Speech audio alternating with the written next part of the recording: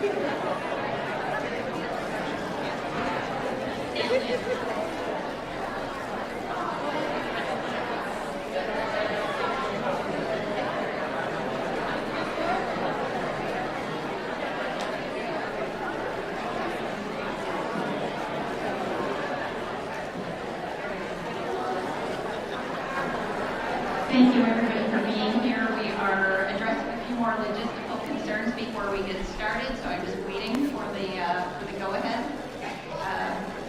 You'll let me know, right, Justin?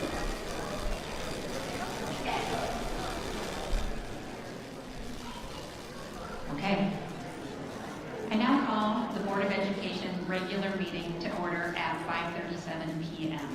Is there a motion to approve the agenda for Monday, January 12th, 2026? So moved. Is there a second? Second. All those in favor say aye. Aye. All those opposed say nay. All right. Before I pass the meeting on to our area chiefs for student highlights, I would like to just start with a few comments, and then I will have some more comments later on. But I want everybody to understand we're breaking this meeting into two segments tonight. We will have public comment in two segments as well. So we'll start with public comment not related to the discussion on budget consolidation or the proposal to incorporate an intermediate grade structure into our district configuration.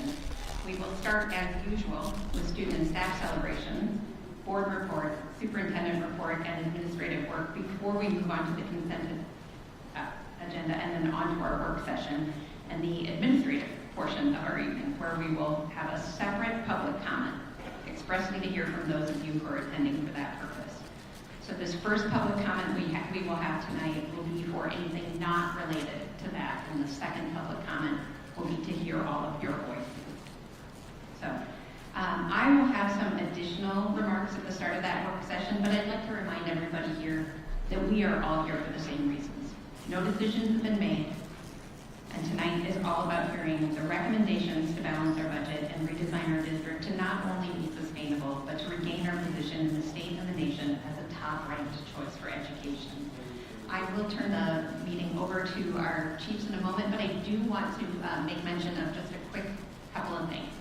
With this many people in the room, I want to make sure that nobody's view is obstructed and that people can hear. So I see the lovely signs. You guys are very creative, and I really appreciate that work, but make sure that they don't obstruct anybody's view tonight. Same with cameras. When you approach the podium up here, please don't move beyond that, and just be respectful of the people in the room who are here to hear everything. Like I said, we're all here for the same reason. We're here to listen. We're here to hear your voices, and I hope we can have a productive meeting tonight. With that being said, I will turn the meeting over to our area chiefs for the student highlights.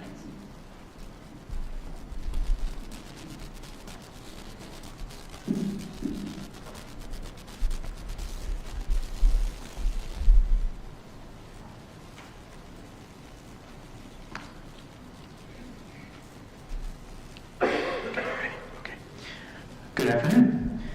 I have with me Sarat Nupani, a fourth grader at Maple Grove Elementary. Sarat truly embodies what it means to be a Maple Grove Grizzly. He is hardworking, kind, respectful, and a true team player. Each day, he consistently follows our pause expectations. He does his personal best, is an active listener, works and plays safely, and speaks kindly to others. His positive character and dedication shine in everything he does, and we are so proud to have Sarat as part of our Maple Grove community. Congratulations to you, Sarat, on this honor.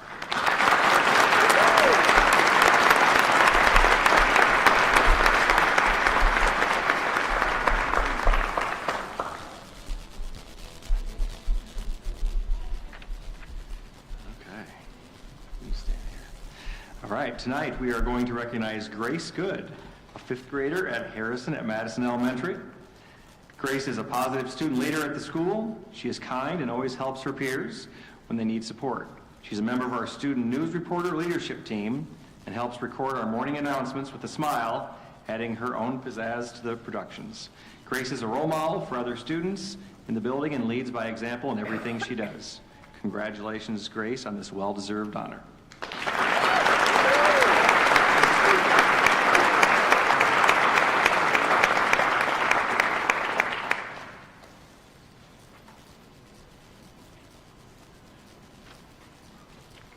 Good evening, everyone. I'm Adam Zimmerman. I'm filling in for Area 1 tonight, and I get the pleasure of introducing you to Bella Emery. It's the first time I've met Bella as well. We're excited to spotlight a remarkable fourth grader, Bella, for her strong leadership at Kenwood Leadership Academy. She has strong leadership skills and a positive presence, maybe president someday, but presence for now, in our school community. She's confidently stepped into her role as an office assistant. In this role, she leads morning announcements, which communicate to our staff and students daily reminders, leadership insights, and the Pledge of Allegiance. Bella leads with kindness, is always showing a genuine desire to help and encourage others, consistently models positive behavior for her peers. Through her actions, she truly represents what it means to be a Kenwood leader, leading by example with confidence, compassion, and character. Congratulations, Bella, for this honor.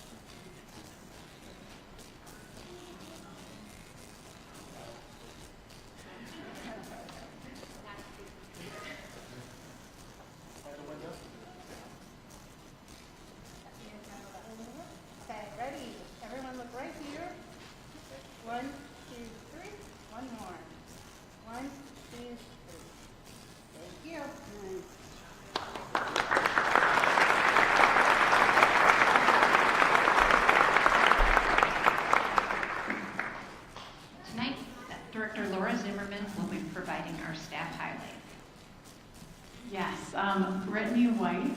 Is she here by chance? Oh, thank you, Brittany. Oh my gosh, I'm so excited to read about you. Brittany White is a kindergarten teacher at Kenwood Leadership Academy. The Cedar Rapids Community School Board is honored tonight to recognize an educator who truly embodies the heart and soul of our district. Brittany White is more than an instructor. She is a cornerstone of our educational community and a compassionate, steady presence for our youngest learners. Every morning, Mrs. Brittany walks into her classroom with an upbeat, infectious attitude that does more than just greet her students. It sets a vibrant, positive tone for the entire school building. In Mrs. Brittany's room, learning is never a chore or a simple requirement. It is a daily adventure. She possesses a unique gift for sparking curiosity, transforming standard lessons into engaging experiences that capture the imagination. Because of her creativity, her students don't just go to school, they arrive excited, eager to see what the day holds and ready to explore the world around them. What truly sets Mrs. Brittany apart is her unwavering commitment to the whole child. She recognizes that every student walks through her door with a different story and different needs. She consistently goes above and beyond to ensure those specific needs are met, providing the tailored support necessary for every child to succeed exactly as they are. She doesn't just see a classroom, she sees a group of individuals with limitless potential. Furthermore, she is a fierce champion for inclusion. In Mrs. Brittany's classroom, belonging is not just a buzzword, it's a reality. She has created a sanctuary where every student is included, every background is celebrated, and every single voice is heard. By motivating and encouraging her students to be active, confident participants, she is giving them the tools to advocate for themselves long after they leave her classroom. Her impact reaches far beyond the four walls of her classroom and into our professional community. Among her peers, Mrs. Brittany is known for her listening ear and her remarkable ability to communicate with empathy and clarity. She is the ultimate team player, a mentor to many, and a stabilizing force who makes KLA a better, more collaborative place for everyone who works there. Mrs. Brittany, you are a motivator, a leader, and a shining example of what it means to be a dedicated educator. You are, quite simply, one of the best. We are incredibly grateful to have your talent and your heart at KLA and within the Cedar Rapids Community School District. On behalf of the board, the staff, and the many families whose lives you've touched, thank you for everything you do.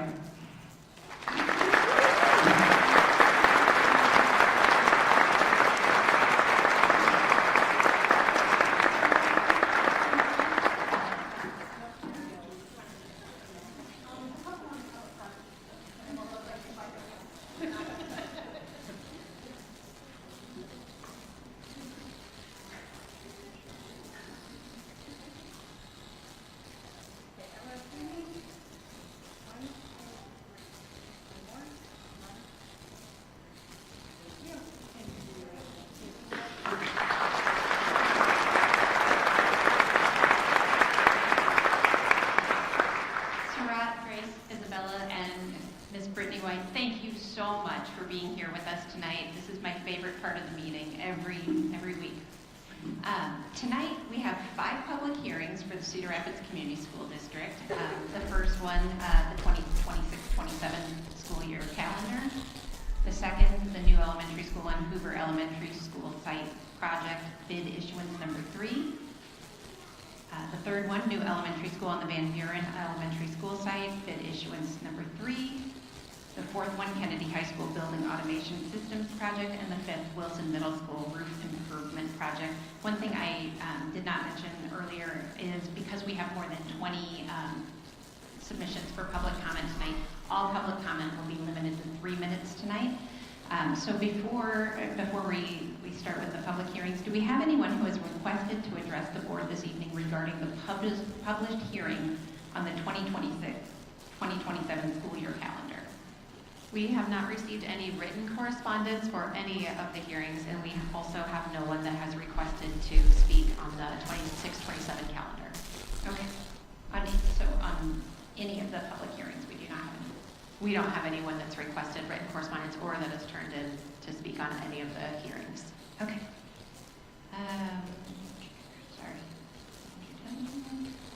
We can vote on these all together, right? Board Secretary? Yes, we can close the hearing. We'll close each of the hearings. Okay. All right. The public hearing is now closed, correct? Okay, yes. Moving on, we will hear from those who have requested to address the board. Please note that if you are planning to speak on the budget strategy and school consolidation proposals, we have placed those aside until right before the work session time. Board Secretary Schulte, do we have any requests this evening? Yes, we have 2 requests for the first public comment section. Given that, plus the speakers for later on this evening, we want to be respectful of everybody's time. You will be given up to 3 minutes for your remarks. Please respect the time allotted to each speaker. Board Secretary Schulte will serve as your timer and indicate when your time is expiring. If you have submitted a request to address the board and choose to refrain from speaking in the interest of equality and fairness, your time may not be yielded to another speaker.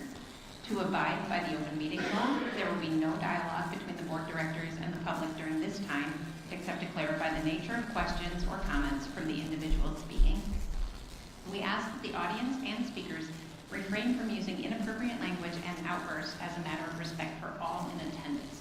This board has 0 tolerance for profanity, vulgarity, demeaning language, or threats of any kind.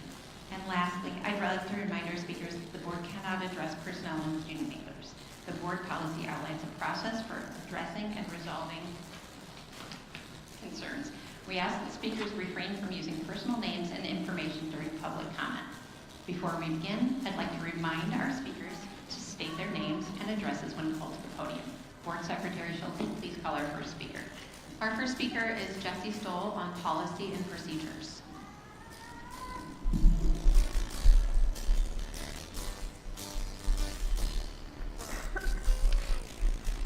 Good evening. My name is Jessie Stahl, and I live on the northwest side of Cedar Rapids. I've had 2 children graduate from the Cedar Rapids Community School District, and I have 2 children currently attending high school. I come forward today to advocate for additional policy and procedure to protect our students and their families. This week in nearby Minnesota, I have witnessed ICE agents on school grounds taking parents from vehicles at drop-off and pickup, students being pepperballed, tackled, and detained. They have shown no differentiation between an undocumented immigrant, a documented immigrant, or even U.S. citizens.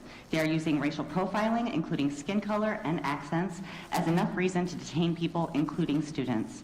There's not a question if they will show up in our community with the same type of force as we are currently seeing in Minnesota, but when. The last communication I could find from the district regarding your policy with ICE agents was 1 year ago. The climate has changed, the risk drastically escalated, and my own students are worried for their friends and of witnessing or worse, experiencing violence by ICE agents. My ask of you today is to provide further policy and procedure above following FERPA and not allowing access to unauthorized individuals during school hours to school buildings. Signs should be posted at school buildings regarding the need for a signed judicial warrant. Guidance given to staff on what to do at school events that are not on school grounds. Know Your Rights cards should be available in counselors' offices as well as other resources beyond organizations providing legal representation. Staff should be educated on their right to observe and record and notify students of ICE presence. Our school bus drivers should have direction on what to do if ICE attempts to stop their bus or if they witness one of their riders being taken. A specific policy on documenting any events regarding ICE and a communication plan for families is necessary. Schools in Minneapolis have now offered distance learning for all students for the next month so that students won't miss out on a public education despite the dangers they are encountering, again, on school grounds. Please don't hesitate until there is an incident. It's time to prepare for these situations now. Thank you. Thank you.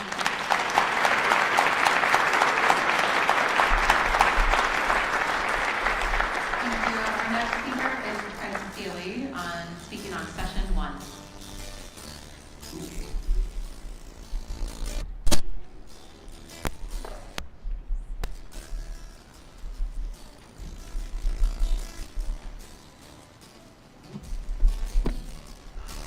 Thank you for giving me this opportunity. I think we have a tremendous group of people trying to straighten out this mess.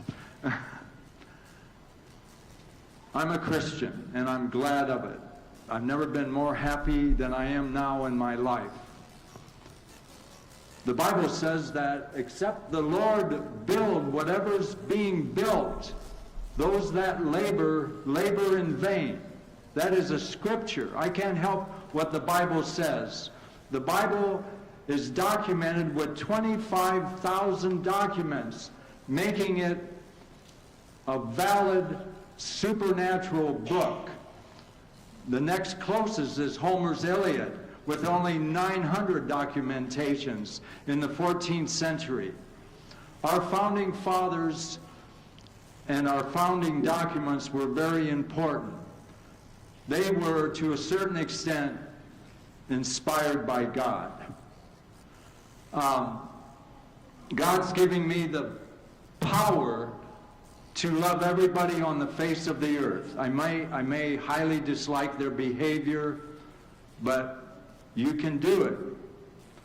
2 Timothy 3:16 says that all Scripture is given by inspiration of God. The Koine Greek word for inspiration is theopneustos. Theo, God. Pneustos, breathe. God breathed the words through the 44 authors of the Bible and did it right so they would be able to record it the way He wanted it done. Another good scripture that we should know about is Psalm 78:69, for all the people that think something's going to happen to the earth. God established the earth to last forever. That's what it says. In 2 Timothy 1:7, it says, God has not given us a spirit of fear, but a spirit of power, a spirit of love, and a spirit of a sound mind. So, where do we get our power? From the Holy Spirit. God wants us to walk in the Spirit, walk by faith, walk in love, and rest in the Lord all at the same time. And the Holy Spirit can give you that power. What I really want you to emphasize is the 4 dominant learning styles. Auditory, visual, kinesthetic, which is touching, and what's the other one? And motion. Kinesthetic is motion. Thank you. That's what you should emphasize. Thank You can test your students Sincerely, thank for you. Your that. time is up. Thank you. Okay. Are there any board reports this evening? Yes. I have a report from the Academic and Achievement Core Committee. The committee met on December 15th and we received several updates. Nicole Brown, our Executive Director of Curriculum and Instruction, provided updates on the proposed use of home-based learning during our inclement weather days. That's going through the change management process right now. The second update that she provided was on Senate File 175, which is the legislation around field development instruction. There is a committee working on curriculum for that, and videos for that. Sarah Cruz, Executive Director of Special Services, gave us an update on Special Education Opportunity Review conducted by the DM Group. They are in the phase of data collection, staff engagement, and the coalition team meeting was scheduled to review those findings. There should be an action plan, planning starting in January.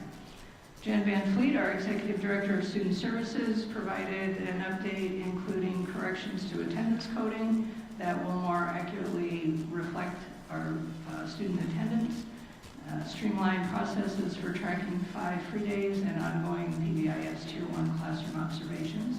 She also shared updates on reviewing the impact of community partners through principal feedback and one-on-one meetings, and reported strong interest from 9 elementary schools and participating in future social emotional learning curriculum adoption.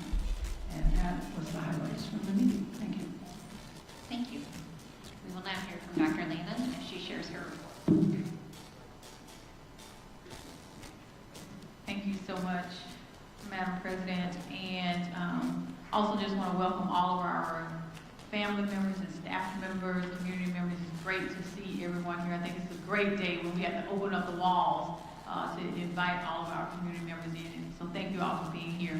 I always like to start my superintendent's report by focusing in on our strategic plan areas. Tonight I'll start with priority area number 1 around our safe zone sports. I want to take a moment to highlight for all the great work and impact for our students. Today marks the start of our basketball season, which is launching at Johnson STEAM Academy, Grant Elementary, and Cedar River Academy. 4th and 5th grade students will participate in after-school basketball programming that combines sports instruction with intentional character lessons focused on teamwork. The photo you see on the screen is from our football season, which wrapped up just before winter break. Students shared very positive feedback about the experience. Many of them truly didn't want football season to end. Kind of know how that all goes. And I just want to say thank you to Janessa and her team for putting this together. One day we should do like a little story on how all of this kind of got started. It really shows the heart of our staff members such as Miles, who remember his experience from when he was in school and the difference that sports made in his life and the mentors that were established. Priority area number 2, prepare for life. As our first semester comes to a close this week, our elementary students are preparing to take their winter fast reading assessments. These assessments measure key literacy skills, including comprehension, vocabulary, phonics, and word fluency. At Johnson STEAM Academy, students have been learning and growing their literacy skills all semester. To share one example of that growth, first graders at JSA began the year knowing an average of just 4 nonsense words on their fall assessment. Through bi-weekly progress monitoring and focused instruction, they have increased that average to 14. Reading is an incredibly complex and challenging skill to develop, but with consistent practice, targeted support, and dedication of our teachers, students are making impressive gains. At the secondary level, our high school students are preparing for finals, and we want to wish them the very best of luck as they finish up the semester strong. Finally, we are excited to celebrate the very first members of the CRCSD class of 2026.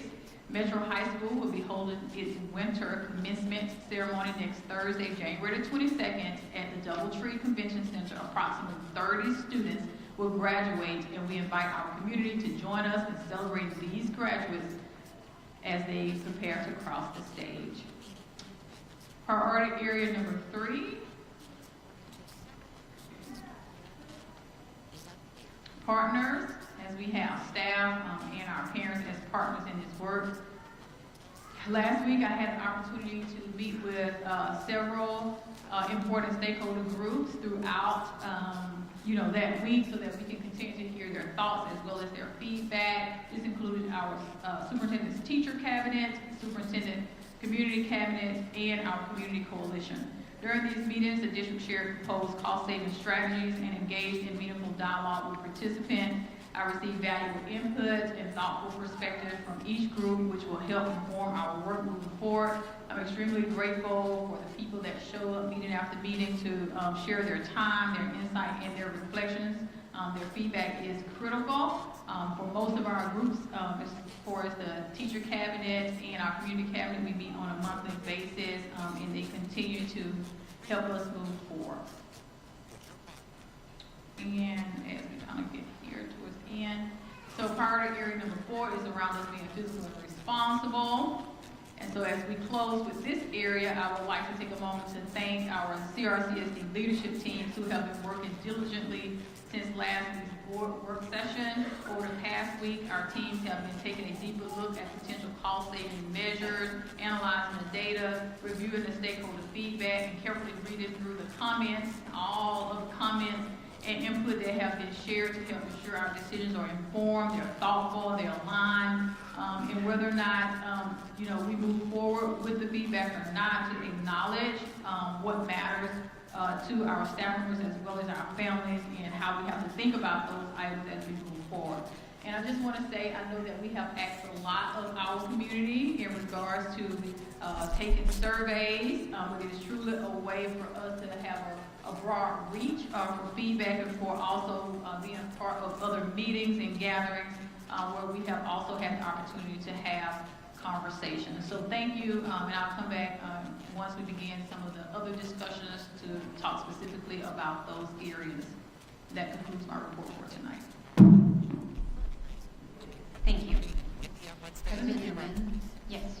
May I? There is one public comment for the first part of our meeting that got into our part 2, and I would like to call that person up if that's okay. Please do. Thank you. Thank you. So sorry, we'd like to call up Barb Hansen to talk about our at-risk plan.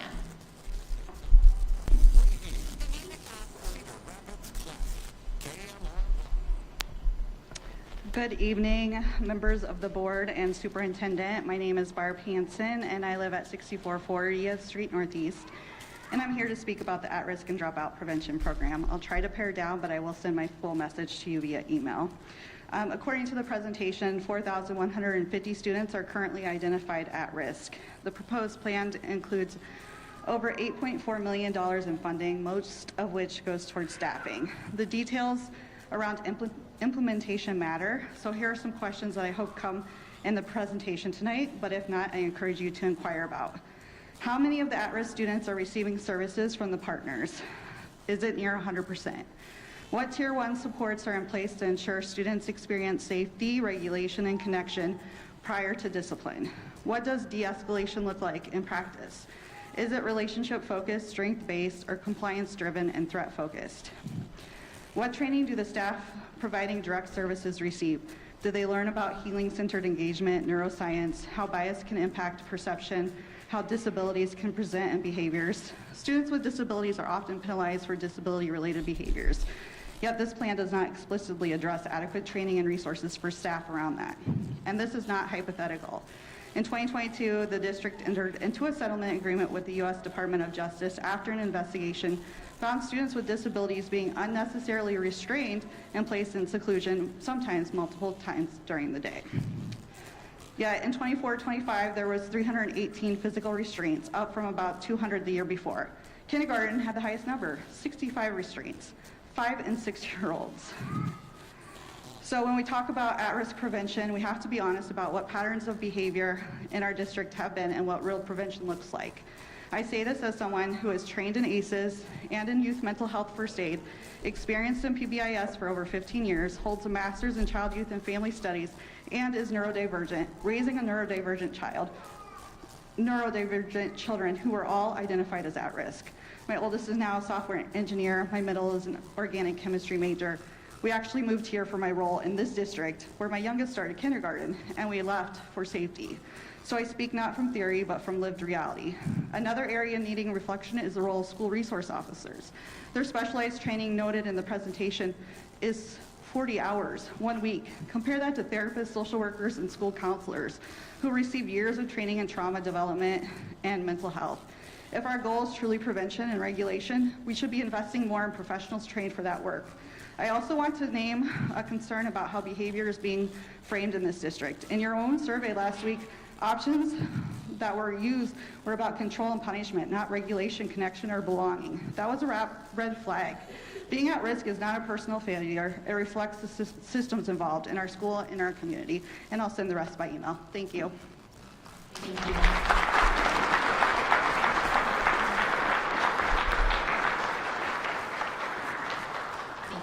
Moving on to our consent agenda, are there any items on which a director has a comment, question, or further discussion?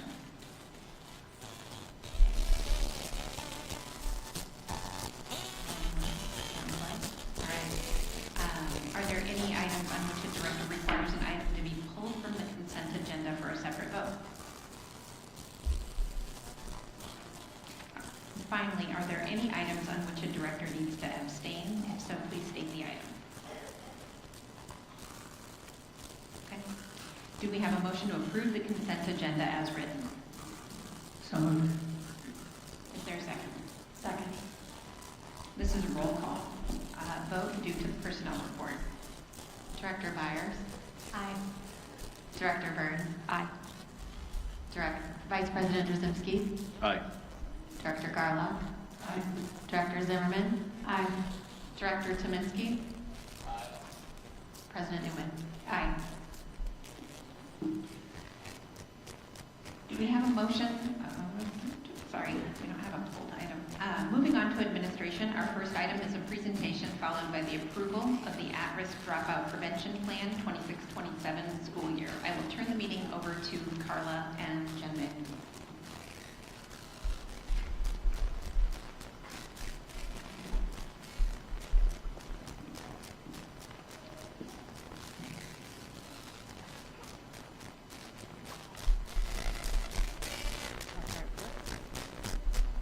Is this where we stand? Sorry. Good afternoon, good evening, everybody. My name is Jen Van Fleet. I'm your Executive Director of Student Services. Can you hear me okay now? Sorry about that. Jen Van Fleet, your Executive Director of Student Services. I'll let my co-presenter introduce himself. Yes, and Derek Luch, Business Services Lead, here to offer support for Jen. Awesome. And I did hear our previous commenters' questions. I was trying to write them down. I could not keep up, but I will go back and look through those in the transcripts and make sure that we are addressing those. So our goal tonight is to give you an overview of our at-risk and dropout prevention program plan for the next school year.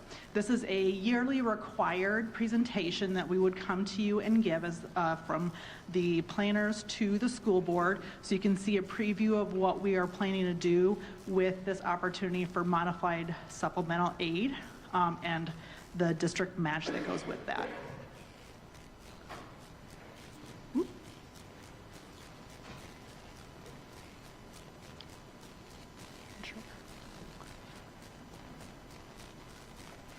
Okay, so the goals tonight are to go through the plan with you so you can see what that looks like. Thank you. Thank you so much. And then it is a requirement that we would ask you to review and approve the modified supplemental amount request that we would take to the school board review committee. So the presentation that we want to make sure we include with you tonight includes components of the program goals and objectives, how we identify our students, staff PL and how they use the resources, how we evaluate and measure our growth and our success with the programming, and then the budget that supports that request. 3 goals can center us in what we want to accomplish with our at-risk and dropout prevention program. Goal number 1, we want to ensure that students who need support in the areas of academics, SEBH, social emotional behavioral health, and attendance receive those. Goal number 2, we want to make sure as we work with our students, whether they are considered at risk or not at risk, that they have a plan and a pathway for their future. And goal number 3, we want to make sure that with this program, we are monitoring the fidelity of implementation and the outcomes. Our key objectives, if we are seeing success with this program, is that we would decrease absenteeism and truancy, that we would increase access to high-quality social emotional supports for our students, and we would increase our student and family engagement with the school environment. So just a couple quick definitions, because there are a number of factors that would go into determining whether or not a student would be considered at risk. These are the definitions from the state and federal definition of at risk and who could be considered. So 2 pieces here. One would be returning dropouts. So these would be students who previously dropped out but are returning to the school setting. We want to support them. And then we have a category the state defines as potential dropouts. So these would be students who are demonstrating poor school adjustment, typically by 2 or more of these indicators. So we would see attendance or truancy issues. They might feel lack of identification with the school environment. We might see poor grades or poor achievement scores. We might see for K3 at-risk status as far as their fast reading, and then there are a number of other at-risk indicators including homelessness, low SES, socioeconomic status, mobility of students, and then also suspension and referral rates. When we look at the entire plan together, there are a number of components, and we couple each component with professional learning for our staff. And so there is a wide range. It's a large program, and so we are able to accomplish and provide many pieces to the puzzle here. So we provide classroom behavior supports, school-wide behavior support, social emotional learning instruction, safe school environment practices, attendance supports, alternative programming solutions, individualized plans for students, restorative practices, and positive behavior intervention systems. We have quite a bit of staff included in our dropout prevention and at-risk program. The lion's share of the allocation goes towards staffing, and so you see a whole host of teams here who work together to accomplish those goals. So behavior techs, district review officer, district SEBH interventionist, engagement specialist, executive director of student services, health coordination specialist, alternative programming administration, high school facilitators, as social emotional behavioral health intervention specialist, alternative program secretary, student safety and success advocate, student service specialist, campus safety liaisons at the middle school, kindergarten paras, campus security at the high school, and alternative program teachers. Some programming examples that you will see throughout the program. Metro is our alternative high school program. Many of the components for Metro are supported with the at-risk and dropout prevention dollars. We also couple with several community partners, including Tanager Place, who helps us connect students with school-based therapists and behavioral health intervention service workers. Foundation 2 provides us critical mental health crisis service. Zach Johnson Foundation, we partner with them for academic and enrichment programming at all grade levels. And then Kids First provides restorative practices to our students, conflict resolution, largely through what you would call a peace facilitator, and professional learning for our students. Not on this slide, it must have gotten cut off, we also have IJAG in our program, as well as the opportunity for our students to ride the city bus.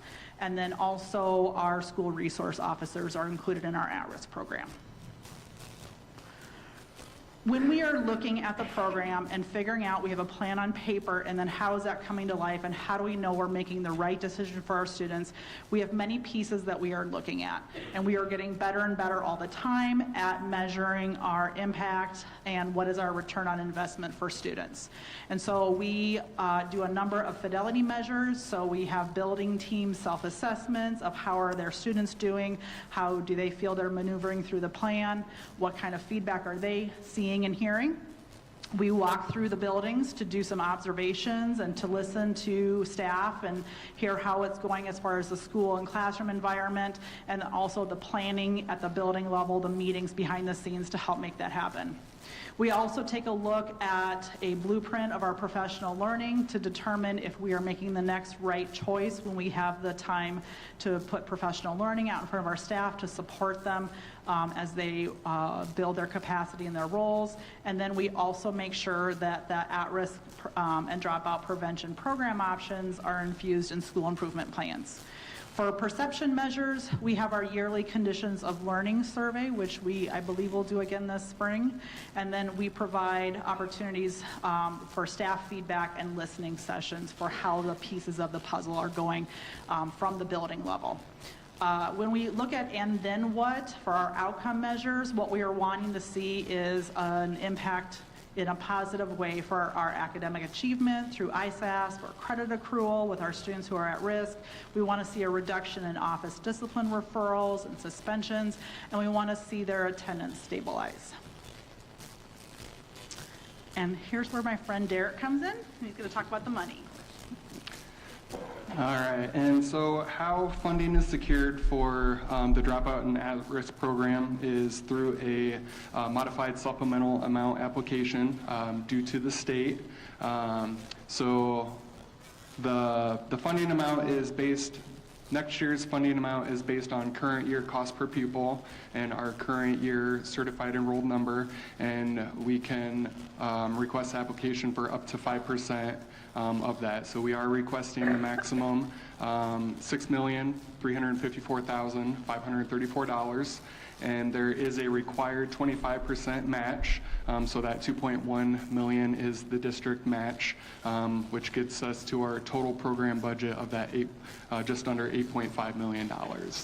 And as Jen mentioned, our primary expenditures is district staffing and our community partners.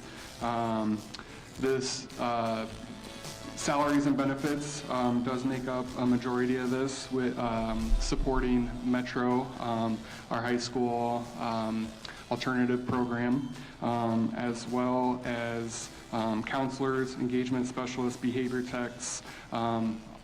Every single one of our buildings across the district is impacted and has support with this funding and to help with those behavior supports. And it also helps with our staffing and our safe and secure learning department as well, and the efforts that they are putting forward. And then as well as our community partnerships to help expand our mental health supports, credit recovery, and conflict resolution efforts. And so second piece, next agenda item is the resolution. It does need to be a separate agenda item, but that is requesting board approval through resolution to be able to submit our application for that $6.3 million. We'd also like to offer the opportunity to ask any questions, if there's anything that we can clarify or something that you're wondering about that we could find and bring back to you. Are there any questions from board members? I'm just curious what the data is looking like so far. We're talking about the assessments and surveys and how are we evaluating this? Sure. So right now, we're taking baseline data for where our return on investment is with our partners. So our district leadership is getting return on investment training, and so that's kind of walking us through here are the pieces that you would look for. It's a shift for us because before that, if you looked at our agreements, for example, with the partners, we would see implementation criteria. We're going to have this many programming with this many students, but we were lacking the and so what. So right now we are building, number one, what would feedback look like? And so we started with listening sessions with principals, but then we are also looking at and what is the outcome data. Some of that looks like making sure we have specific rosters of which students are accessing which programming. That helps us to track students who are eligible and who do engage or who don't engage in a certain kind of program. And then we can pull some comparisons as far as, and are we seeing a return on that investment? Are we seeing those outcomes we're looking for? So we're right in the middle for that, but we will absolutely bring that data set back to the board. I'm going to pair off of what Barb brought forward. Thank you, Barb, for some of that information. And I remember this being discussed last year when she was talking about the last time we had this presentation, some of the numbers specifically in kindergarten and the restraints around that were quite high. And so that was definitely a point of concern, and we had discussions around, more free play or, other things that could be worked into the kindergarten day. Do you have any update on how that's going, what that looks like, and what real prevention looks like? I am hoping my friend Riles will come up and talk about that very answer. Hi, I'm Ross Parker, Chief of 32 Schools. I also oversee behavior supports. So speaking of some of the changes we made this year in kindergarten, myself and Chris Gibson, our outgoing Director of Student Services, spent some time last spring with some kindergarten teachers to start kind of wrestling with this problem, right? We made the decision to just start dipping our toe in the water to making some adjustments. What we did at the beginning of this year for kindergarten specifically is we increased our para time in our kindergarten classrooms from 3 hours to 5.5 hours a day. We also provided some guidance to teachers to kind of lessen some of the restrictions around instructional minutes at the beginning of the year to provide teachers with more of an opportunity to get to know their students, to do more play, to do more of those expectation setting with students.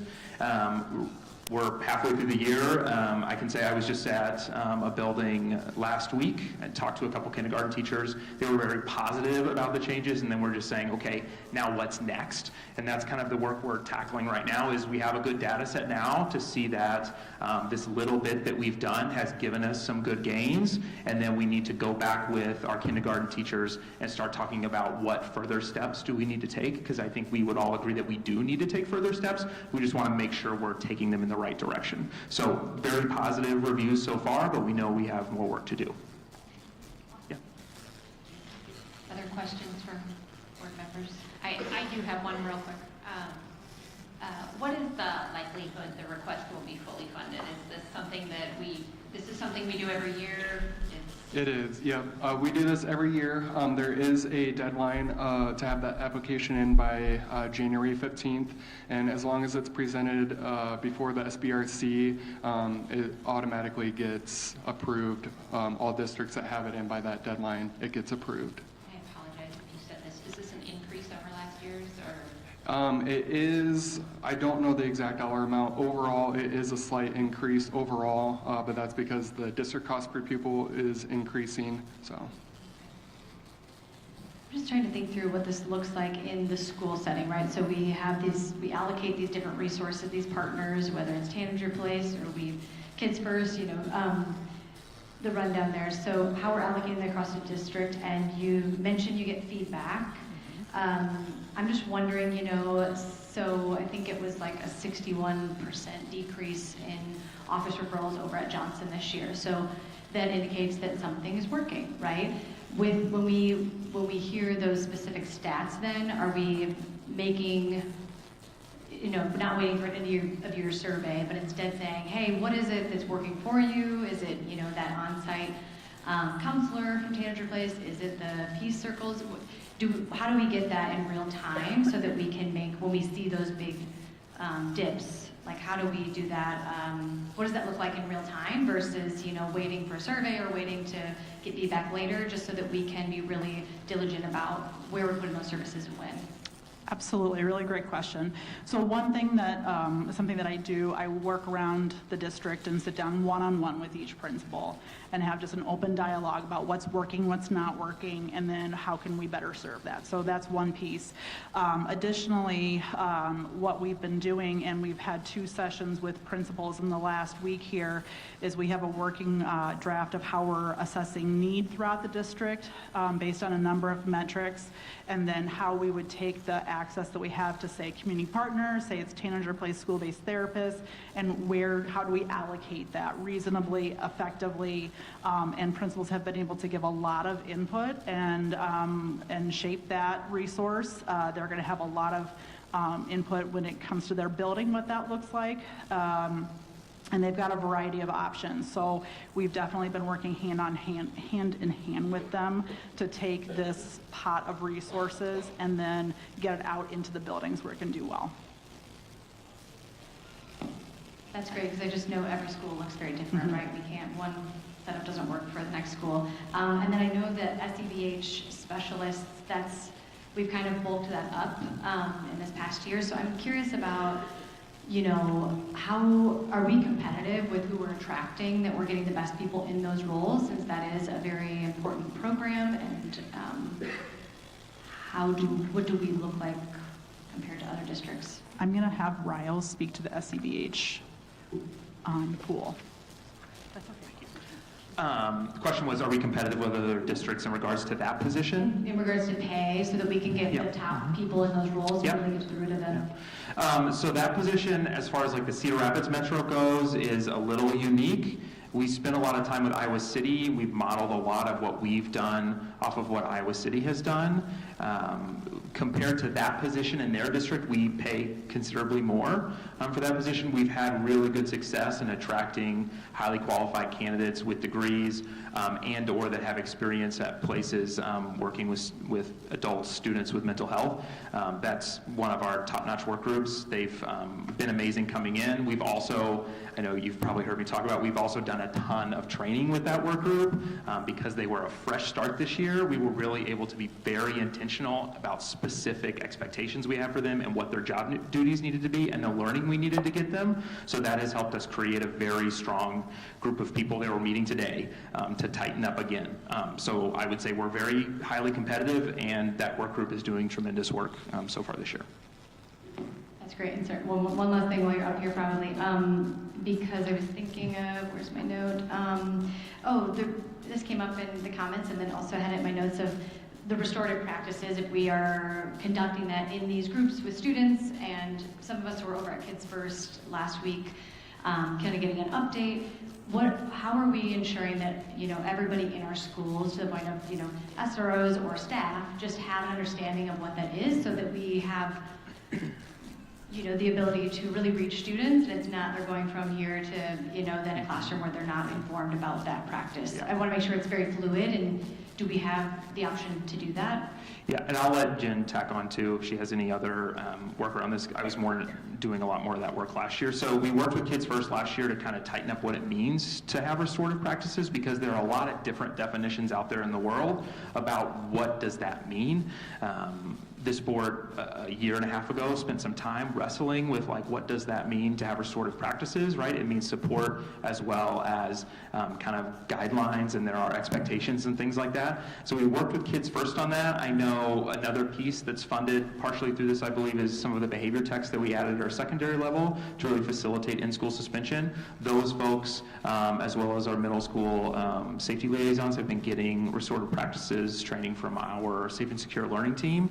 And that has been guided from the same work that Kids First has used, so that we make sure that we're speaking the same language. But again, this is 6 months in to this plan that we've done. We have great results so far, but we know we have more work to do. Do you want to tack on anything? We are working with Jenny Schultz from Kids First. She's actually coming to our Behavior Council, which is our planning team, 2 Fridays from now, to kind of give our whole team an overview of the opportunities that we maybe aren't looking at yet with restorative practices training. And that, again, will help us map that blueprint for which roles need what next step with that, so we can tailor that. Some buildings have taken Kids First up on that offer for professional learning. Some buildings weren't quite sure what their options were. We want to assess that and make sure everybody knows what their options are, and then help them tap into that. Any other questions from board members? I just have to make a comment, and then I will wrap up, but the control and punishment language in our survey is just making sure that we consider that. Absolutely. Thank you. Thank you. Thank you very much. Is there a motion to approve the at-risk dropout prevention plan for the 2026-2027 school year? So moved. Second. All those in favor say aye. Those opposed say nay. Okay. The next item is the resolution, at-risk dropout prevention funding 2026-2027 school year. Are there any questions for Carla, Derek, or Jen before we, regarding this item before we move to the resolution approval? Okay. Hearing none, is there a motion to approve the at-risk dropout funding? So Resolution, sorry. Second? Second. All those in favor say aye. All those opposed say nay. Motion passes. All right, at this point in time, before we move into our work session, we're going to take a 10-minute recess. Is there a motion for the board to take a 10-minute recess? I move that we take a 10-minute recess. Is there a second? Second. All those in favor say aye. Those opposed say nay. All right, we will reconvene at 6:42.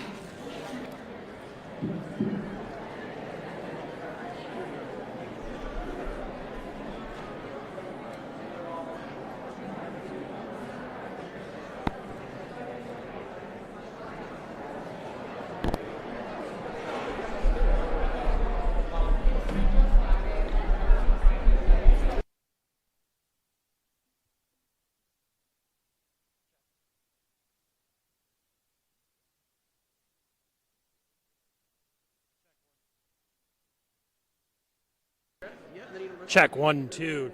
Check 1 2. All right, picking that up. Yep, picking it up. All right. Hold it. Make sure you're not holding this cable. I think you're good. All right. Yep.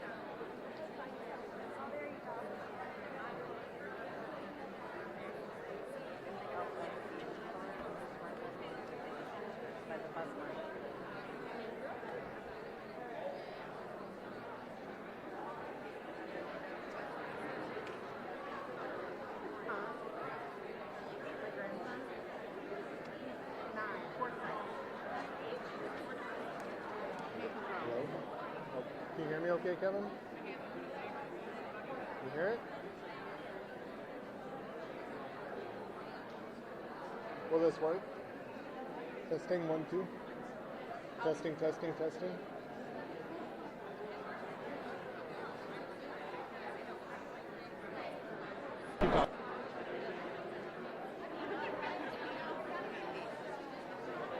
Testing, 1, 2, Kevin. Testing, testing, testing, testing. Good? Is it going to work? There's a crack. It's okay? Okay.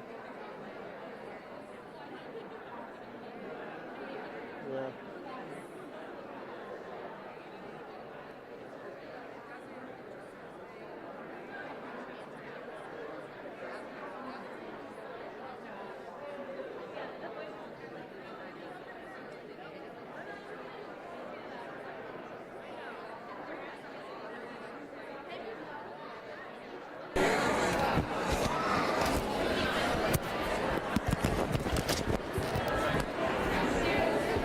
Check 1 2. Check 1 2. Check 1 2 3 4. Check 1 2 3 4.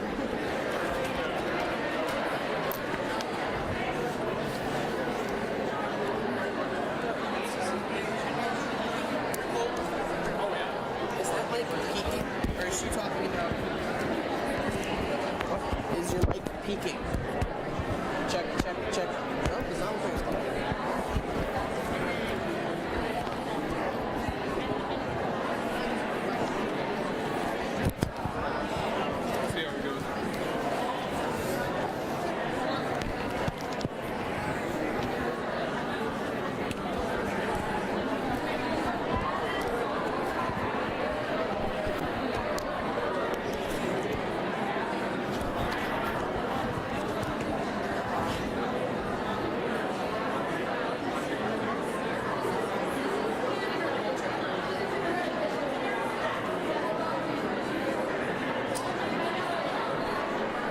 Mic check 3 2. Check, check, check, check, check, check, check, check, check, check, check.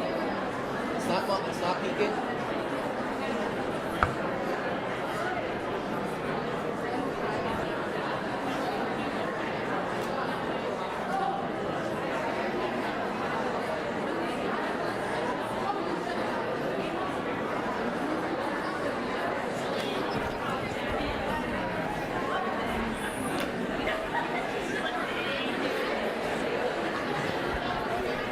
Check.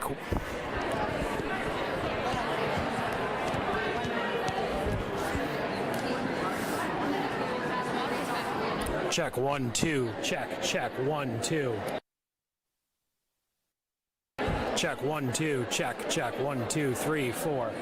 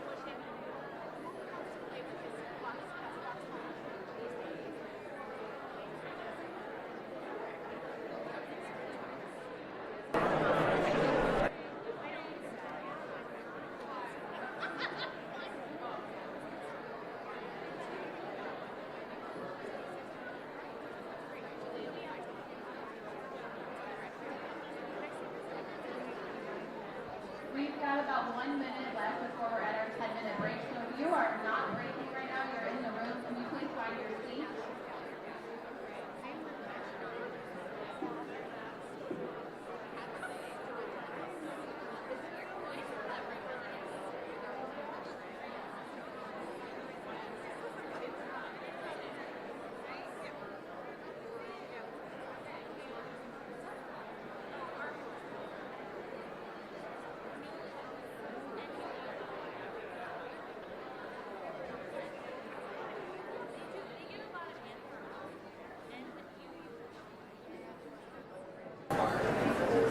Thank you for finding your seats.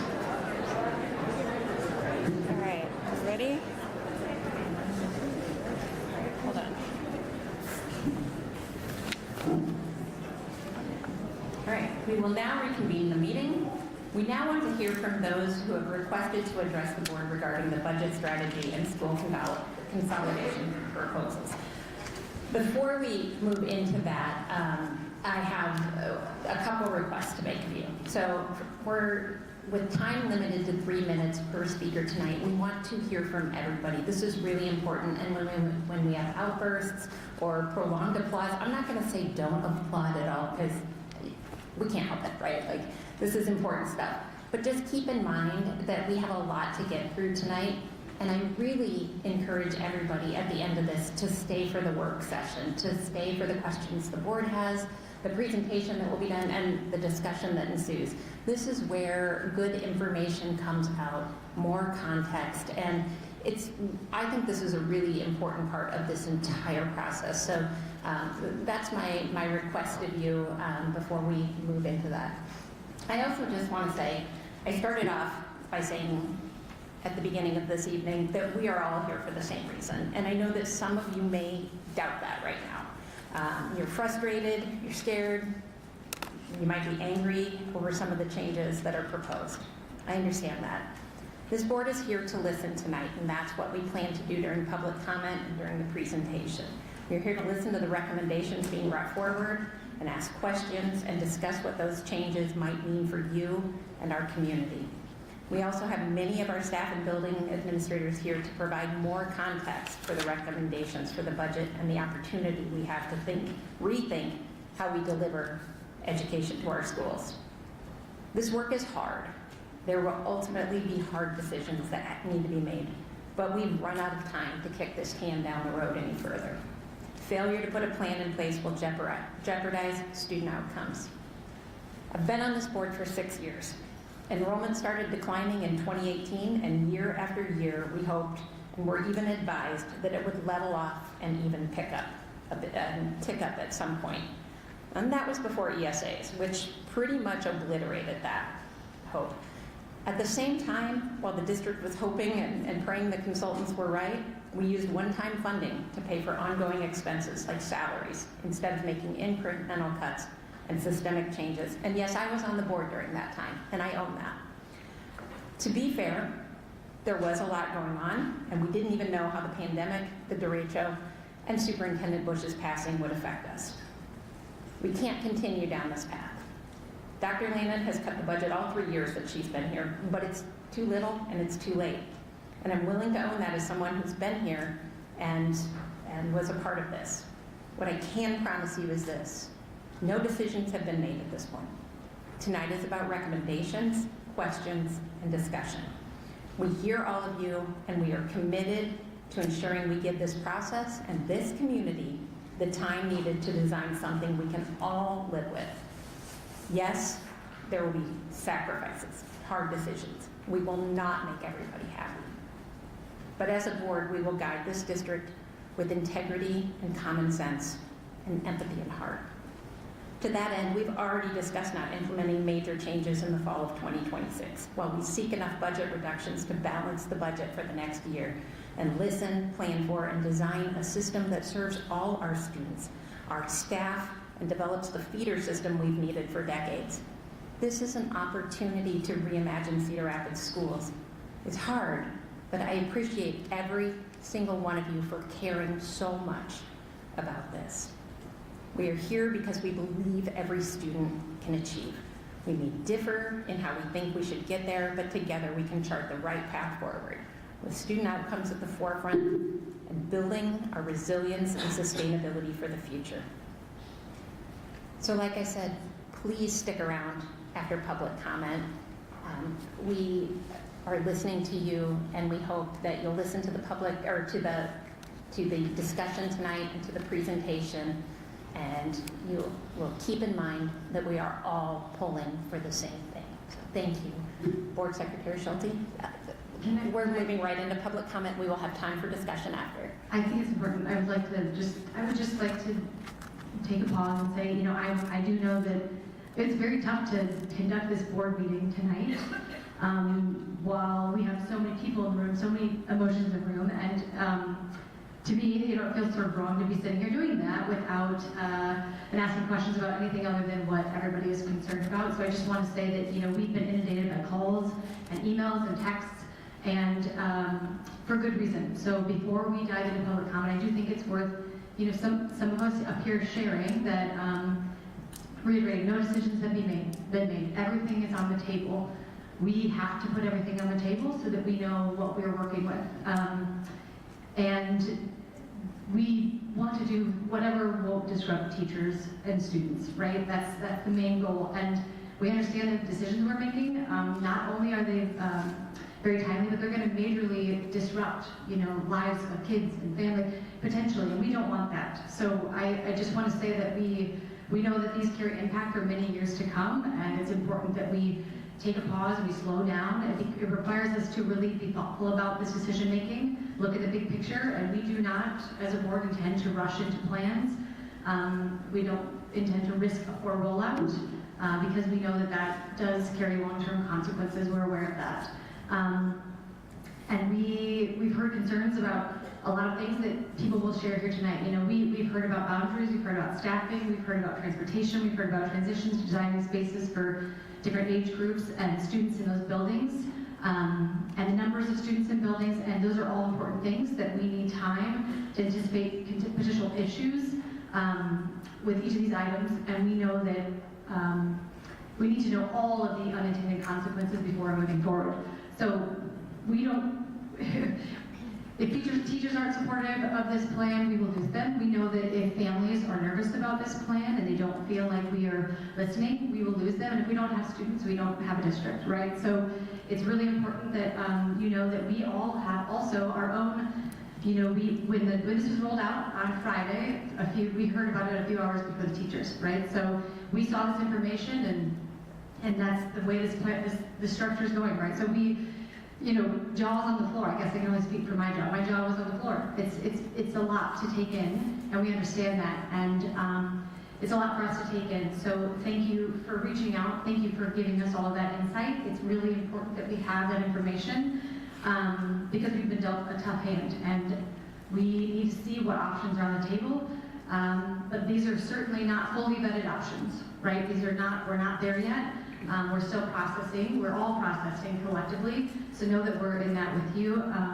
And we all have our own personal experiences with these schools, with teachers that work in these schools, with our students in these schools, and our history with these schools. So to all of us, this matters deeply, and we just want to make sure before we hear everything, because I know there's so much emotion, rightly so. I think it's important to just to pair on what Jen was saying, as Director was saying, that we're right here with you. And so thank you so much for coming tonight. And this is different than most board meetings. So thank you for being with us in this, and know that we've got everybody's best interest at heart. Board Secretary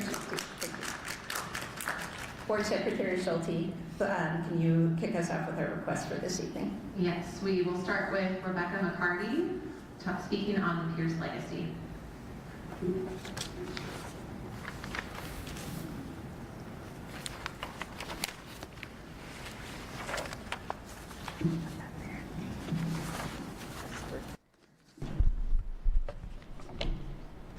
Thank you for allowing me. This is my mom. This is Marge McCarty. She has been at Pierce Elementary School from 1968 to 1992. She was a teacher at Adams when she started teaching at Cedar Rapids Community School District in 1961. Her legacy is about ready to die, because if you allow Pierce Elementary School to disappear, so is the Prairie Pollination Zone that you guys established for her in her name. Also, she left a big bookcase of fossils, artifacts from Iowa that I myself had to go along with her as a child to go and find these things and make this prairie happen. And it was all through Iowa that we went and found these things. If you guys are going to get rid of Pierce Elementary, where did the showcase go? I want to know, because it belongs to the kids, not the administration. Where is it? I've asked many people, and she died in 2014, and they had no recollection where it was, except saying, oh, it's in the library, and they would not allow me to go see it. I want to know where it is. It's a valuable piece of artifacts that belong to the children. I don't want it. Give it to the Indian Creek Nature Center, because as you know, a lot of you folks, that pond is in her name. It was dedicated to her by her students that went to Pierce Elementary and graduated from Kennedy. I went to Washington, but I should have gone to Kennedy because we were in Kennedy's district, but at the time, Washington was where I went. I am proud of that, but I want to know, I want accountability as to where is her artifacts. And if the school is going to disappear, then what are you going to do with that prairie restoration project that you guys have, and it is in your thing, and also the Monarch establishment that was in her name, right outside of her classroom. I was in her, at the school yesterday. Her classroom is empty. I have not seen it that empty since 1992, when I had to evacuate her out of the school system because she retired because of cancer. Thank you very much, and I will be less than 3 minutes. Thank you.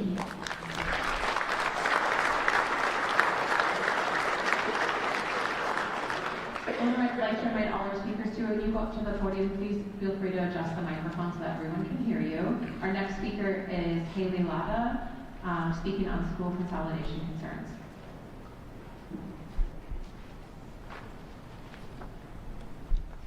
Hi, I'm Haley Lada. I live on the southwest side of Cedar Rapids, and I am here speaking on behalf of the Westville Elementary PTA.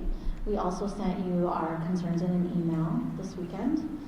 We write as concerned parents to express our disappointment with the district's proposed school consolidation plans, including the creation of intermediate schools.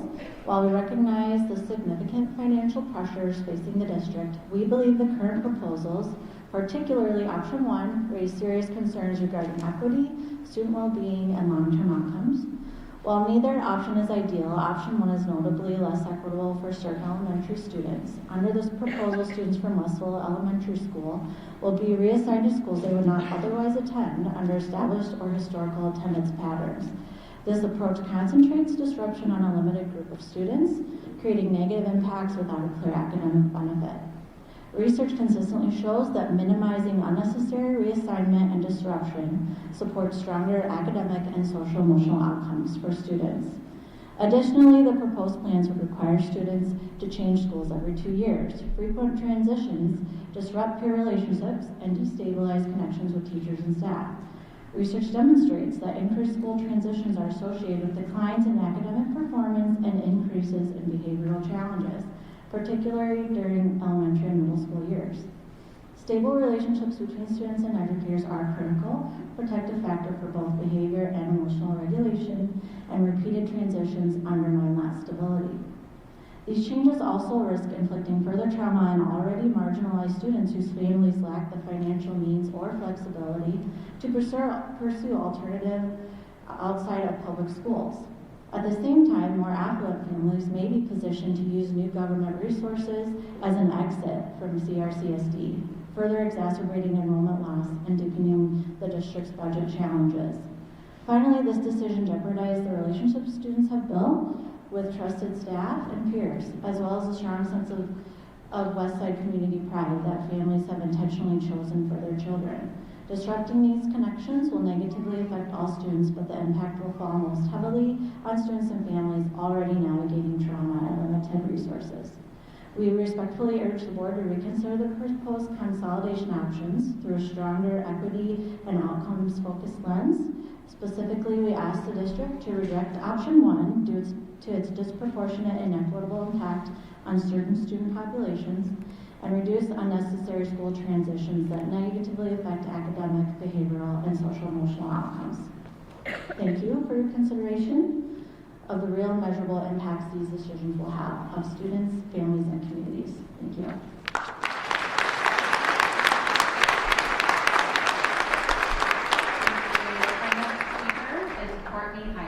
Talk about budget cuts and student concerns. Good evening, board. Mr. Timmerman. I come before everybody today not as a public speaker or figure, but as a single mom with 4 kids with high levels of trauma. We've been to 3 schools in the last year, our third of which has been Harrison and Madison. I started off the beginning of the year with a 5-year-old who, because we converged into 2 different schools, one building, Madison Elementary, we've got high capacity of students, high volume, not enough staff, and at the end of the first day of school, my son was shuffled onto a bus. I want to emphasize that he was not ever intended to be on public transit. He wasn't a bus rider. He was a pickup or walk if we were in distance, which we're not. So he should have been in my car at the end of the day. And just so we're clear, I'm super nervous, so if I'm rambling, I apologize. I'm trying to paint a picture of what it looks like when we have too many students in one building. I showed up to pick up my first 2 children arrived, got in my car. I waited for 25 minutes. 25 minutes I sat in my car panicking, asking multiple staff members, where was my child? Where was my 5-year-old on his first day of kindergarten? I got nervous glances. I saw teachers looking around, scared, talking on their walkie-talkies, to figure out where my son was. It turns out that he was dropped off at St. James, which is a daycare. Now, I was told by the school, you knew I was going to say this, I was told, particularly by Mr. Timmerman, that my son was supervised, that he never left the bus. That was a lie. The district then sugarcoated this information not only to myself, but to every parent in the district. I have an apology on my phone from Mr. Timmerman that states, I could have been more empathetic. I was told to calm down, that I was overreacting. But was I? Did we have too many students that day?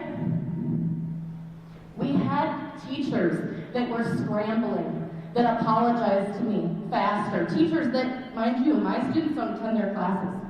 They apologized to me before Mr. Timmerman. It took him 4 days. And that was only after we had a screaming match on the phone because he kept telling me that I was wrong. I spoke to the daycare. He was dropped in an empty parking lot. He found other children playing on the playground, to which he asked, where's my mom? Can you help me find my mom? There were so many students in that school on that day, and pickup and drop-off was so chaotic that he was allowed to be dropped off without an adult and no other students. And it was the daycare provider that gave me that information. The school, thank you, your time is you're welcome. This is what happens when we have too many kids and not enough staff.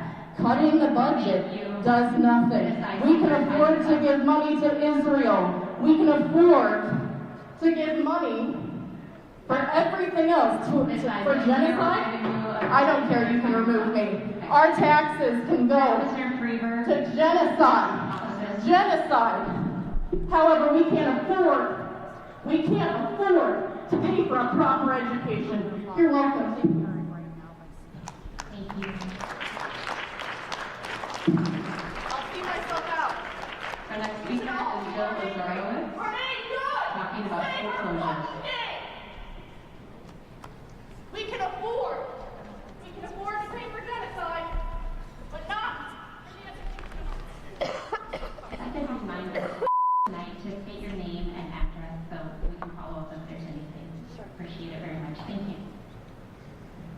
Jill Zarwitz, Halo.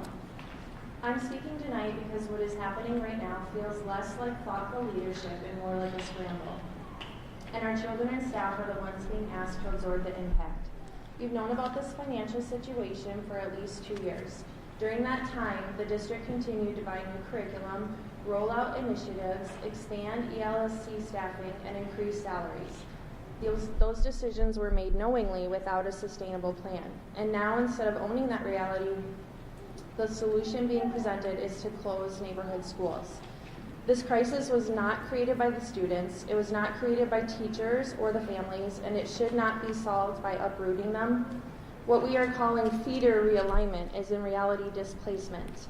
It is young children losing familiar buildings, trusted adults, and a sense of safety. It is staff being thrown into uncertainty, and it is communities being told that they are expendable. Small schools and neighborhood schools matter.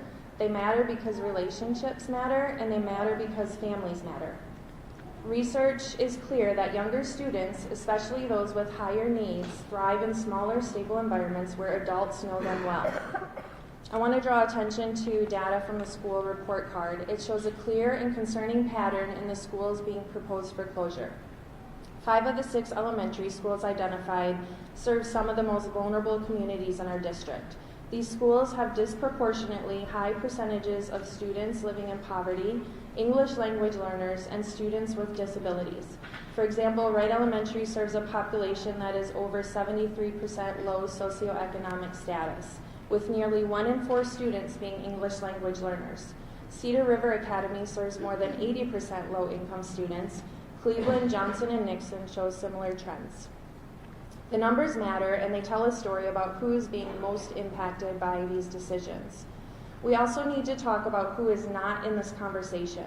We have almost 2,000 families in the district who do not speak English, many of whom attend these schools. A significant portion of our ELL families have not been meaningfully included and do not have a voice in this process. Asking families to choose between 2 options without a clear plan, without knowing where their children will go to school, and without understanding transportation, services, or continuity is not engagement, it is confusion and it is fear. This uncertainty is harming families and it is harming your staff morale. It is damaging trust in a district that claims transparency. A majority of our children in these schools don't just need 1 seat, they need 2. A general education seat, access to speech services, titles, support, special education, and ELL services. And the most troubling part is you're rushing this when you've openly stated there's a year to plan, a year to engage families, to analyze, and to reduce spending in areas that won't harm the kids. Here's what we're asking: to pause the process, remove school closures from the table, and commit publicly to solving this deficit without sacrificing our children's stability and our community's trust. Slow down, own the past, and do better moving forward. Our kids deserve leadership, not damage control.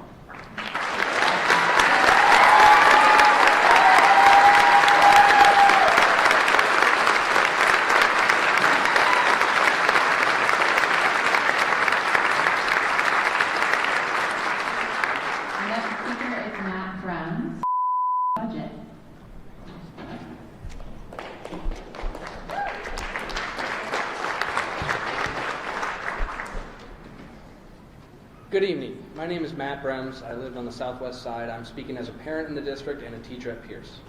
When I heard about our budget issues this fall, I wasn't too surprised, as the state has not adequately funded public education in many years, with more money now going as vouchers. What truly surprised me was the size of the budget deficit. When I attended the work session last Monday, I was left with several questions. How did we get to this point? When CFO Carla Hogan said over the past 10 years we have had 6 years of operating in the red, why weren't corrections made sooner? When the plan was laid out last Monday night and deadlines set, more questions arose. How big is the contract from instructional empowerment if we can cut $1.3 million from it? Why not cut the entire contract to save you more money? There's talk of right-sizing our schools, which directly impacts the students. Has there been talk of any right-sizing of the ELSC here? There's talk of how we have lost over 600 students from the district to private schools. Has there been talk of why the families left, what demographics of the families have left, or how to get them back? 600 students at $7,000 of state money, accounts for $4.2 million of this deficit. Friday after school, we were presented with several options for our future as a staff. I was shocked to see Pierce and many other schools on the list to be closed. Pierce is going to be closed because the cost to keep it running in ADA compliance. I understand Pierce has 3 levels. There are stairs. But this fall, when we had a student in a wheelchair due to a broken leg, they brought in a temporary ramp to accommodate that student. So I wonder, have we thought creatively enough to look at what cost-saving options are there? I thought about the students at Pierce, CRA, Cleveland, Wright, or Nixon, and how will they get to their new schools since they can't walk there? This means busing. Studies have shown the longer students are on a bus, the more likely there will be behavior issues, greater absenteeism due to long bus ride, and less engagement in the school setting when we get there. Will we have enough buses, bus attendants, and drivers to do these new routes, including increases in fuel consumption, which means, of course, more money? Schools are the linchpin for communities. When schools are in the neighborhoods, they serve the families and serve as a common place to gather. Neighborhood schools develop a greater sense of community when they are all within a close boundary, not spread out all over. When families feel closer to their neighbor, they feel closer and stronger connection to their school. Students develop a greater sense of community when they play on the playground after school or walk home together. I still see some of our former peer students coming back to play on the playground. But since this meeting is about money, let's talk about money. On average, when a school is closed, the neighborhood home values decrease from anywhere from 7 to 13%.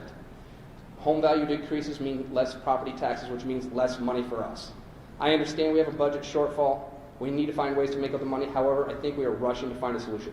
As we tell our students, when you rush, you make mistakes. I think by closing schools and taking students out of their neighborhood communities for school, we are making a mistake. We will not be the Cedar Rapids Community School District. We will be the Cedar Rapids, whichever bus route your student is on, district. I urge you to slow down, re-examine the numbers, and choices possible. Please try to think creatively. Thank you for your time.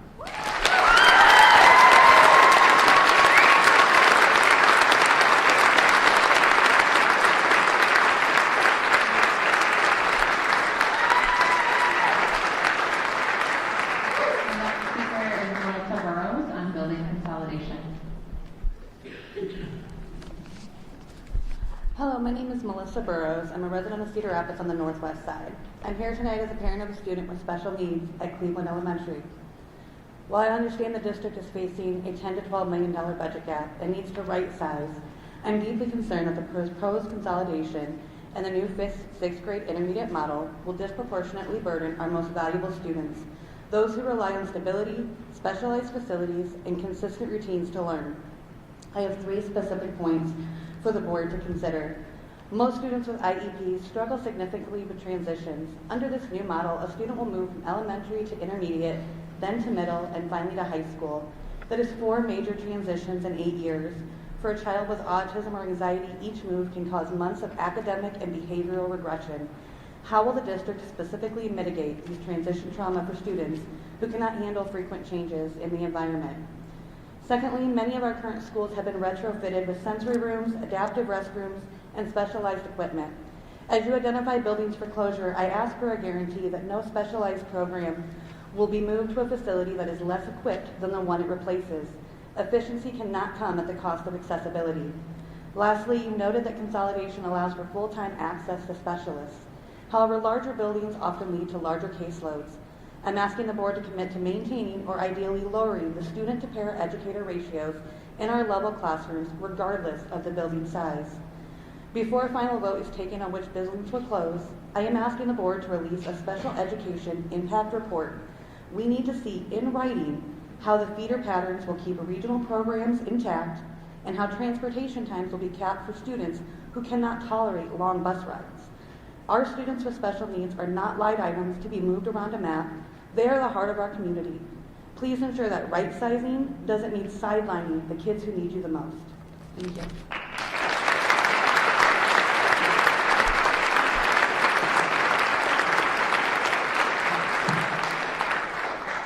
The next speaker is John Swift on possible Pierce closure.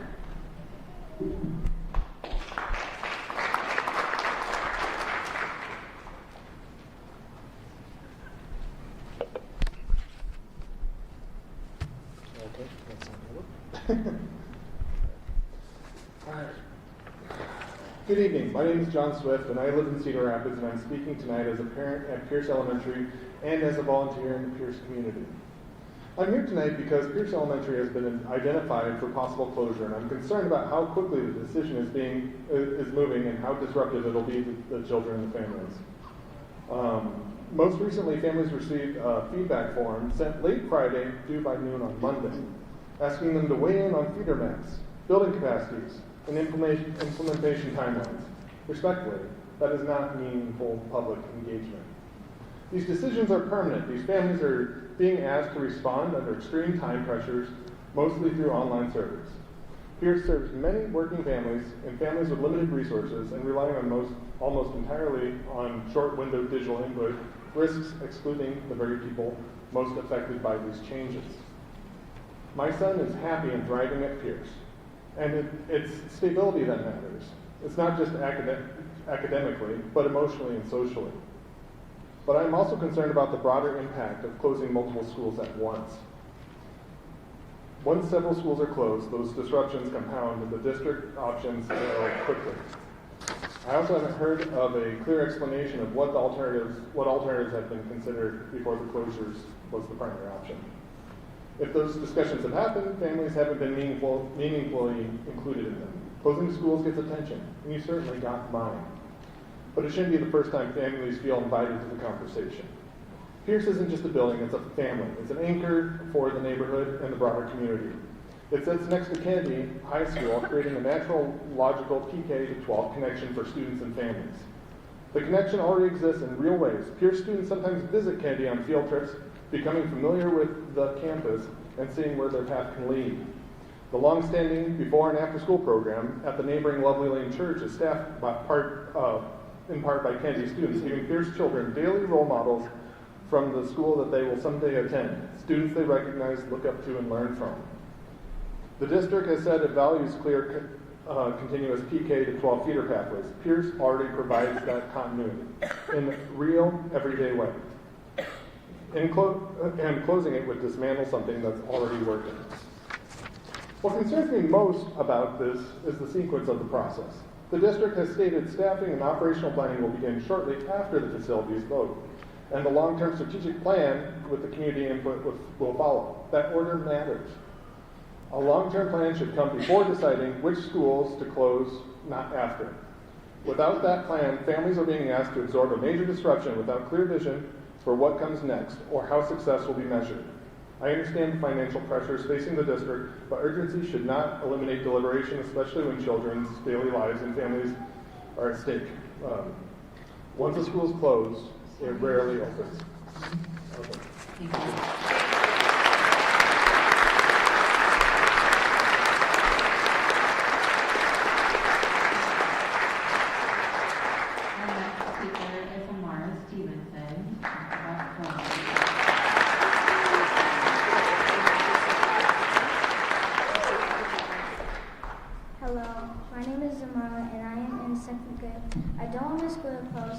My school is small, and that is important. I know all of my teachers, and they know me. They help me learn and feel safe every day. If my school closed, kids will feel sad and worried that we might have to go to different schools and be separated from our friends. That would really be hard for us. My teachers care about us a lot. They work hard and love our school. Closing our school would hurt them too. My teachers even came to my birthday party. That's how much they care. My school feels like a family, and families should stay together. Please do not close my school. Thank you for listening.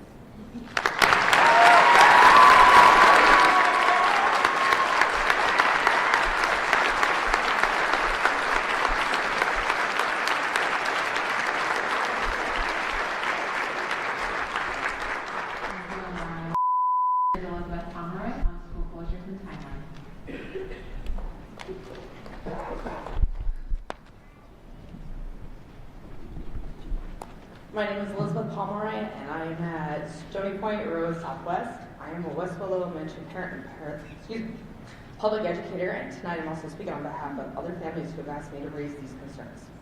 I understand the district is facing a significant budget gap, approximately $10 to $12 million, and difficult decisions must be made to right-size the district. Fiscal responsibility, but as a parent, what is most concerning is what is being presented as a proposal reads more like a plan that is already moving forward. A true proposal would be grounded in study, clarity, and clearly explained reasoning, and families have not yet been given that foundation. This issue is deeply personal for my family. My daughter will be entering 5th grade next year, and my son will be in 3rd grade. As a parent, I am trying to plan not just for one child, but how these changes ripple across our entire household. School locations, schedules, transportation, childcare, and daily routines. Right now, those basic questions do not have any clear answers.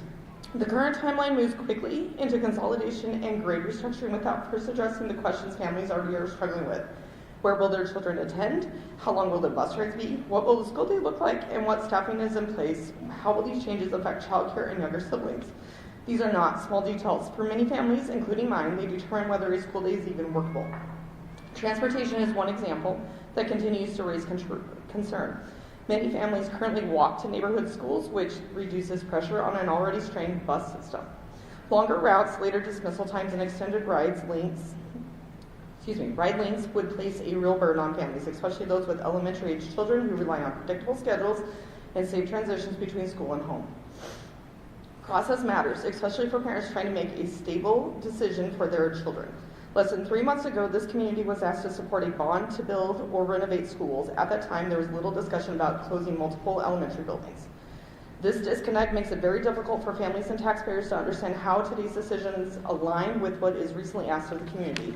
Family and staff have been asked to complete surveys and attend meetings, yet it feels as though those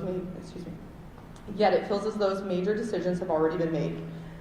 When feedback appears to come after the direction is set, it does not build trust. It leaves families feeling unheard rather than included. As both a parent and an educator, I strongly believe in this process, but it needs to slow down. 1 full year should at least be dedicated to studying what the impact would be, which you did state tonight, the transportation boundary, staffing, and building conditions and program access. A 2nd year should then be focused on the planning and clear communication on what would be expected.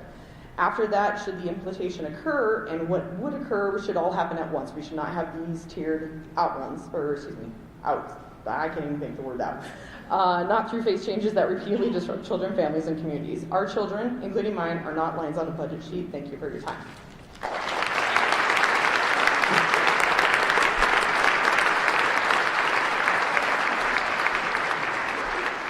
Our next speaker is Nick Ludwig on elementary closures.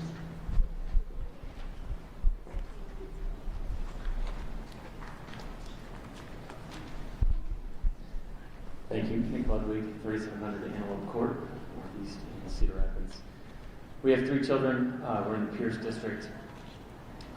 This is a lot of information very quickly. Echo a lot of the comments around the timing and the planning and the procedure that, in the sequence of events that we hope to see from something as drastic as closing 7 elementary schools. Obviously directly impacting families and their daily communities and the children's experience.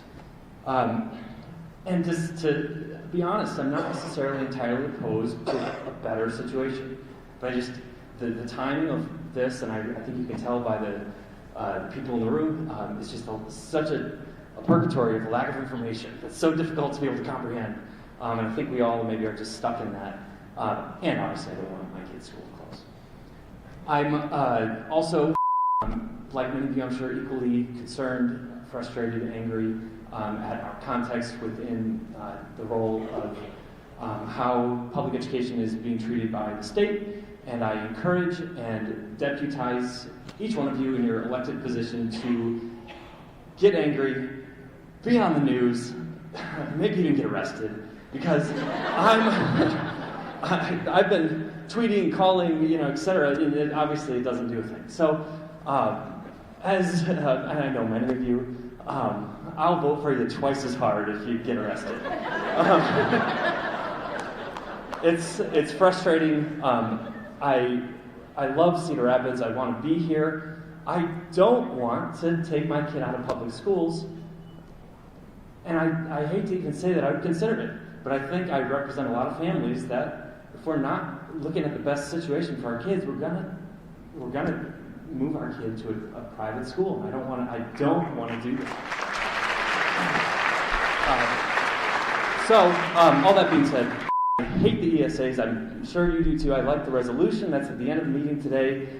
Please multiply that effort by 1 million, and yeah, I guess get us. So thank you.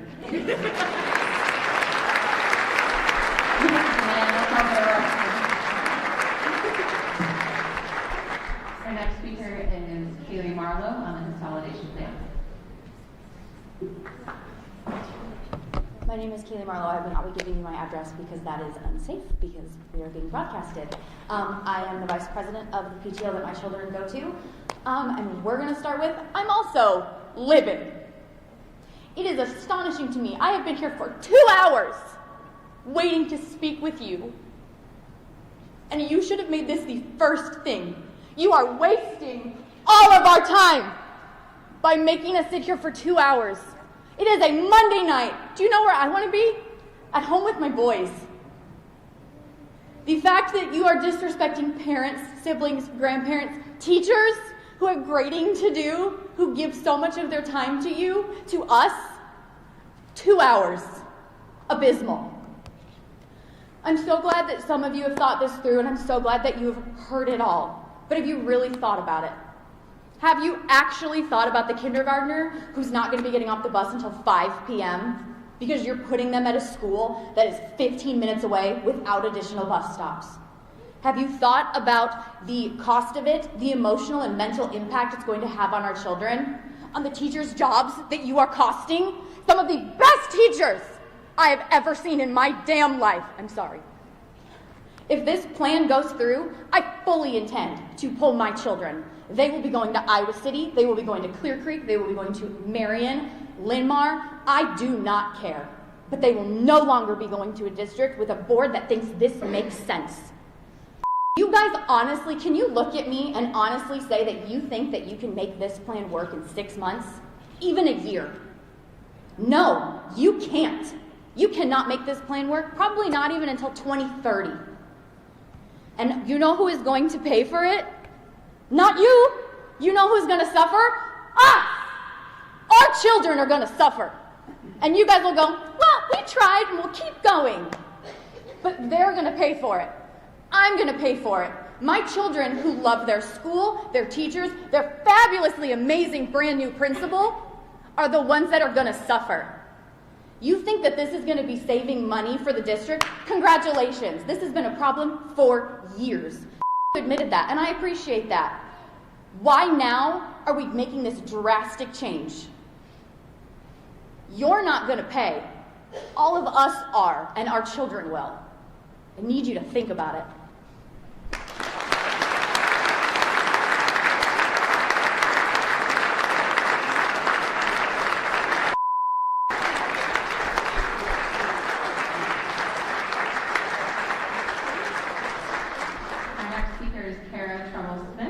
Consolidation.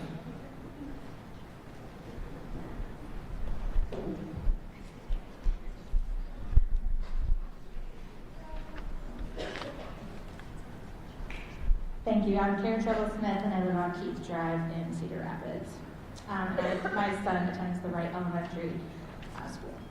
So first, I do want to acknowledge that I know you're in an incredibly hard position, and I recognize that continued disinvestment in our public schools have made it really hard to operate the district the way any of us would prefer.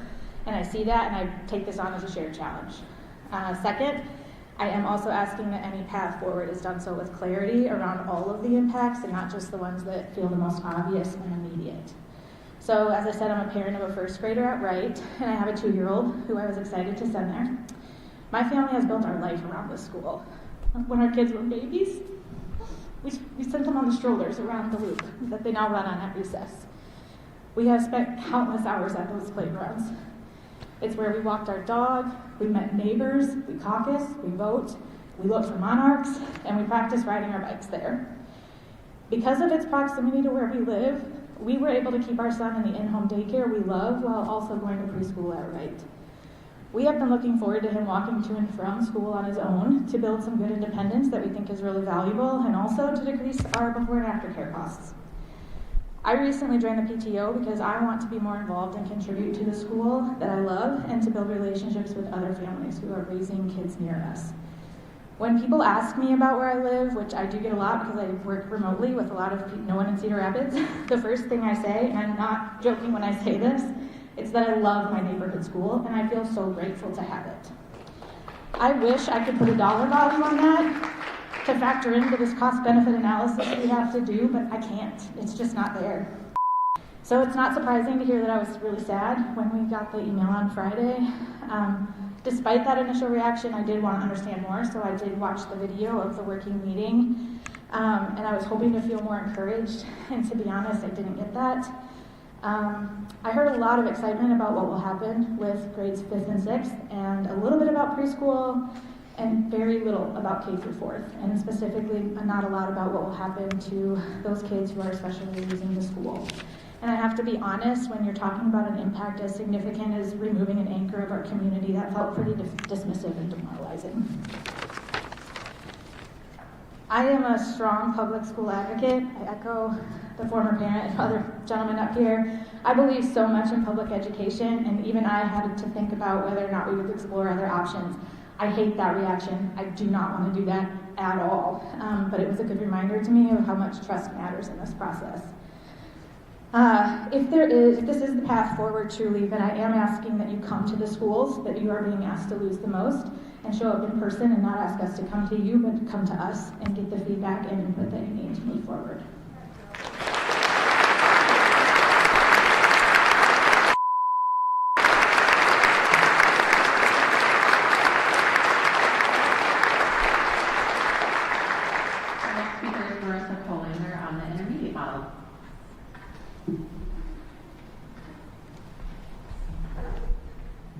My name is Marissa Colander. I live on the northwest side. I'm also the president of the Franklin Middle School PTA, and I'm here, Dr. Lannon, President Newman, esteemed board directors, here to talk to you, or I guess read to you a letter that we sent to you earlier this week. Franklin holds a unique position within the Cedar Rapids School District. Our students currently feed into both Area 1 and Area 2 high schools, with some students attending Washington and still others attending Kennedy. We appreciate the district's efforts to develop a coherent feeder system and recognize the deep complexity of this work. As a middle school PTA, our mission is to support students, families, and staff by putting students first.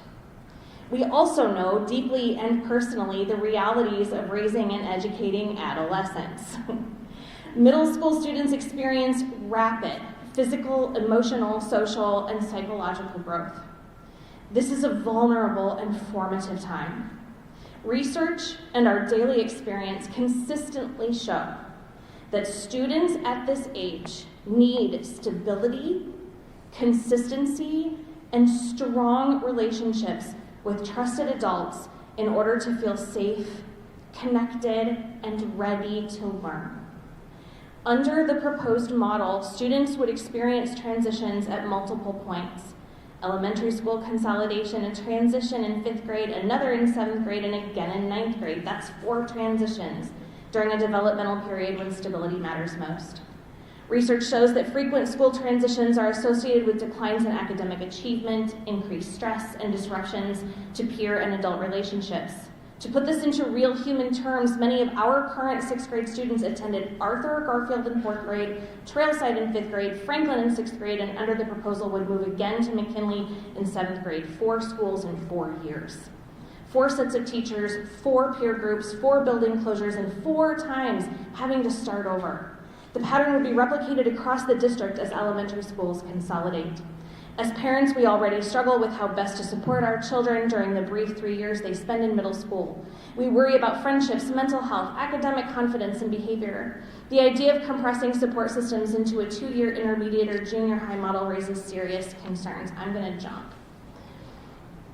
We believe there's a more sustainable and compassionate path forward, one that values the strengths of our existing middle schools and centers the needs of students.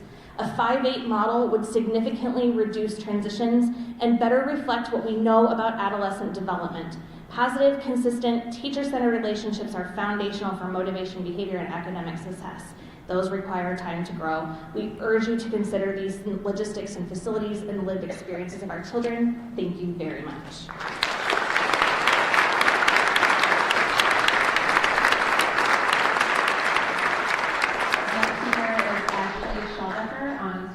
School changes.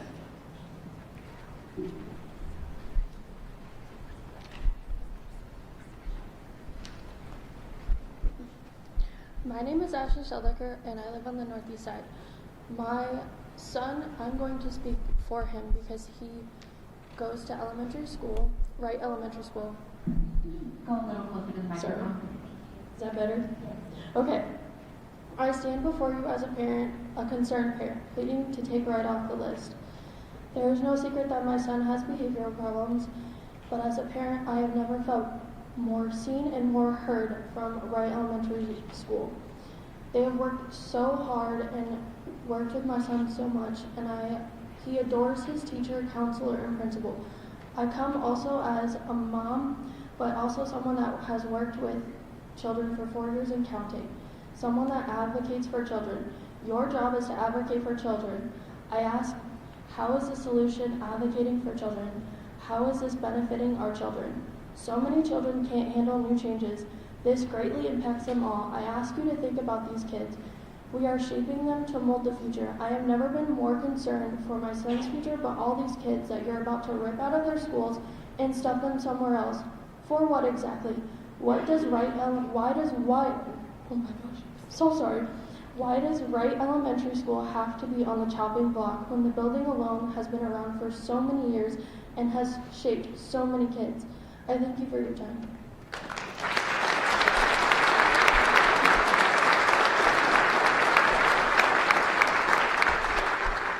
Thank you. Our next speaker is Ashley, is it Evers? Yes. Okay, perfect. For on school consolidation.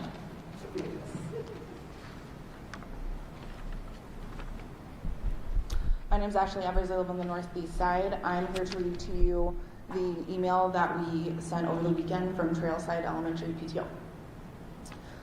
We write to you as the board of Trailside Elementary School and Home and Partnership PTO. We commend the district for its efforts to expand local, community-based full-day preschool. We understand that such a move would require moving 5th grade out of elementary schools. We respectfully urge you to reconsider the proposed reconfiguration to intermediate schools. Our children and families have lived through this district's elementary consolidation process. We have witnessed firsthand the effects that school transitions have on children, staff, and communities. Arthur and Garfield were afforded years of planning and preparation under the strong leadership of Joy Long and Jennifer Nuri. Even with the thoughtful and intentional work, the transition has been challenging. A new school brings new rules, expectations, procedures, and uncertainty. While change can be exciting, it also places a heavy burden on children.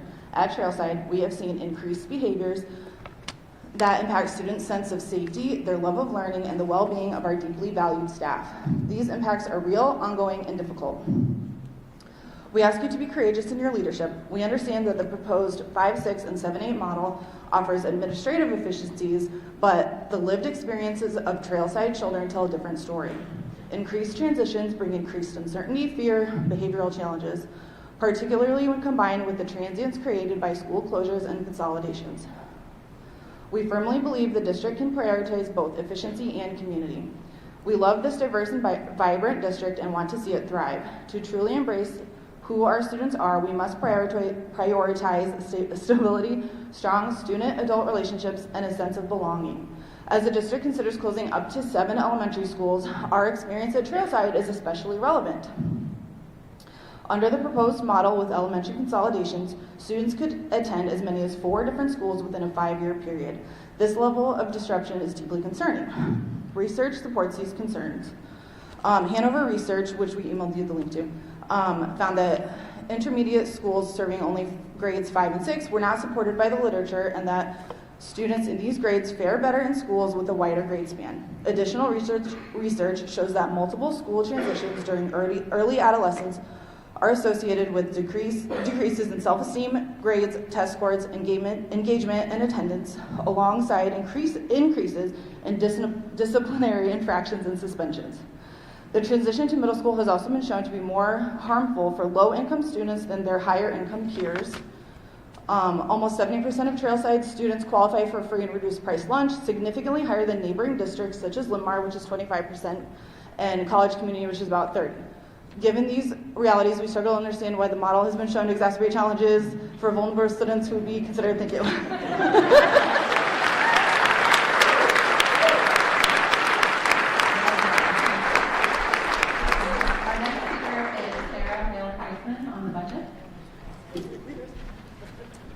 Hi, my name is Sarah Hale-Keisman, and I live on the southeast side.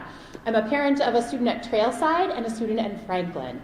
Nearly 70% of those students qualify for free and reduced lunch, and I think it's vitally important to note that many of the parents who are here tonight are not the parents who will be most impacted by this decision, or the ones standing here speaking today. Families facing economic hardship do not often have the time, flexibility, or capacity to attend meetings like this or advocate publicly.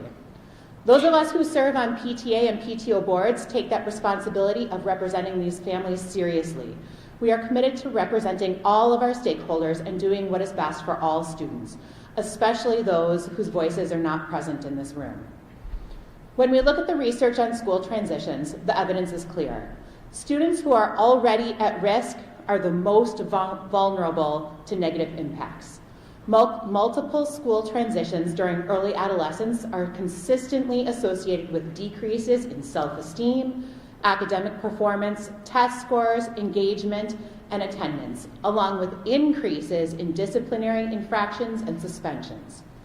These effects are not theoretical. They are well documented and disproportionately affect students who are already navigating systemic challenges. That's why many urban districts, including Cincinnati, Columbus, Milwaukee, and Portland, have moved towards K-8 models. The research on reducing transitions is strong. I understand that the instinctive reaction is often to protect younger students from older behaviors, but the research actually shows the opposite. K-8 settings create opportunities for leadership, mentorship, and strong school culture. In fact, a 2021 analysis by Hanover Research found no support in the literature for adopting a 5-6 model. As a lifelong middle school teacher in a different district and a doctorate in educational policy and leadership, I want to acknowledge the difficult truth. Separating students into narrower grade bands can be easier to staff and easier to administer. I understand the operational appeal, but leadership is not about choosing what is easiest. It is about choosing what is best for students, especially those who are most vulnerable. I ask you to be bold, to ground this decision in research, and to center the needs of the students and families who are least able to advocate for themselves. The choices that you make here will shape not only school buildings, but student outcomes, equity, and trust in this district for years to come. Thank you for your time and your service.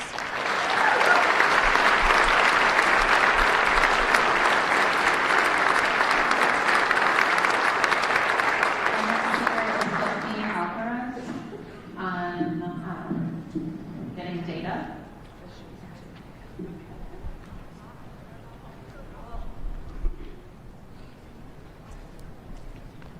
Hello, my name is Justine Alvarez and I live on the southeast side of Cedar Rapids. I'm asking the board for transparency. We've been given, as parents in the district, we've been given vague statements. 11 schools with 70% enrollment. Which schools? Schools not meeting ADA requirements. Which ones? There's no way to find this data. I've scoured your website. If I'm wrong, I'm happy that it's an operator error, but I don't believe I am. I'm asking for the data to be released. I was told during the intermission or during the recess that it is in the YouTube video. I personally don't have 2 hours and 57 minutes to wait for a YouTube video and pause on a screen to get that information. I'm asking the district why this isn't proactively being released along with the plans on which schools they intend to close. There's a logic and it's not being shown to those of us in the district. I would actually like to pause my time and in 2 minutes, can you show me where I can get that information? during public comment, we're not allowed to, we're just listen to. I just wanted to make that clear. Okay. To be clear, please time yourselves. I don't think you can find that information on your public website in 2 minutes or less. And parents, and I'm missing wrestling practice right now. I'm also missing dance class. We're all very busy people, just like all of you. Please give us the information you already have access to, because I shouldn't have to come to a podium and publicly speak to know where your logic lies to make such drastic changes to our district.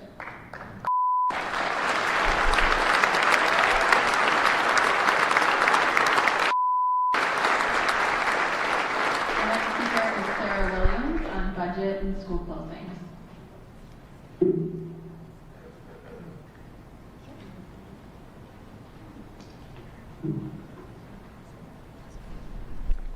Thank you. My name is Sarah Williams, and I live on the northeast side.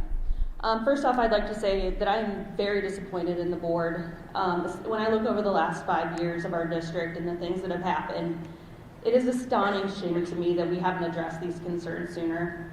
We've been so focused on passing a bond without constituent input that we forgot to look at what was going on within our schools. We really need to look inward to determine where change is needed. The lack of creativeness and unwillingness of the board to listen to constituents has been detrimental to the district. You, the board, were voted into office to be the voice of the community, enable our district, and make the best decisions for our children's education.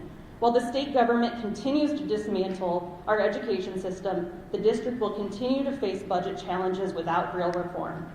I'm asking you to consider realistic options for change to a balanced budget.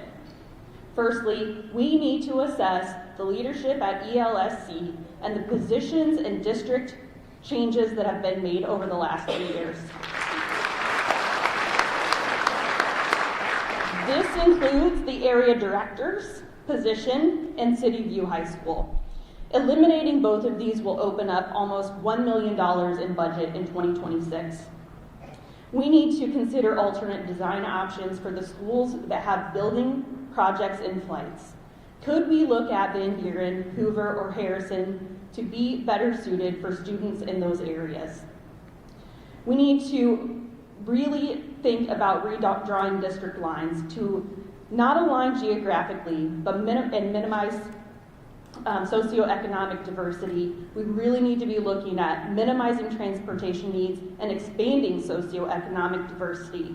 This impacts the ability of students to learn from and empathize with students of different socioeconomic backgrounds. There's a better way to organize the schools with limited disruption to our students. We also need to reconsider the schools that will be maintained and available for feeder school purposes. I speak on behalf of myself, my student being at Pierce, Franklin, and Kennedy, and removing Pierce from the inventory adds significant transportation needs. I can only speak for my students, but those in my area going to either Harrison would significantly increase capacity of that school. Hiawatha will also have increased capacity, and Maple Grove is the longest commute from our district. We also need to consider intermediate schools at Roosevelt or Taft, and those students who live in Robbins who would have to travel to Taft or Harrison as an intermediate school. That doesn't make sense. So I really just would like everybody to take some time to consider the options, consider that Cedar Rapids Prep and Xavier are taking away from our students and the population that we have available. We really need to think about the future of the school. The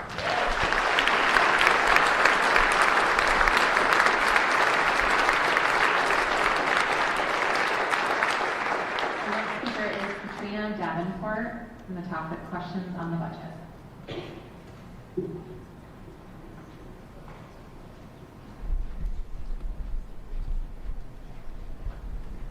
Good afternoon.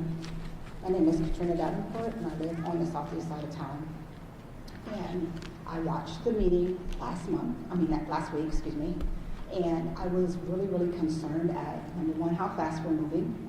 Number two, all the cuts that you're doing. The budget, how it has been just compounding over years, and we've not done anything. There was no research on why our students are leaving. No research on how to get our students back. And I just have a lot of questions on how we move forward, slow down first, and how we move forward and keep all of our schools the way they are. Like, there has to be a different way. What about and people have already said this, our special needs children at ELL, we need to worry about that. That is very important to us. As a grandparent, my kids went to a different school this year from last year, and they are thriving at that school, and that's one of the schools you're thinking of closing down. So that means we're gonna have another transition, as other parents have already said, and how hard that is on a child to do that transition. Is this deficit that we have, was that just a one-time thing, or is this a reoccurring thing that we're having going on? Is there other ways that we can cut costs in different areas? Did we look at repurposing our buildings that we have? What happens to those buildings once we close them down? What happens to the landmarks that's around there? One person has spoke of fossils, but what happens to all these things? Have we put that in play? Where is it on your website where I can see a true A through Z of what we're doing, how it's going to impact the different communities, and how we're going to move forward to not have the same deficit in the future? Because I don't see that anywhere on the website again.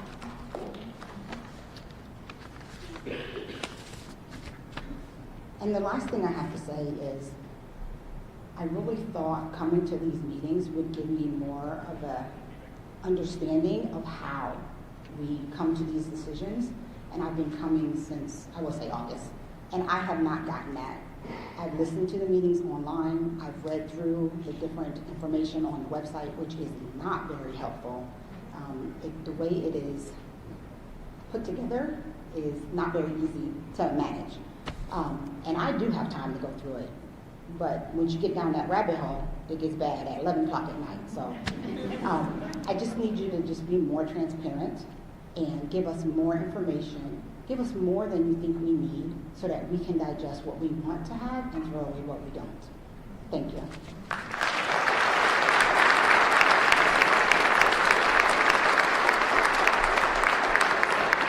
Next speaker is Bob Smiley on the budget.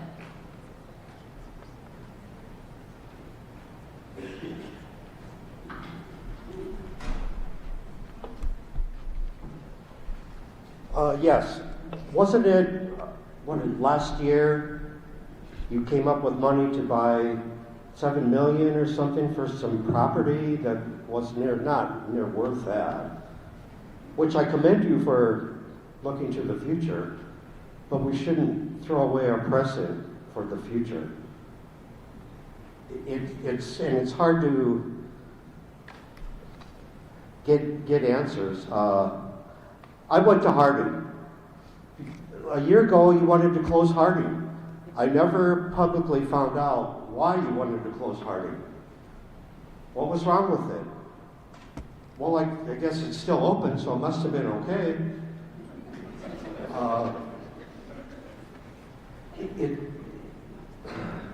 It just seems short, fiscally unresponsible to some of your actions that you do. And the bond things didn't make any sense, and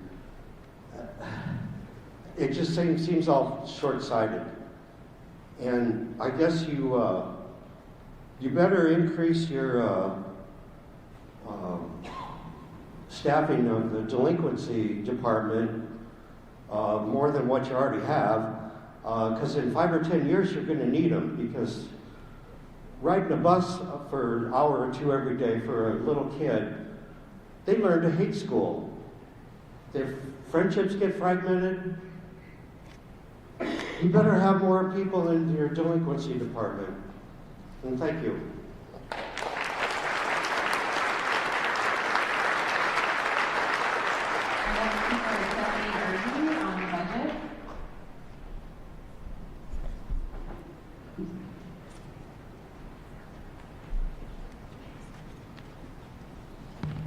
Hello, my name is Stephanie Irby, and I live on Amherst Drive on the west side of Cedar Rapids. My kids attend West Willow and Jefferson right now. I myself attended Jefferson, Taft, and Hoover. My parents attended Jefferson, my husband attended Jefferson, and all 5 of my sons hopefully will as well. I have a strong passion for being West Side, Best Side, and I definitely think many West Siders feel that way. I love the idea of the true feeder schools. As many parents here, I've chosen my home based on where I want my kids to go to school. I also understand that with our incredible deficit, that those things could change and may need to change. But I'm struggling with the emergency that this plan has been developed. Jefferson families have felt ignored, we've felt forgotten, not protected, and definitely not valued by the district and board for years. Our current boundaries seem laughable to those of us on the west side. Options being presented to us with the latest survey continue to show that you're keeping certain pockets of our west side out of Jefferson High School. Taft has been and will always be a Jefferson feeder, and families will leave if that changes. The model of 5, 6, and 7, 8 buildings could possibly be different to some of us if those were closer to our homes or had better environments and facilities to offer our students. They are not. Your surveys have given us little time to process. They seem to have general concepts and ideas, and then it seems you use that data to make specific decisions we didn't know could have happened, while using that data against us to say we supported one of those choices. This school year, as parents, we've been asked to juggle the idea of your pathways. We've been struggling with researching to find board members that we can trust. And now you're asking us to fix a budget problem we didn't know was so large. Do I have a solution for $12 million tonight? No. But you've been hired, you've been elected to look at all options, and I ask you to find another one to consider. Please consider it as if your child was asked to make those specific changes. Please look at boundaries before voting to close schools. Please give specifics when you ask us to send us a survey so that we understand how our feedback will be used. And if you continue with this plan without our support, please keep Taft a Jefferson feeder. Thank you.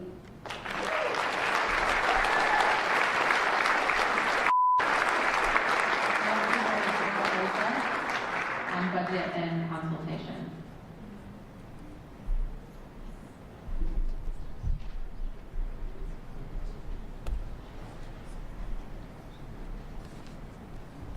Hi, my name is Brooke Oja, and I live on the northeast side of Cedar Rapids. I have 3 kiddos. 2 of them are in the Cedar Rapids district. I'm speaking today as a parent with a lot of skepticism. I'm very hopeful that the work that has been put in to present the plan that you guys will officially hear tonight has thought of all the things that we have been emailing and texting and calling you guys for the last week, and for one reason or another you guys have chosen not to go with those plans. The speakers that we've already heard have made the decision that they're going to talk and share with you guys all the things and reasons why we shouldn't be closing schools, why we love our schools, and good news, I'm no different. I love Pierce.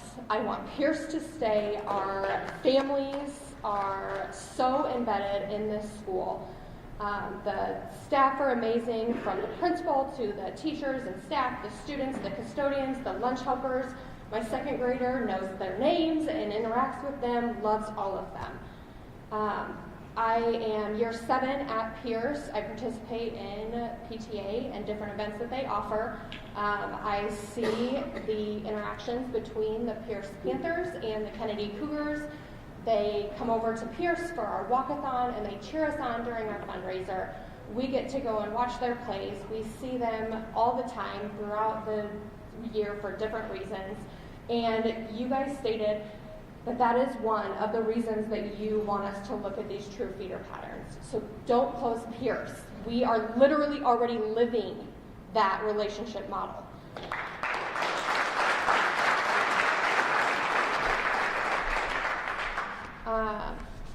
A lot of other things that I wanted to talk about, and I have rewritten my whole speech, being here today, is I want to make sure that I talk about not only the land that we purchased, selling that, but if you do choose to close schools, because declining enrollment is here.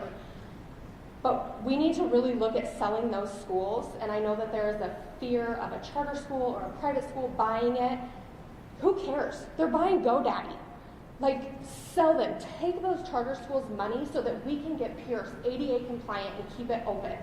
We don't need to hang on to schools for hopes that our enrollment will go up. We'll deal with that. But right now, you guys make it sound like we're in crisis mode, but then you tell us we have a whole year before we have to roll any of this out. So let's take that year to really think about what is best. Oh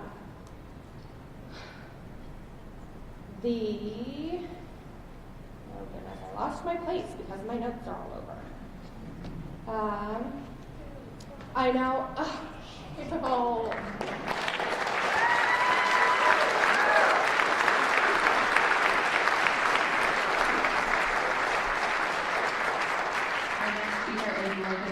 On speaking about City View.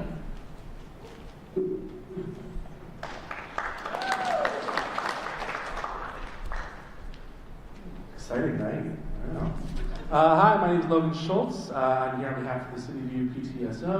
I'm also a stepfather to a student at City View and a small business owner in town. I was going to say, we didn't get the memo on matching shirts, so if you'd let us know, I know, you nailed it. Well done. City View needs to be allowed to continue to operate in its current form. That's based on its growth trajectory currently, as well as its unique value proposition to the district. I want to reference something that Board President Jen Newman said at the beginning. You opened it by saying that we needed to regain our position as a top-rated choice for education. I agree with you on that.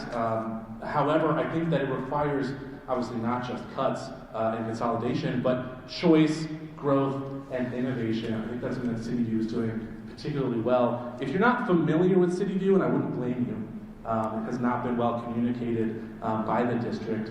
City View High School is a magnet school that offers individualized project-based learning. It's based within a Kirkwood building, and so they have Kirkwood classes that students can attend, almost all students attend, in building. It also operates on internship learning, so all students are out in the community with businesses taking internships. This is the future of learning innovation as far as I am concerned, and that shows. Their test scores have grown by double digits year over year. 70% of students got an A in their college classes already this year. It's extremely exciting. And speaking of that, the relationship with Kirkwood is incredible as far as I'm concerned, and unique. It's not something that's being replicated elsewhere. Students at City View have taken 260 credits of Kirkwood classes. They have saved families $57,000 this year in what would have been college credits. It's innovative and growth. The internship learning, all students are getting these practical skills. They're building their resumes before they go on to college. And you also have launched a fleet of ambassadors for the district out in the community. It's something that you couldn't pay for. That individualized learning is incredible as well. They are learning through things that they're interested in, their passion and engagement. They're seeing a direct return on that. City View also is perfectly positioned to be an additional expansion point for other things. It could be a hub for homeschool learning, so that those students can be getting that internship learning as well, and having those additional experiences. Same with online learning. It can be a hub for them to also get those additional experiences. It is an answer to Cedar Rapids Prep, as far as I'm concerned. You may not see it on a daily basis, but it's already a success. And I believe that City View is the answer to Jen Newman's vision and my vision for the future of the district. Thank you.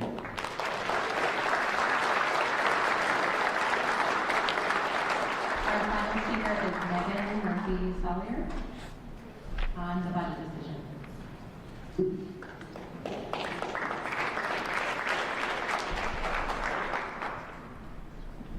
Good evening, and thank you for taking the time this afternoon. I know it's not an easy decision, and I know it's not easy to be yelled at a lot. I want to instill two principles that I use in my work and that I learned at the Cedar Rapids Community School District. One is no surprises, and two is show your work. Any 6th grade math class, you show your work. So, right now, I'm sorry, did I introduce myself? I'm Megan Murphy-Sawyer. I'm on the northeast side. I'm also a Cedar Rapids alum. And I don't feel like I have enough information to make or form an opinion at this point. I read through the survey and I followed the links, and there's just not any information there. So what I would like to do is make it very clear how this incorporates into the other plans that have been announced, how it fits with the bonds, how it fits with the weird plan about the career pathways. If that's even still a thing, I don't know. Because I don't have a ton of time to dig into this. I couldn't find your budget on the website. I found some bills from 2022. That's about as far as I got. So make it easy for me, please. I also want to acknowledge the larger picture that the state has systematically defunded public education over the last X number of years. Put in the number, I don't know. And I do just want to instill in this room how important your vote, how it matters, because this is how we get here. Now, the fact that we are here and it is a surprise is a little bit more of what happened in the district. So, show your work and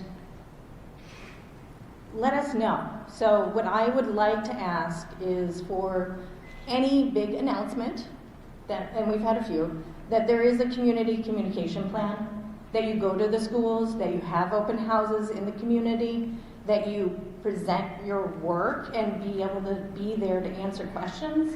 Don't just put your principal up there to try to defend it for you.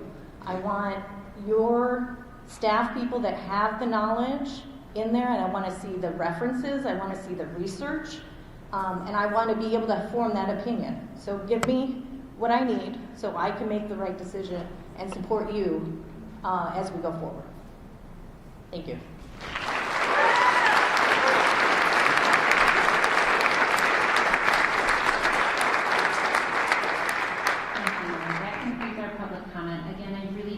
You, if you can stay, I hear you. It's late. We are all tired.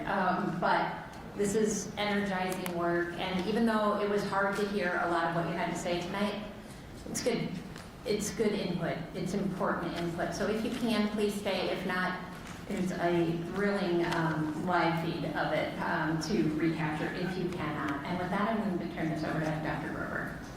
All right. Thank you so much, and thank you to our families.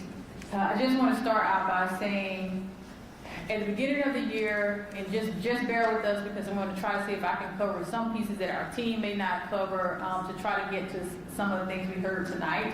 At the beginning of the school year, we rolled out our culture framework around care, clarity, and communication, and I think we have been so dedicated to that. So even though we're having a tough conversation tonight, it doesn't mean that we don't care. I also want to state that even though we're talking about the school closures because of many different factors, it has nothing to do with the quality of our staff members as well as our students. I just want to say you heard me up here bragging on JSA tonight. I've personally been over to Pierce. Their staff is amazing, along with their principal. She has so much great insight, and they all work together.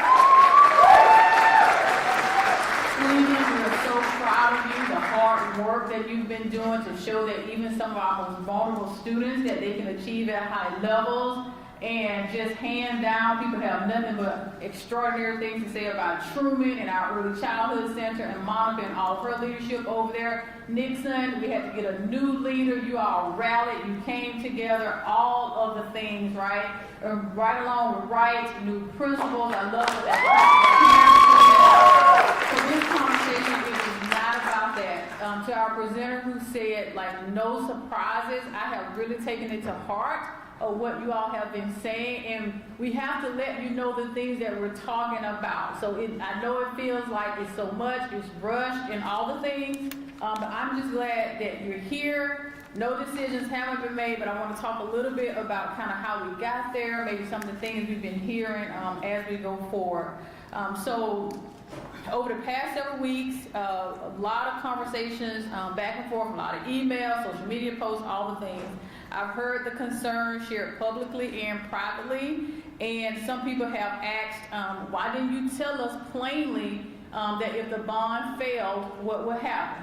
So just out of full transparency, when we were having those conversations, we kept saying that we're going to have to make tough decisions if the bond does not pass, right? And so when we started saying schools may have to close, people said that we were inciting fear. We did not want to incite fear, but the whole point of whether or not schools are going to have to close. And so we recognized that maybe we did not make that clear. And I own that tonight, that we did not say to you specifically what would happen if the bond did not pass. And so as we go on, what about the different schools? I hope you see tonight how these schools were actually selected to be a part of the conversation.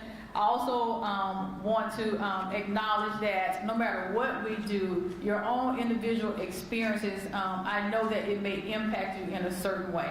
Let's talk a little bit about the budget reality, because that's what people have been saying. How could you get to such a big, large budget deficit? So this year we are facing a $4 million budget deficit, right? That's a lot of that has come from the number of students who did not return back to our school district. We had anticipated for about 300 or so, but we landed with 600 or so, right? So that did create a budget deficit for this year. The next category is overspending in categorical budgets like special education, English language learning. So we don't get enough money from the state. And every year the board has been approving deficit spending in those categories. Of course, that's hard, right? Because we know that those students need extra support. But when we overspend in those categorical budgets, it creates a deficit. We're also being proactive. So more of what you're seeing in this conversation is about being proactive to ensure that we can create a sustainable budget moving forward. So when we look ahead to the 26-27 school year, we are anticipating about a $4 to $5 million gap as enrollment continues to decline, right? There are more options. Things are different. It's a different landscape, so we have to prepare for that. It'd be great if we don't need that much, but in relation to our trends, that's the number that we have come up with. At the same time, we know our staff, the people who pour their hearts and expertise into our students every single day, they deserve to be honored. So a 3% raise simply to keep pace, that will cost us $4.8 million.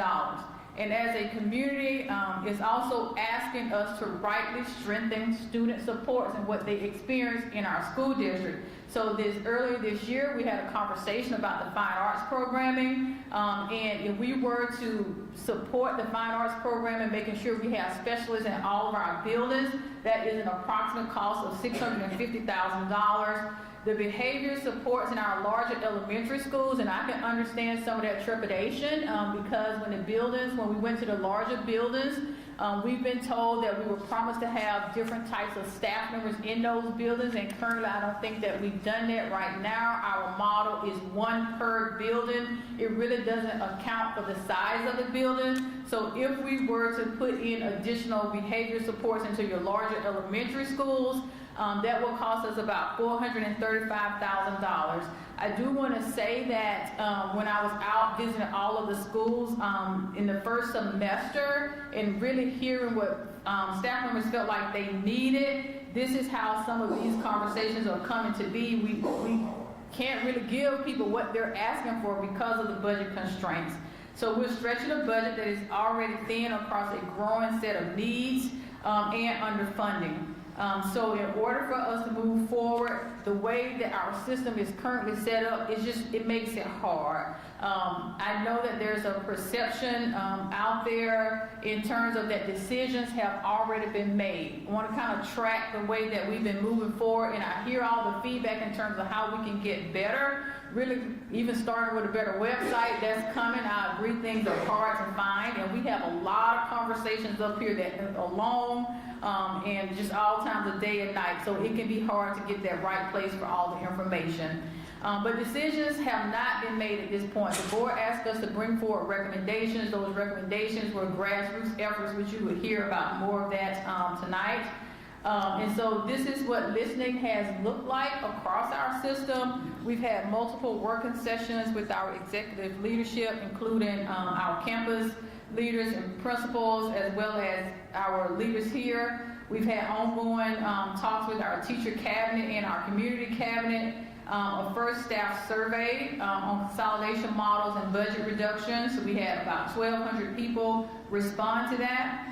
A community coalition was formed. There were 179 people who signed up. The first meeting, there were 70 people who attended the meeting. 54 completed the survey, and 75 attended the second meeting. So the community coalition is not a decision-making body, but it's definitely there where we can get insight, ideas, feedback, and also a place where we're hoping that we can share information that can be shared out with others who may not be able to attend those meetings. From that input, the intermediate model received the strongest support, and the question on the survey is, which option would you like for us to explore more? So that is the model that we are exploring more. When we went out for, in the 2018 plan, and I'll talk a little bit about that too, in the 2018 plan, that plan was strictly about elementary schools, okay? And on that list, you had Wright or Kenwood was scheduled to close. You had Nixon that was scheduled to close. Truman was scheduled to close, and Cleveland was scheduled to close. So just to acknowledge that Pierce and JSA, they were not on that list of closures. So I can see how that could have come about as a surprise. You kind of see how they hit the list this go around.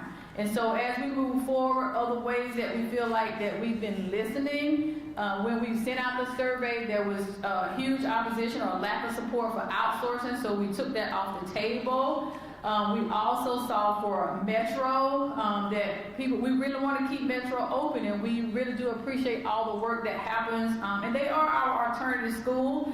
They are really connected to the community, so that's off the table. You're not going to hear about that. We continue to hear conversation about instruction empowerment. We were able to talk with our leaders where we first had slated $400,000. And we can talk about that as a separate topic, but we have removed that $400,000 to bring instruction empowerment down to zero, and able to put that $400,000 back over to community partners so that we don't reduce that as much. These are all the ways, while we can't do everything, we are trying to make sure that we're listening, and where we can make those adjustments, we do. So when we sent out a second survey to our families, we sent it to 17,000 people. We're trying to invite people into the conversation. We had 1,000 responses. With that, we heard preschools should be embedded within the elementary schools. We also talked a lot about fine arts should be prioritized, and how we need band and orchestra and choir beginning in the 5th grade. And so when we talked about, again, the intermediate model. So while this started as a budget conversation, it became more. It became more about how else can we best serve our students. And so as we go forward, I will say to the comment that was made earlier, as we continue down this path, I do believe that starting in fall of 2026, and I do agree, that's going to be very hard to do. I would recommend that if we could just get to a point of having a model very similar to how we roll out the bond, can we get a package or something that we can actually take out to our community so that we can have more conversations. But we have to know which schools are in play, as well as the boundaries, in order for us to get the answers to all the questions about transportations, what the staffing model will look like. So as we move forward toward the January 19th and January 26th meetings, on January 19th, the board will vote only on the cost-saving measures that we presented half last week, and we'll present another set tonight. On January 26th, and this is my recommendation, the board asked for recommendations. I'm just bringing it forward. You get to make that decision But on January 26th, my recommendation is that we identify one consolidation proposal, including the boundaries and timeline, not a final decision, but just a clear direction that we can then go out and talk to our communities so that we can get that deeper engagement. I know that these are hard choices. Hopefully you'll be able to see throughout the rest of our presentation. It's just not about this 1 year. It is about trying to sustain over time, and that right sizing, it is just a big piece of us being able to sustain and not have to just keep coming back with proposal after proposal where it can become very confusing. So thank you all so much for your engagement. And I'm going to turn it over to the team, so hopefully we'll still have some people here who can hear some of the nuts and bolts. Thank you. Who's starting off? We're going to start off talking about the intermediate model, the reconfiguration. We do have our building leaders coming up, since they've been leading a lot of conversations and decisions around this particular topic. Thank you. So we're going to talk tonight about the work that's been done to plan out the proposal that you've been looking at. Tonight we're going to look at the intermediate model in depth. We're going to look at the process of determining the viability of each building, generate preferred feeder scenarios, and review additional cost savings and recommendations. Our current reality is 31 total buildings within the district. That includes one pre-K building, 18 K-5 buildings with some offering pre-K, 6 to 8 buildings, and 5 high school buildings, and our Polk alternative location. What the proposal that you've been reviewing looks at is reducing our pre-K buildings, pre-K4 buildings down to 12 buildings, but offering pre-K at all sites, including full-day paid pre-K at every elementary school, and then converting to that 5-6 model. So we have 3 5-6 buildings and 3 7-8 buildings, keeping the high schools and Polk alternative the same to reduce down to 24 total locations.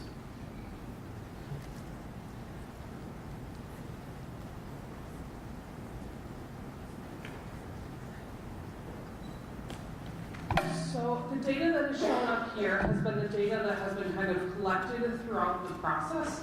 And so when we started the process back in November as administrators, that was after the bond was passed, we kind of worked as a group to kind of throw ideas at a board. So we had a lot of opportunity to sit down and talk as an admin team and ELT team and just pie in the sky. What are some ideas? So a ton of ideas were generated from that.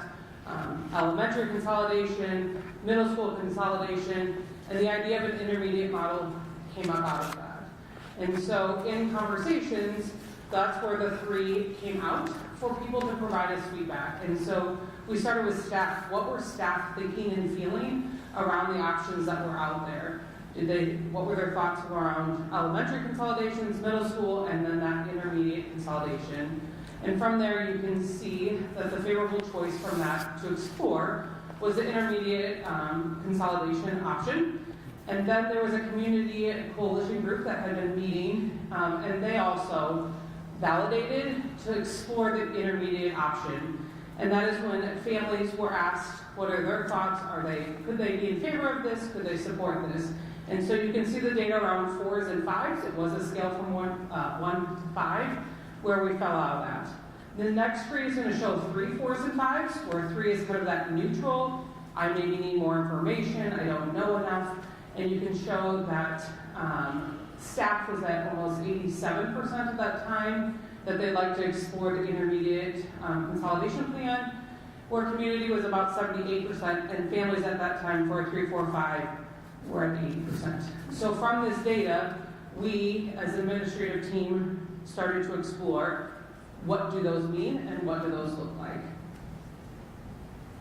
And so as we dug through as a team with that, we really dug the data to us to start looking at the 5, 6, 7, 8 model to decide really what does that look like and what are the benefits around it. And so these were some of that research pieces of things and in our conversations around how the 5, 6 model really helps, and 7, 8, the developmental appropriateness, even down to preschool to fourth grade, you're getting those preschool students invested in their building from the moment they walked in and really start to know their school community. But it also helps with our 5th and 6th graders. Our 6th graders not being exposed to some of that teenage behavior. We really can start to focus in our instruction on age appropriate of what they need.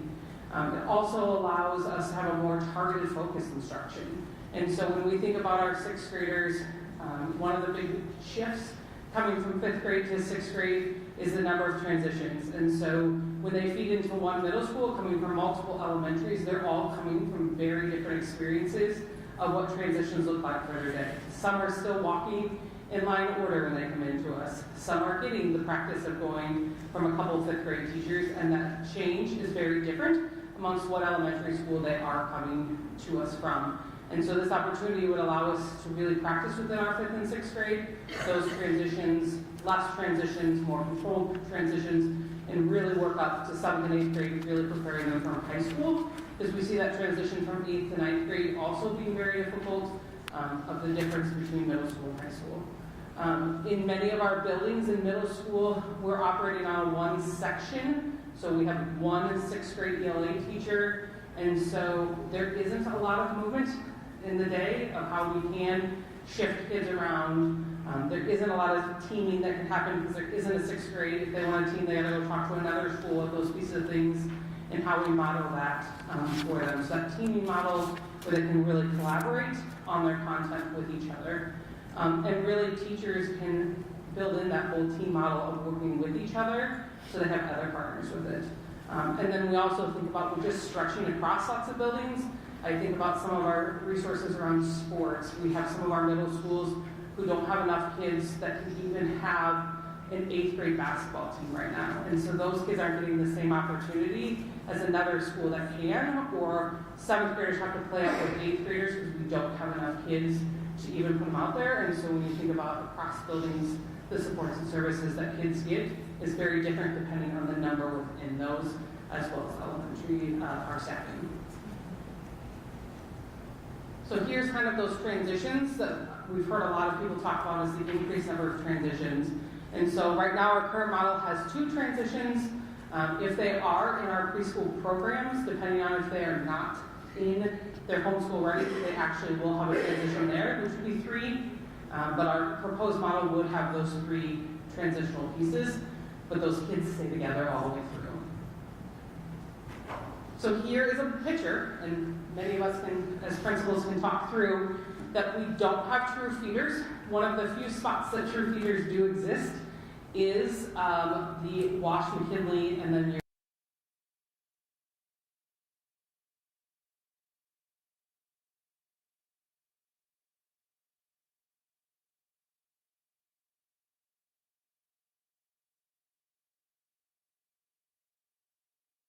all the way through. We have kids crossing to go to multiple schools. They might start in one elementary that they would be together, then they all separate that elementary to go to different middle schools, and then again they may separate to different high schools just depending on where they go and where they live.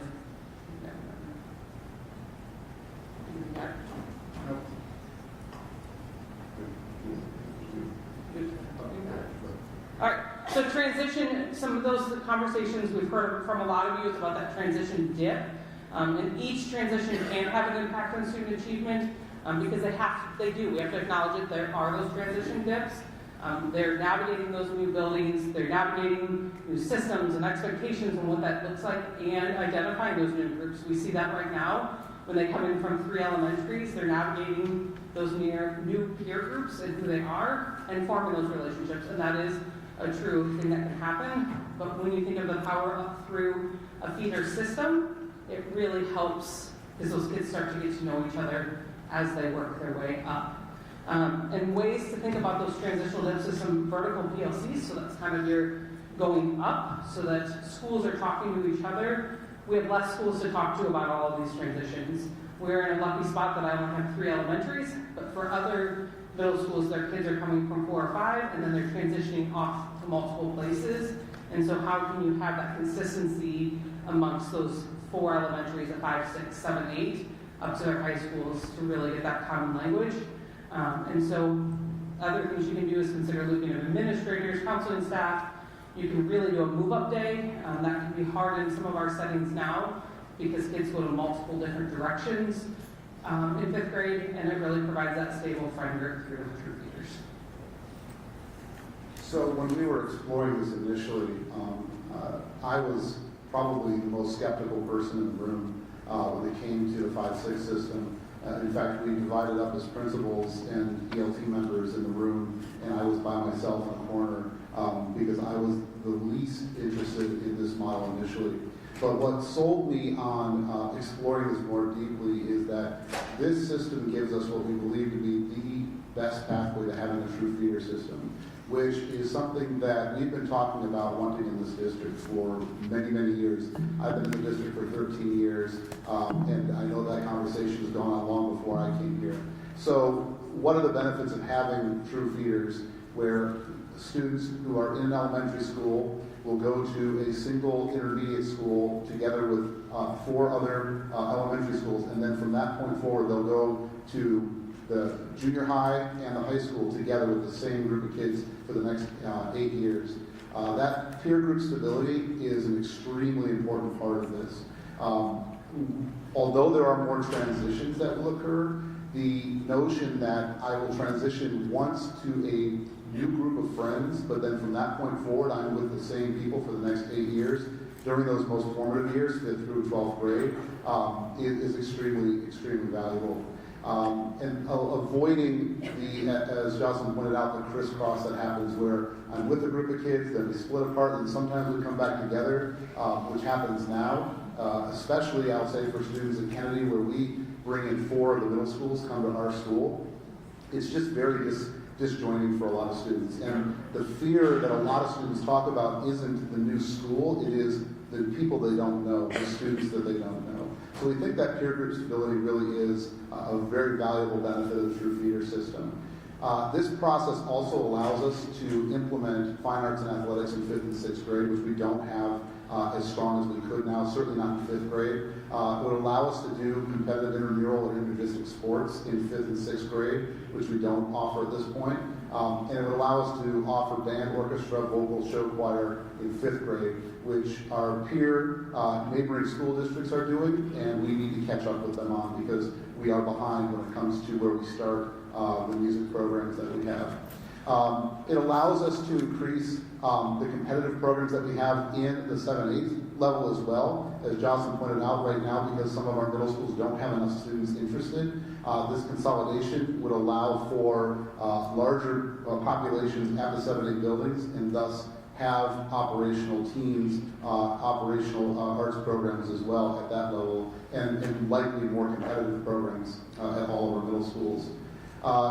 We know that behavior is a consideration for a lot of folks. We think splitting away the 5-6 from the 7-8 is beneficial, but we also believe that having a true feeder system where the high school, the intermediate school, and the middle school are all aligned to each other allows for us to do that vertical articulation of behavior expectations in a much more clear way, where we can talk about how students that start off in that 5th grade program, you're going to be a 9th grader someday at Washington, Jefferson, or Kennedy.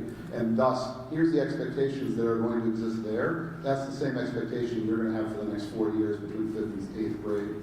We think that can be a very important thing. And then that connection to the high school identity, which we've already heard about how important it is that students know where they're going to go to high school or the connection that they have. Being able to build that up even stronger, starting in 5th grade, it is hard now. We at the high school level can't go down to most of our middle schools and celebrate with the entire school because all of the schools that feed into Kennedy go to different high schools. And it turns out that the Jefferson and the Washington families don't like Kenny the Cougar, encouraging their kids to come over to Kennedy. So we don't want to do that. We want to be able to have that consistency. So having all 3 high schools, Wash, Jeff, and Kennedy, be able to work with and build up that identity with the middle schools, with the intermediate schools, we think will have a really significant impact on students wanting to stay in our school district throughout their middle school and high school years, and also building up that connection to what the expectations are when they get to high school.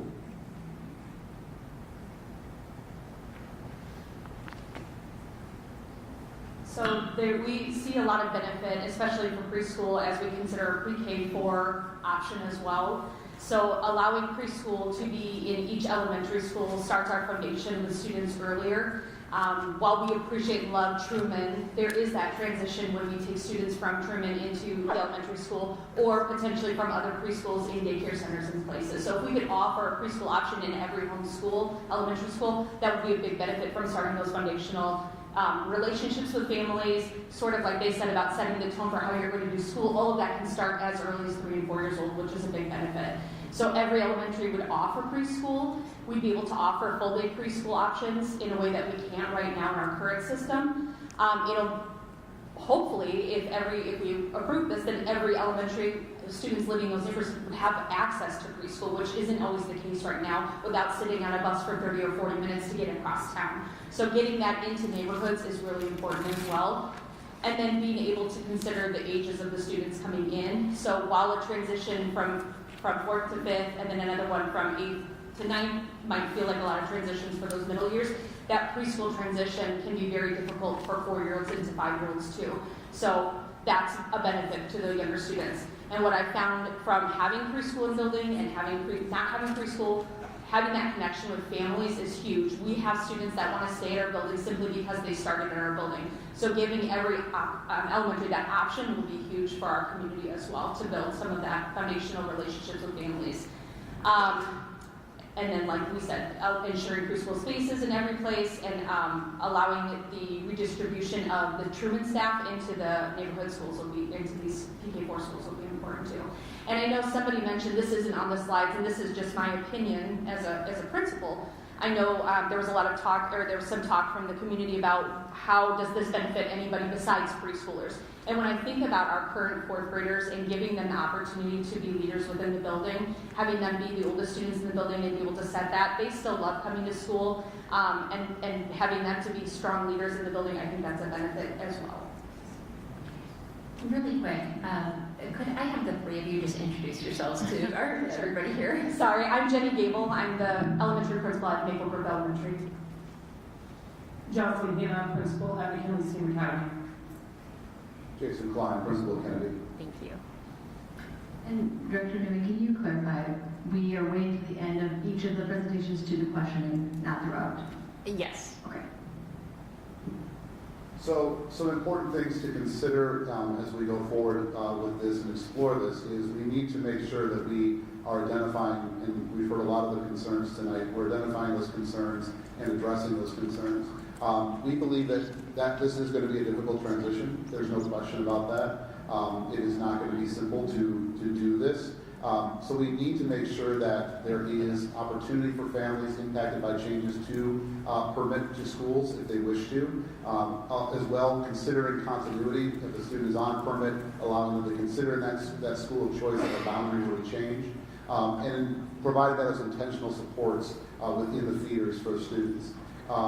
We think that it's very important that the board focuses on making sure that arts and athletics in those intermediate schools are a key part of this because we see this as a major draw for our schools. The survey data show that arts and sports were 2 of the top reasons that parents chose our school district, and we want to keep it that way. Additional behavior supports in our pre-K4 buildings, especially if they are larger, and making sure that our teachers have time to team appropriately and be prepared. And then the communication part of this is extraordinarily important, making sure that we lay out very clear timelines, providing every family clear understanding of the school path for their particular address is very, very key. Next, we're going to talk about how to understand how we got to this point and looking at the individual school buildings. And so Chad is going to help us with that. We're changing to a different outcome, so I don't know, did you want to do questions on that first outcome, or how do you want to? After you. Okay, sounds good. So the next outcome that we wanted to consider was understanding the process for determining the viability of school buildings. How do we go about getting to the list that we have shared with the community? So the first thing we did is we wanted to create a goal that would help with sustainability and making sure that we have a footprint in our district that is going to allow us to maximize our resources for our students. And we understand that capacity is one of the key indicators of that for our buildings. And we understand that we want to try to go towards a goal of 1,400 students within each of our high schools, which is about 350 kids per grade level, which allows us to have 700 at the 7-8 and 700 at the 5-6, and 500 at the PK4 buildings. So that was our goal in trying to figure out what buildings would be viable to be able to hold that many students within those buildings. So the survey also guides our work, and the survey asked that question to those that took that survey. And you can kind of see that location, the geographic location of schools, was about 58% of the people said that was important to them. Student count or capacities, enrollment balance, again, was important, and the physical condition of the buildings was also important as well. So those kind of rose to the top when we sent out our survey and asked people to weigh in on that. So the guiding parameter that we came to, our true North Star, was that we tried to accomplish a true feeder system with all of the options that we take a look at. A true feeder system allowing us to really have the benefits that our previous speakers have talked about tonight. Determining the viability of the buildings within our current inventory, we had to first look at capacity, and then we had to look at physical condition, and then the cost savings. And those things started to allow us to take a look at what our buildings would rise to the top or the list of buildings. Next slide. All right, and then after that, once we start to get into the building the attendance zones, then we're starting to look at location of the buildings, enrollment balance. Can we try to balance enrollment across our different boundaries? The high school boundaries would play into that as well, and the academic needs of our students. And I think that was kind of brought out at our last meeting, academic needs being all those different opportunities for enrichment and special populations within our buildings.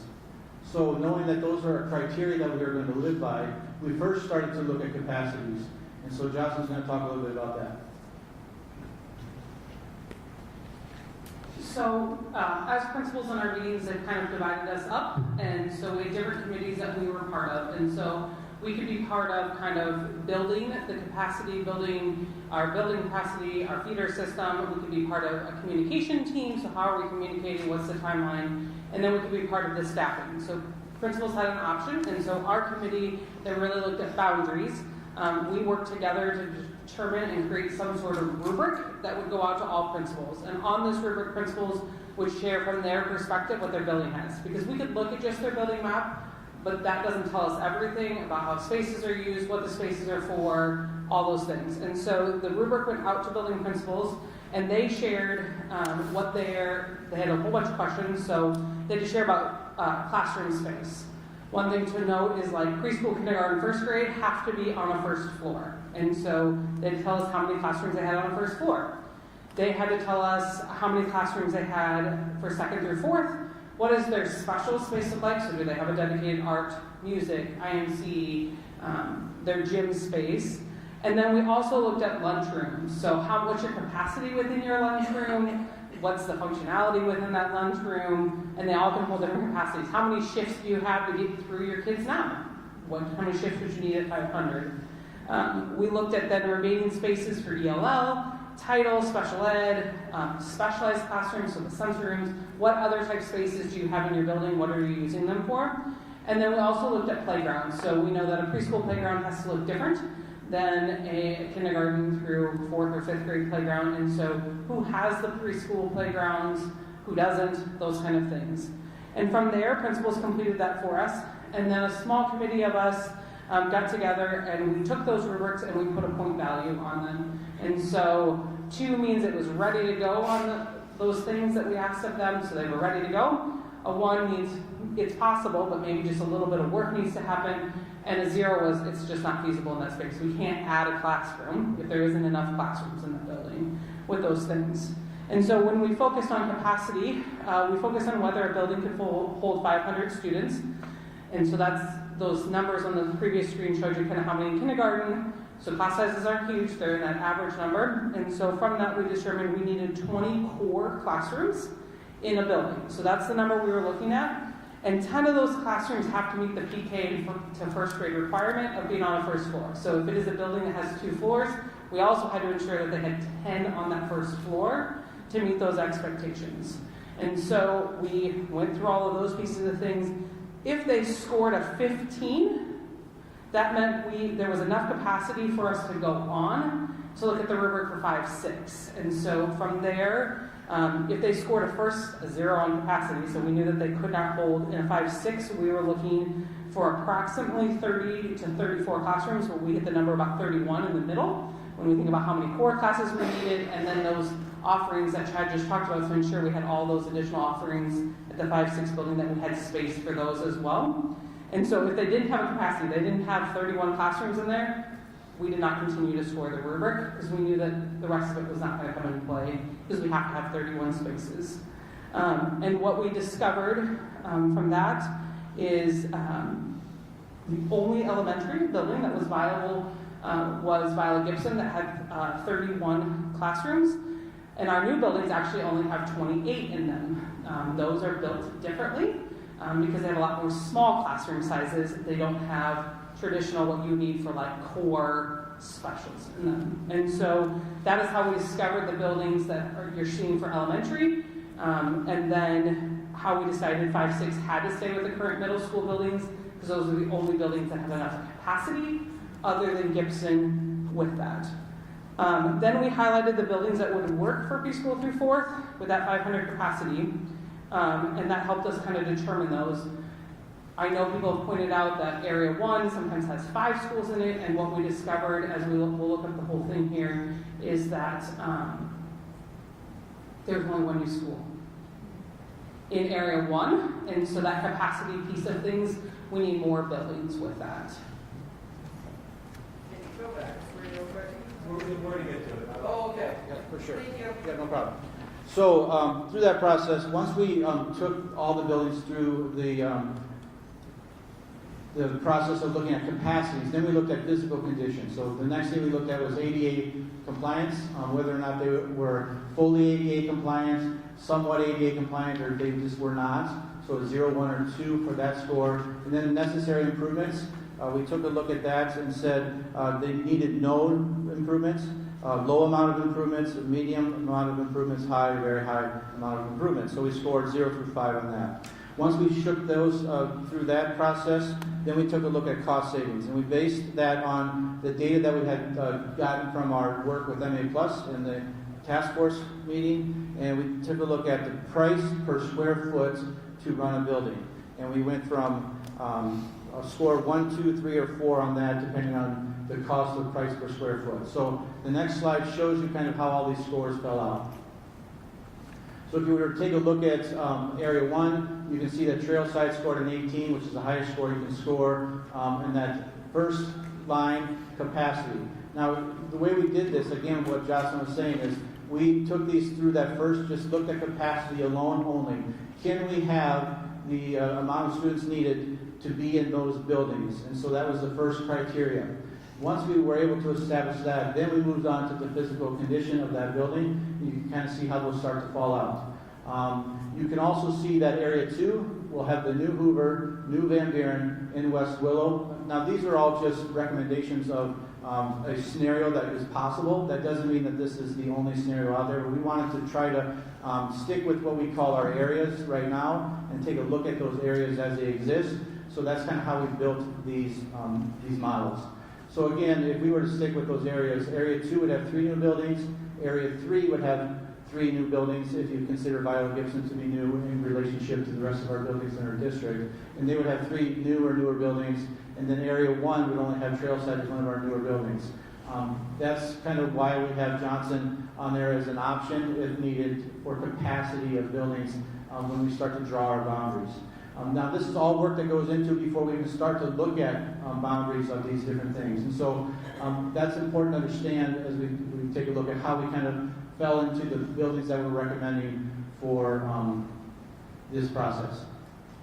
What do you notice or wonder about this? This is your chance to ask questions on this or just kind of make some comments. So, for the board, Okay, we're going to start at this end, and so Laura, I'm going to give you the first opportunity to ask questions. We'll come back if you don't have it ready. I don't have questions right Okay, Cindy, do you want to take the next one?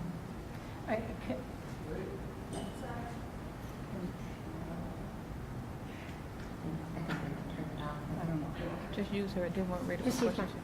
Right now. Can you review for me just real quick, the buildings that have a physical condition of 0, was that ADA compliant, or what was that? So that would be, like, right would be that they're not ADA compliant, they have stairs that, they do not have an elevator, and it also means that they are high on the needs for improvements to that building. Okay, so it's ADA and needs for improvement. Yep. Okay, thank you. We'll come back to me. Scott? Not right now. Not right now. Ashley, not right now. Dr. Byers, Director Byers. So, thank you for all this information, and I'm trying to just take all of this. So, the first thing that comes to mind is, taking this model and these numbers, and then balancing that with who are the kids in the schools, and when we take school away, what does that look like for the neighborhood, for the students? Those are the things that I think we hear about tonight. So it's hard to just take the numbers without taking into account, going back to Johnson, taking that out of a neighborhood, what that does to that entire neighborhood, and when we even think about the way we develop our city, what those long-term repercussions might be. So just kind of that's where my head is, and that can go in a lot of directions. So I know that there's a lot to consider, but I just want to bring that to the forefront. Because those are looped in, can we get like an ADA accessibility breakdown, like which ones are actually not accessible?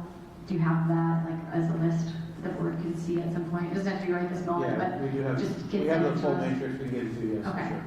And then I had a note, we can go back, I'll mention one more thing, but thinking about preschool, so let's start there. We did have some schools who rolled out preschool last year, so we have an idea of kind of how that rollout went. That's my concern, is just we can say, hey, that's great, we got a playground, but there's a lot of factors. So what does that rollout actually look like? I want to make sure that implementation, who's overseeing those teams, to make sure that that's going to go smoothly. And how do we have the staff capacity to actually oversee that level of implementation in a year? So maybe you can talk a bit about that specifically around paint a picture of how that, major pulling pulling that into every building, what does that actually look like?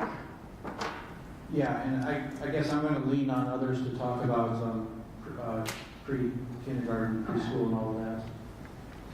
So I can just speak from my experience. So in preschool, right now in the current model, Monica and I both oversee preschool, right? I have preschool at Maple Grove. She oversees basically all of the preschool programming.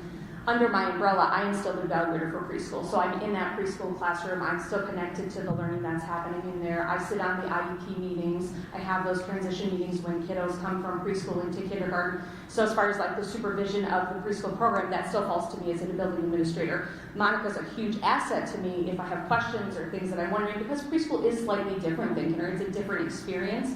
But we also have AK, and I see AK as being a sort of in between. So I still supervise that as a building administrator. So if I see this rolling into every elementary school, building administrators in those elementaries would oversee that programming.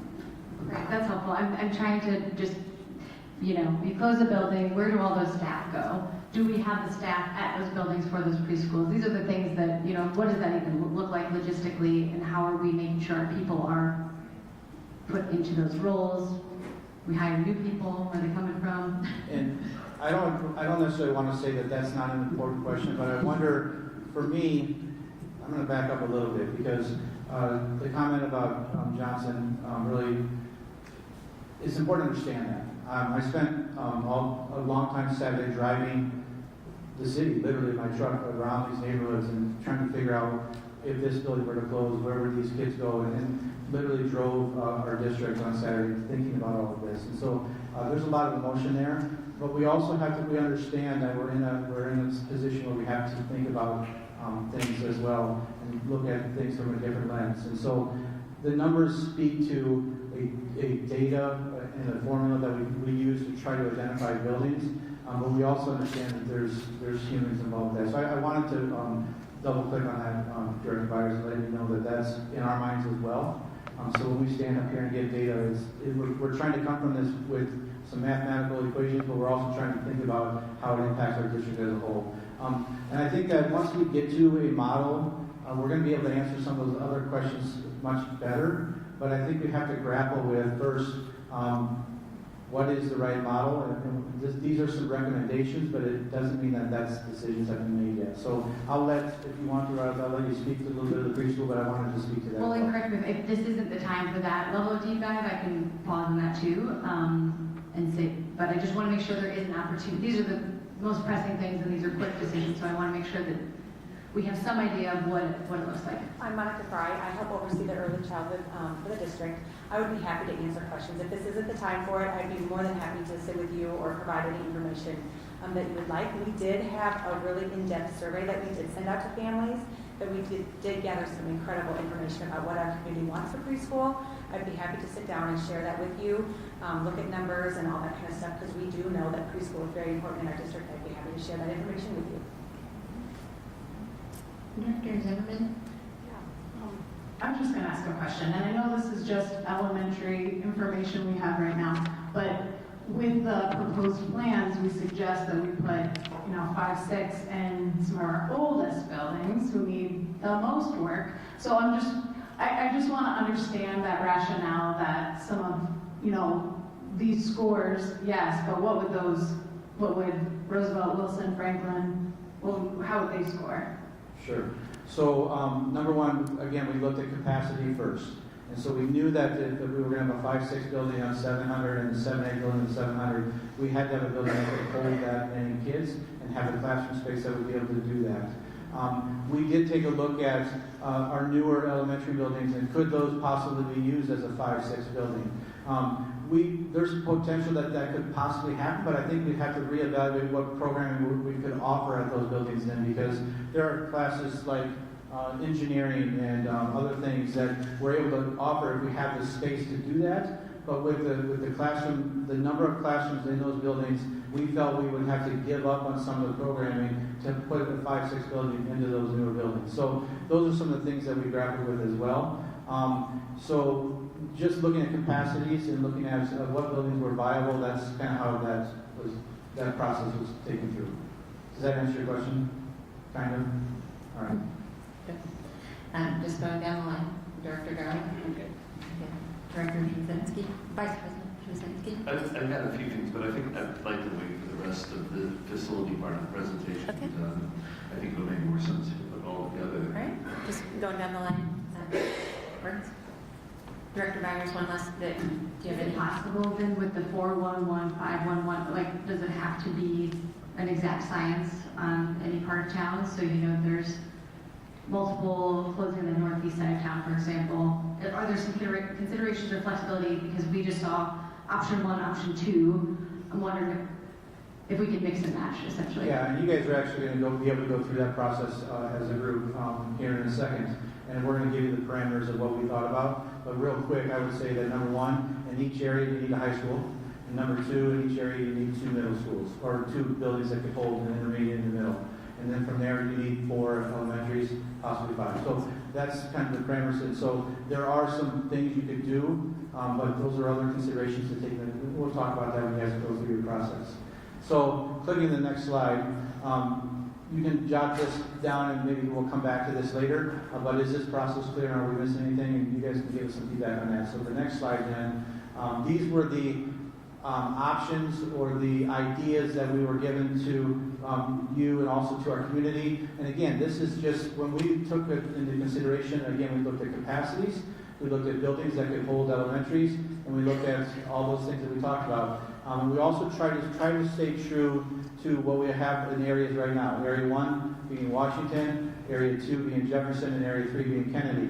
We tried to the least amount of disruption when we looked at this. But that does not mean we can't look at other things.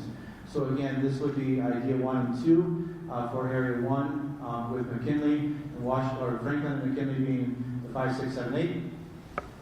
Area 2 is Area idea 1 was Wilson and Roosevelt as the 5, 6, 7, 8, and Wilson and Taft as the 5, 6, 7, 8.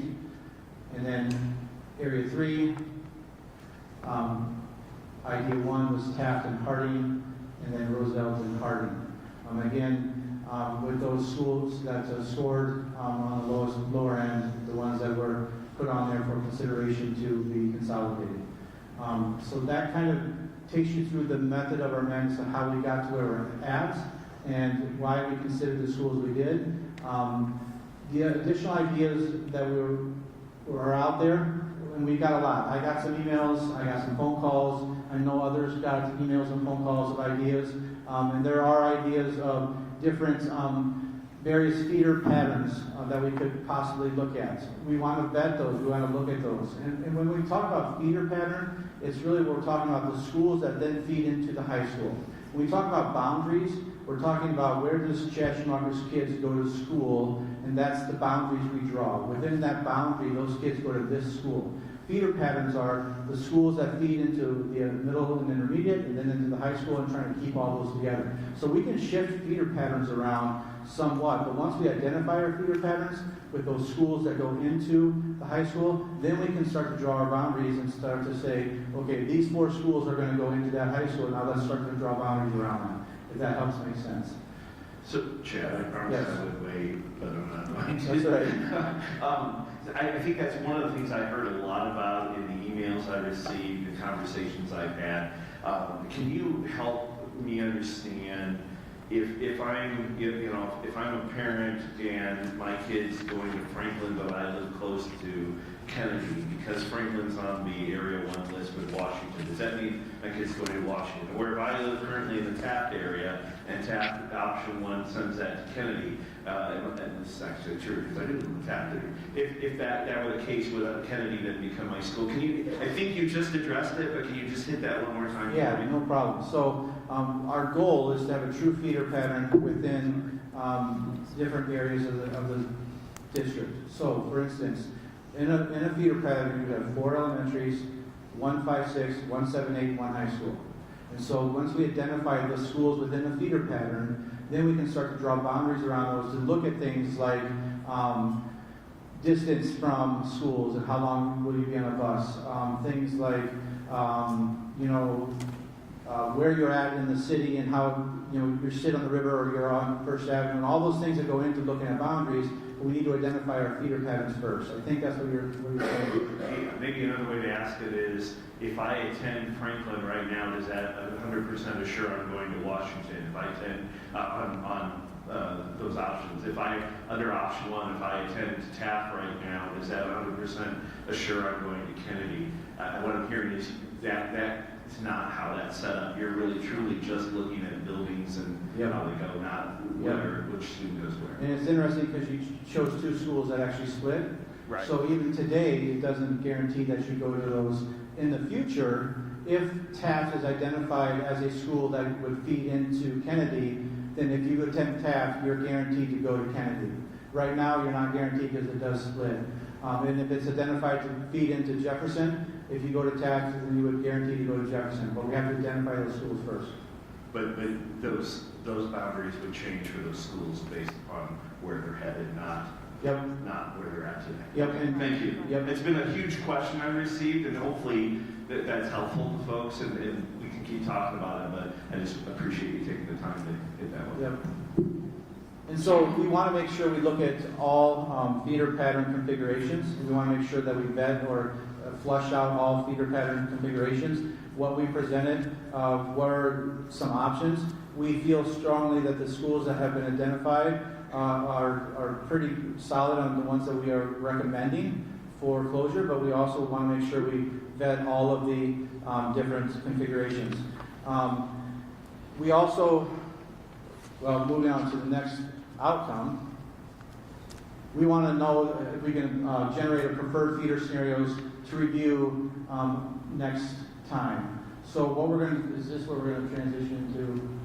And I think you're coming. Did you have a question? Yes, yeah. Yeah, okay, right now. Okay, so our next outcome is really around generating preferred feeder scenarios, and we have a lot of information for you to be able to unpack to help you. I've heard, we've seen scenario 1 or option 1 or idea 1 being presented, idea 2. There are many other ideas, and given all of this information that you have now around the scoring matrix, how that was completed, we want to give you the opportunity to wrestle with some of those things. Because we also have additional consolidation criteria that we receive feedback around in terms of geographic location and enrollment balance and high school boundaries.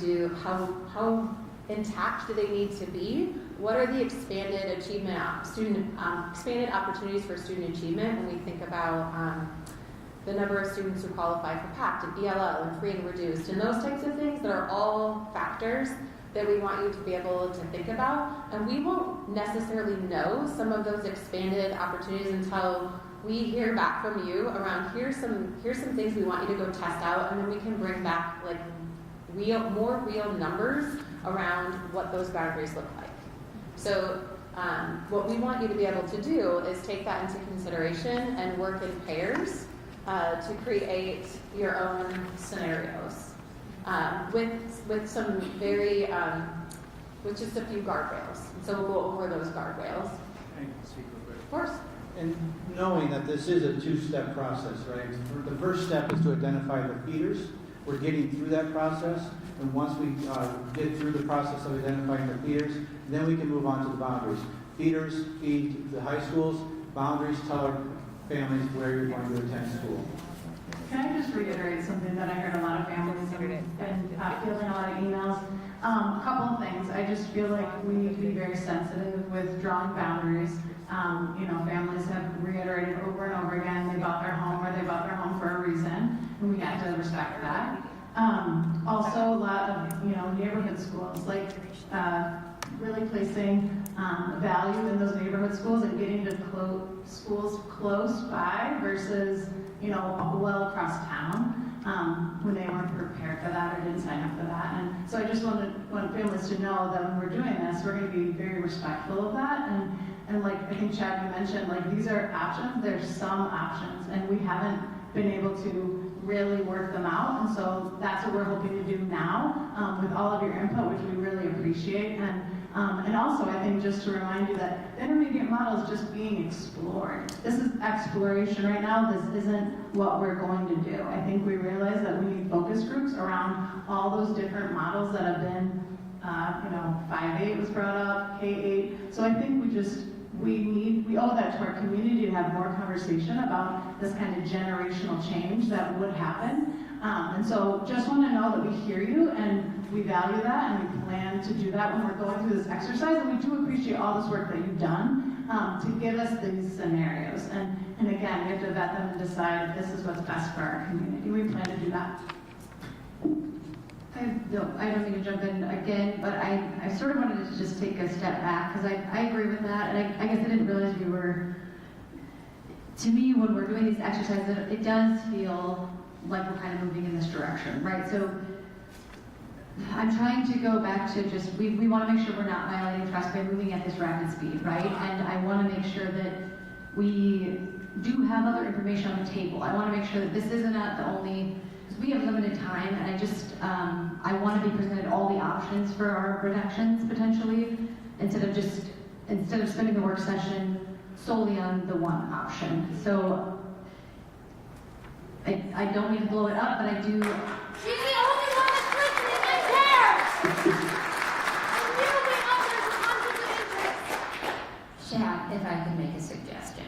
I know that you have an activity plan, but I think that the board is interested in understanding what options look like. I mean, there's a lot of, I don't know if the word is creative, but I know that you've talked about a lot of different scenarios and we're trying to make something work. But, is there room for exploration of what different models, maybe even incorporating the intermediate model, but what it might look like and timelining that out over time versus trying to necessarily shoehorn it into this model right at this moment?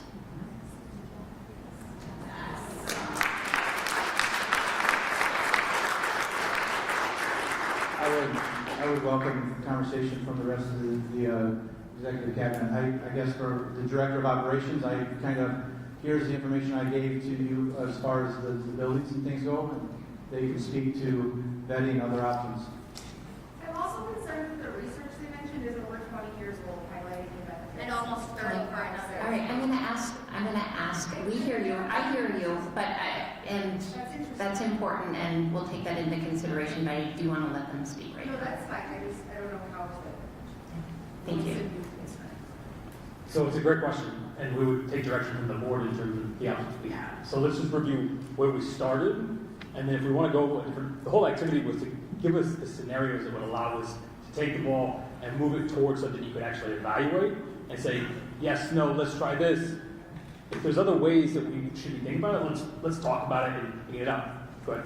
I think we want to, before we consider any cuts at the school level, we want to hear all of our other options. I think that's what we prefer. Oh, let me, okay.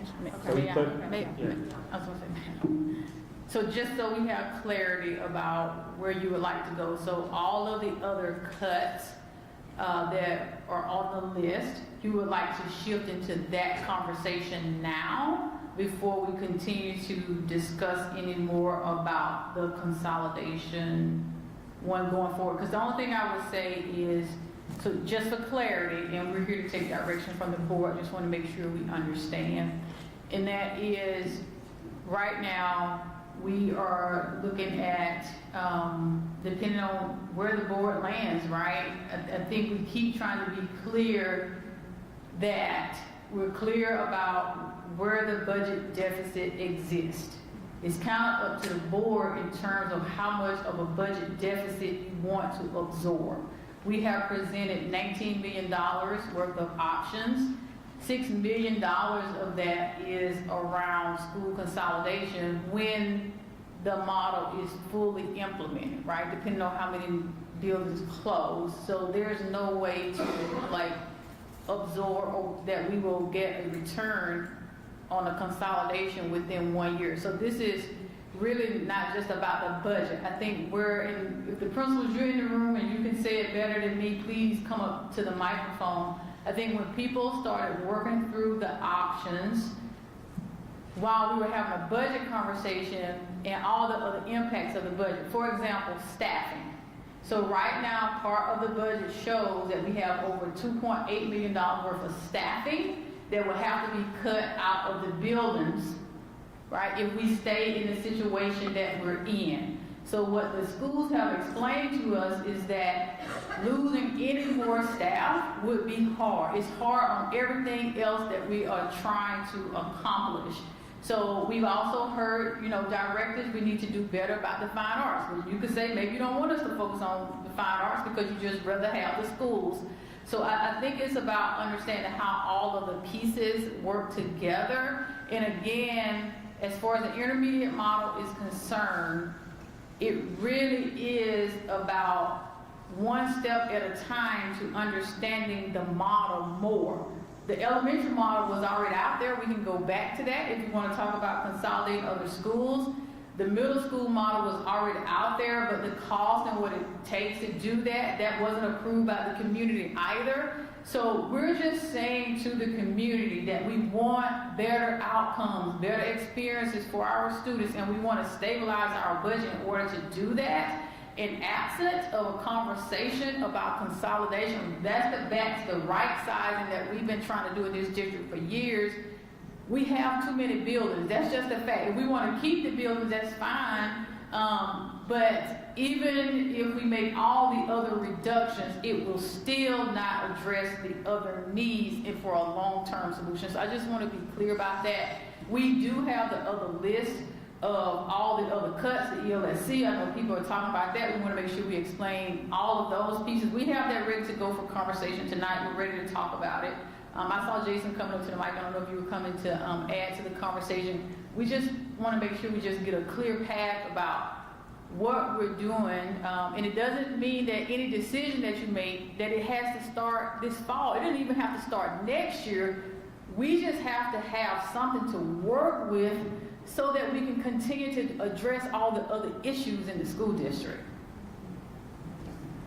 I certainly don't think I can say it better than that, but I just add that when this process started with the principals, the last thing any of us want to do is close our own buildings down. Like, that's not something that any principal wants to do. But we also recognize that if we don't make changes to the inventory of the buildings that we have, then we are spending money on things that don't actually help our kids, and we become less and less competitive with the other districts, with the private schools, with the charters, if we're not able to fund those things. And so if we look at that list of the 19 million, and one of those things is not getting teachers raises. Well, our teachers are already not competitive in terms of salaries in many respects, especially starting teachers. And so if we're not giving raises, we are losing teachers to other districts. We're losing teachers to other institutions. So from the principal perspective, we realize that this is extraordinarily hard. None of us want to make this decision, but given the situation that we're in, I think Dr. Grover put it very well, like we're going to spend the money one way or the other, and we got to figure out how we can best spend it on the kids. And so that's where that really came from initially with the principals. Hey, go ahead. So I just have a thought. So, we're up here as a board and we represent, students and student achievement. And so I think one of the lenses that maybe we could try to refocus on or just get some more clarity around is just how are these specific things going to advance student achievement? When you put things on the table, right, is by closing a building, what do we gain? And I think that we're doing a decent job of showing that, but I think that there's a way that we could do better. And so it really is a question of what are we going to give up to gain? What are we going to gain if we lose? And I just think that there might be a way, I'm not sure yet, but to get that communication, that clarification out for all of us. I mean, yes, we all want to save our schools. We want the local community, and what is in the best interest of the community at large, and how do we all come together to try something different? Garla? Yeah, I think it comes down to the point, and I think we're saying it in many different ways. We have a choice to make. We are in a budget situation that we need to address. So the question is, where do we put our money? Do we put it in brick and mortar? Do we put it in staff? And I would always vote for the people, for the staff, because we know that the teacher in the front of the classroom or in the classroom is the most important influencer of learning. It's going to hurt to have to close some buildings, but they're buildings, they're brick and mortar. We need to keep our staff. We need to keep highly qualified staff. And that's like, at the end of the day, if we want to give our staff a raise, that's $4.8 million. If we want the staffing to remain at the level it's at right now, that's $2.8 million. So there's over $7 million that we would be investing in our staff. And I don't know if we need to survey that again, but it would seem to me that keeping our highly qualified staff should be at the top of our priority list. I think that's true. I don't have any disagreement with that at all, Director Garlock. I think you said it very well. I mean, again, I've had 50 plus emails. I appreciate all the people in the room, the time you've spent here tonight. I think, and I've heard a lot of people recognize the challenge we're in. What I'm hearing is there's concern about the speed at which we're making a generational change for our district. And that's tough. And Jason, I really appreciate what you said too in bringing that home. And that's, it shows the situation we're in right now. I'll be honest, I'm not ready to do the exercise tonight. I don't think I'm there. Somebody said show the work. And I think we can do that. I think we've got some of that stuff out there. We don't have maybe all of it, and we do need to get it out there. But we need to give time. There's been huge value in the last 20 minutes or whatever it's been in what I've learned. Because again, as it was pointed out, I think I actually got my update on what it looked like about the same time I got my parent email about it. And so we literally have been working on this for a couple of days. And what I learned tonight and the information information I gained is hugely valuable, but we need to do that in the community as well. And so there was a little disparity in what I think we've said so far about timelines and stuff like that, and waiting a year and that sort of thing. So I think we need to spend time kind of discussing that and where we want to go on that. I mean, I would argue we have to make a decision sooner rather than later. That's what I continue to hear here, because first of all, we put staff in limbo. We've put our parents and our families in limbo, and so we can. I'm not real comfortable waiting too long and with a bunch of challenges. While I don't want to treat it as an emergency that has to happen right away, I also don't want people waiting on that, because there's a lot of impact to individuals and families there. At the same time, I'm a huge fan of saying, once we know what we want, let's get it right. Let's put our teachers on it. Let's put our PTOs on it. Let's put our folks in the buildings on it and get this thing done right. And so I'm a strong supporter of waiting until the fall 2027 to roll it out, understanding that's what then drives some of these other impacts that we have in that discussion. I'm also interested, in what our, I hate spend and reserve, but what is the ability to do that? And those are the things I feel like we need to figure out. I'll be honest, I'm interested in understanding. People have brought up a K-8. I'm not sure how that even works in a lot of our buildings, especially since we're struggling, but let's know that it's rolled out. I've heard a lot about a 5-8 model. In my head, I'm trying to figure out how that works too, because there's only so many band rooms, there's only so many gyms, there's only and so I think the work is there, right? We just need to do the communication on that, and I'd like to do that before I do it. I mean, I got ideas about Viola Gibson. I mean, I will point out the biggest thing I've noticed is we don't have a middle school for Kennedy right now, and that is making all of this harder right now. And I think it's something we'll have to come back and have a conversation about in the future. That's not tonight. But there's a lot of stuff, and I have questions, so I've pontificated plenty there. I imagine, I'm sure some of you guys have seen the meme where it's like the guy, I think it's from Always Sunny in Philadelphia, where he's in front of the chart and the strings are all over and there's a cigarette hanging out of his mouth. That's kind of where I picture Chad working on this on any given day. I think we need to get to that level too, where we are exploring those, where we are moving things around, and where we are trying to find the best scenario in conjunction with our public. So I appreciate the work that went in to create the exercise for the feeder school. We get the need for the feeder school. We have to figure out how we can do that with the least amount of disruption for our families and students, keeping our staff. And I know in a way I'm saying have our cake and eat it too.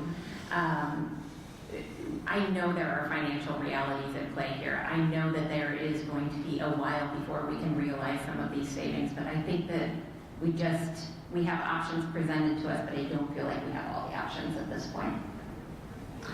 I'm just wondering, Jillian or Chad, could we do that activity as homework? Would it work as homework if you gave us some direction? No, because that's committing to a decision. We would really rather not, please. No, that's just committing to a decision. We all feel very strongly that you guys are promising us you're going to think about it, and then saying, just kidding, we're going to go home and do it. I apologize for being vocal, but Okay, that's fine. I understand that concern. I think what Director Garlock might be saying is this something that we can at least spend some time looking at the maps as individuals and understand them. We do have some maps here. I heard loud and clear the problems with finding data on our website, and I'm sure that our communications team is working very hard to build a new website for you right now, but the one we have is not good. I hear you. But we need to get some of this data in a place where you can find it and you can go through it too. We want you to have access to these maps where you can be looking at those as well. And then I think what we need to do is do this in more of a focus group scenario rather than trying to, I don't know, almost performatively try to go over to the corner and try to figure it out as a group. I think we understand the need for feeder schools. There's no doubt in my mind that feeder schools are important, and I really like the idea of keeping these kids together as cohorts from 5th all the way through 12th grade, because the social transition is the hardest. I'm not saying the other transitions are not, but the social transition, having watched my daughters go through it, it's brutal. It's really brutal. There are a lot of good things to take away from this, but I don't think we are there yet. How is there a feeder with pathways? There's nothing Just because I don't want to create something that we can't answer every question. I do understand that with pathways and feeders. I assume that you mean like if kids opt into a school that's not their home school. It was presented as you can pick because you were supposed to pick your path. I can answer the question because I had it on my list of questions. I think one of the things we need to be looking at is just how, first of all, there's some conversations that need to happen on pathways, right? I asked about that, and I know it's coming, but yeah, I mean, part of the model was if you didn't have the program at your school that your kid was most interested in, you'd open enroll to that. And I think, I mean, I'm going to speak for myself. I don't know what's in here. I know that. But my hope would be that we continue to leave it as open as possible so that students are still able to make the decisions that they need, whether it's for pathways or for, to be able to get, brother or sister from school after school or whatever that need is. I mean, that's one of the things that I know is given flexibility, and I think I saw that maybe in the presentation that the goal would be to, and again, as part of thinking this through really deeply and making sure that there's still that space that if a kid wants to change their enrollment from, what would be their home school to another school, it would be available to them. So again, sorry. The question for the board then would be, we've all received a lot of emails, we've all received a lot of information, we've heard a lot of information here tonight. Would our next board meeting with our next work session be better off taking that time in that next week essentially to prepare our thoughts and come to the table and talk about more options? Is that a better way to spend that next work session? I mean, it's in public, but we're taking sort of this week to do some of our own homework individually and coming to the table with the input we've received. What do we think? I just want to take a temperature on that.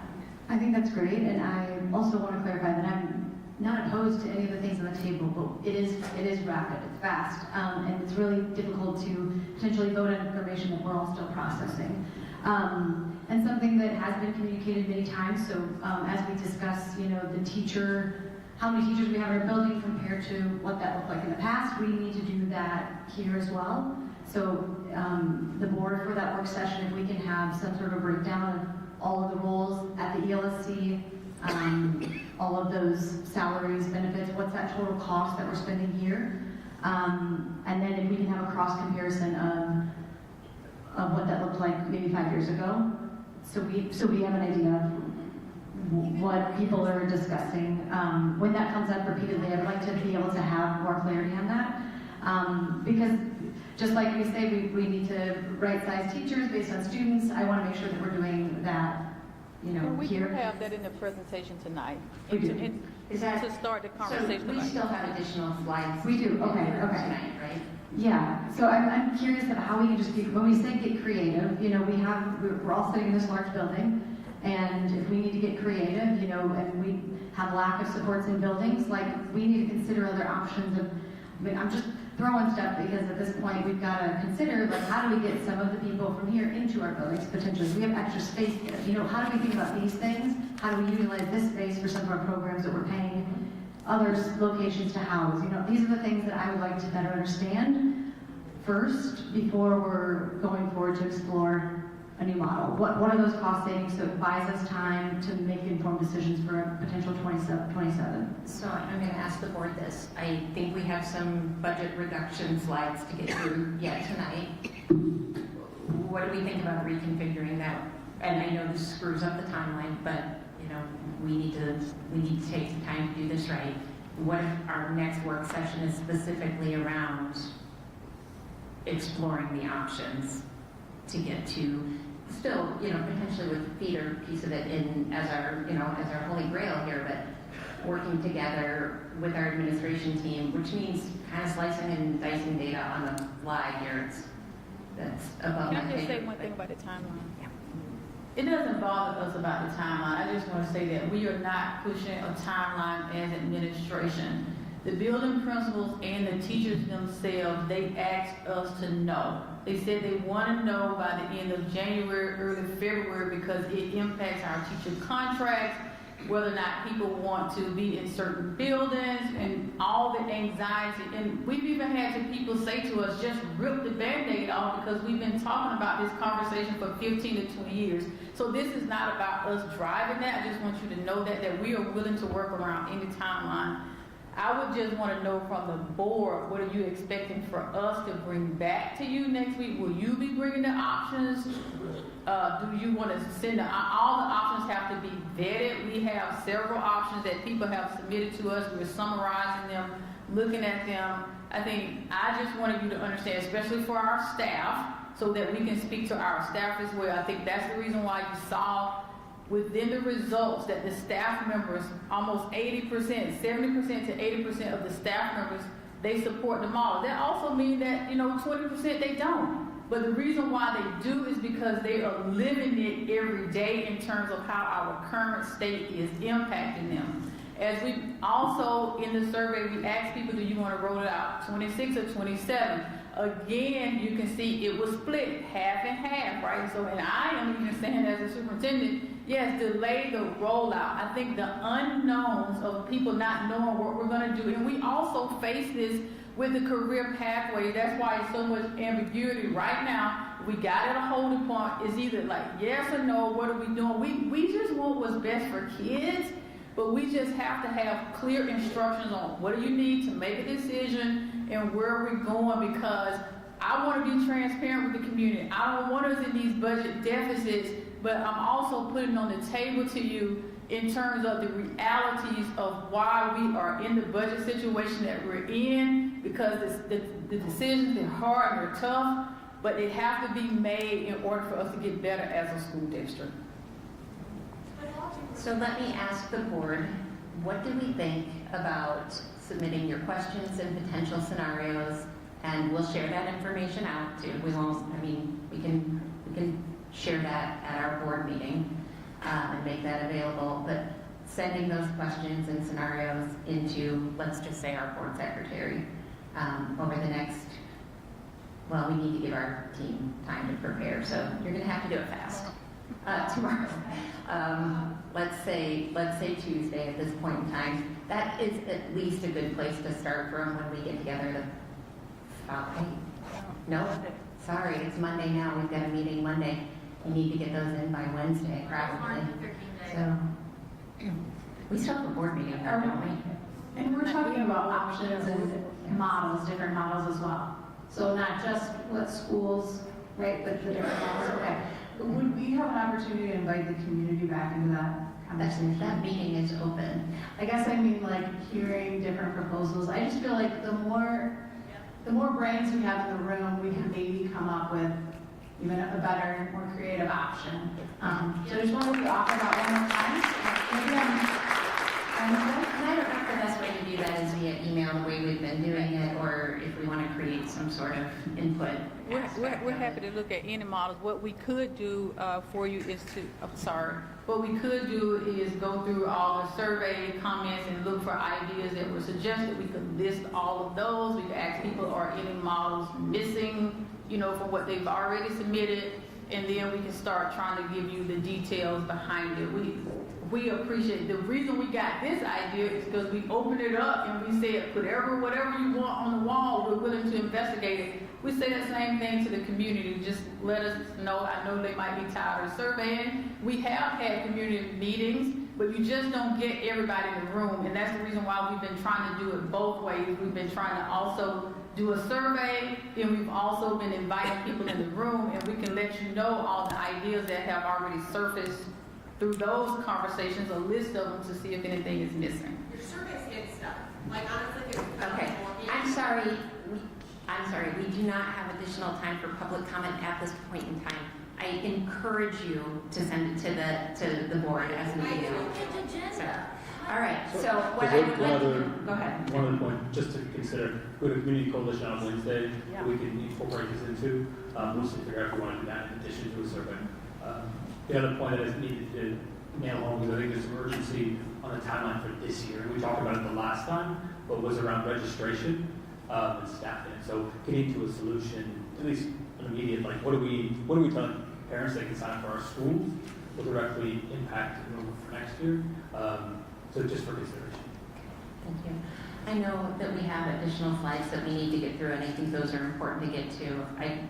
I'd like to, so I'm asking the board to do a lot of homework this week and get your questions in by Wednesday to Secretary Schulte.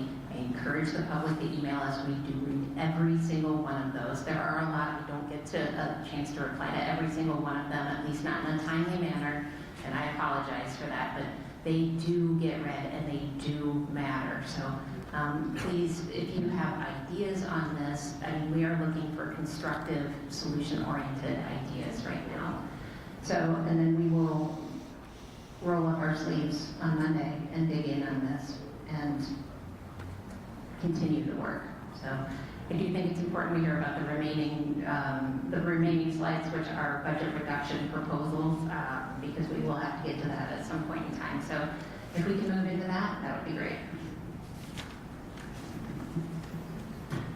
Can I just have a clarifying point about the urgency, because you mentioned it is possible for 2027, but there was a lot of urgency around closing the buildings initially, so I just want to make sure we all, as some new board members and myself, have an idea of what do those reserves look like, what are our options there? I think that's something that we'll have to ask the staff to provide for. We need to be very careful about reserves. Spending against reserves and spending money that is not a revenue stream and it's a one-time expense can be very misguided and indeed reckless, and is why we are in the situation we are right now. So if we do that, we just need to consider that it is a very short-term piece of it, and it shouldn't be the bulk of spending. And in no way do I think that's a sustainable model. I just want to have all the information so I know what that even looks like for our district and what our options are.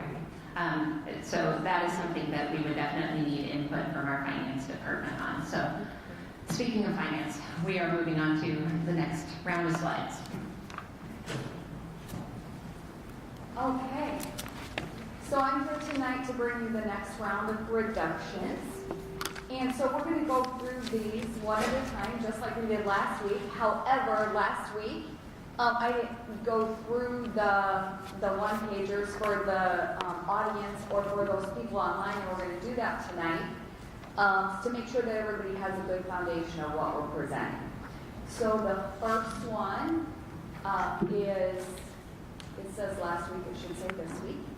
The first one on your right-hand side is City View.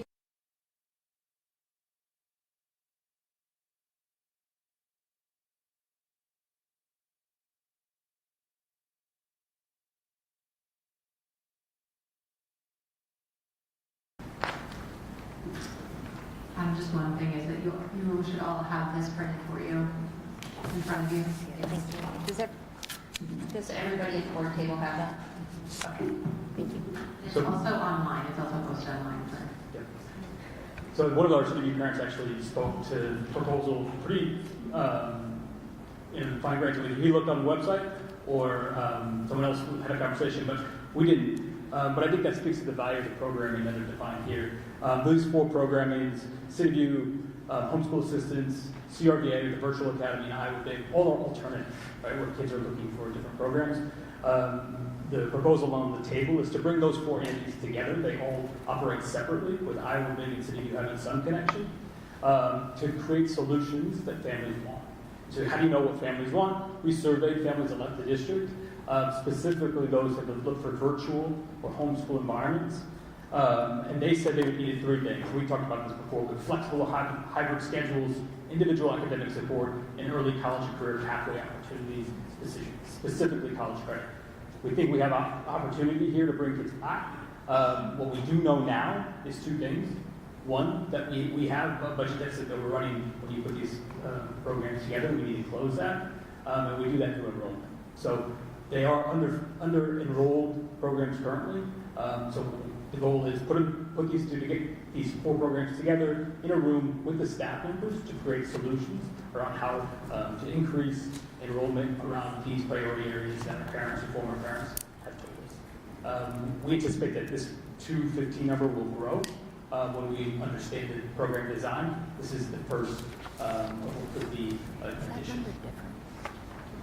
I'll stop there. So when you're saying consolidation, you mean the building or the space that they're at, they would be together, and you're saying they would share staff? So I think the building is a question that we want to explore. Each program has different needs. Homeschool families, and Jeannie was here, homeschool families need something different than a potential high school student. City View had a great discussion of what they were looking for, and Kirkwood was specific. The question is, what can we do? I think we can find some efficiencies. I know we can find some efficiencies, and we'll bring that back later. But this would be the initial cuts that we found to really say we value these 4 programs and want to do right by them, and we think it's also an opportunity for enrollment going forward. I see the city views heavily funded through the grant. I assume that's the magnet school grant. Yep. That runs out eventually, so we do need to get to a sustainable model over time. But the building itself, and just for clarity, we started at City View and missed some of the things you could do after school at their home school, and so she's back at Jefferson. But the building itself, we're renting space from Kirkwood right now, because I think some people still think we're at, I've heard this a couple times, so I just want to make sure that we're still the Metro Economic Alliance, but we're not. Correct. Iowa Big is out of the upstairs of the Economic Alliance. City View is at Kirkwood. Okay, thank you. Is there space that in our current inventory that we could house them instead? I know some people have offered even like the LSC being used for those student groups rather than paying rent. Yes, there is space. I think the question is, what are you giving up with the move? And we just want to consider that more to value the program they have. I just want to say one thing on that. May I please? Sorry. When we went to speak with the city parents, still the decision is yours. I just want to state it, that many of the students who attend City View, they just did not want to be in a larger high school environment, so we would just have to think about our other spaces that would be small enough feel for them as we're looking at it. And initially, City View came with, centering downtown with internships and that whole model, and then we just moved out to Kirkwood, which sounds like there's a lot of support for what's currently going on. I'm just trying to understand also with the homeschool assistance program then going down one, I think of, there's a Marion homeschool location, for example. Is there value in having like a central space for that? Is that program growing? Do we have more context on that specifically?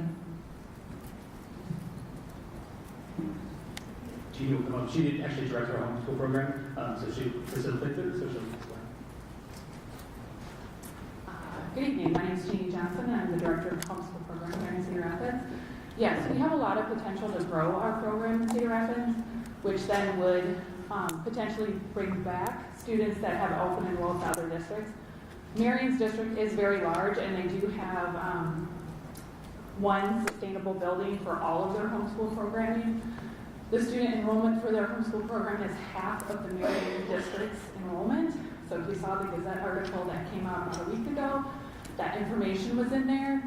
The other big piece for me, I've been in this role for 5 years, and we've continued to downsize it. And because of enrollment, because of that $1.4 million that we're paying out for open enrollment, but that's because we're not offering as much as we used to in our programming for students who are homeschooled. We're not offering those enrichment classes, the same amount of enrichment classes. We're not offering community partnerships like we did. So becoming part of the City View umbrella, I think, has a lot of potential for our students to grow and continue to stay homeschooled for the reasons their parents have that choice. That's the biggest piece of homeschool, is continuing to allow parents to have choice. That's why I asked, because we're in a time where that is huge, and we need to consider that. We can't ignore that. And half of Marion District. We're trending in that direction. That's not what I wish for my students, but choice, right? And so we just have to consider, with the uptick in homeschooling across the U.S., and if our program's dwindling, is that in the best interest of our community? So thank you for speaking to that. You're welcome.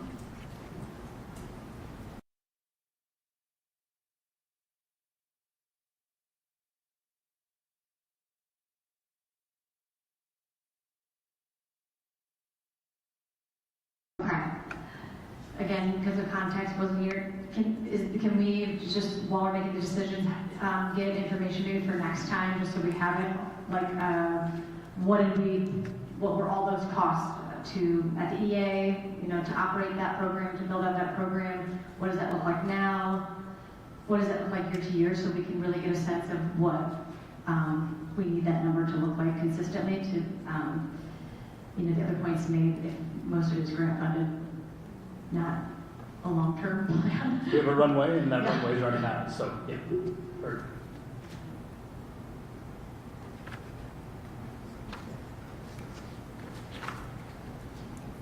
Okay, we'll go to the next.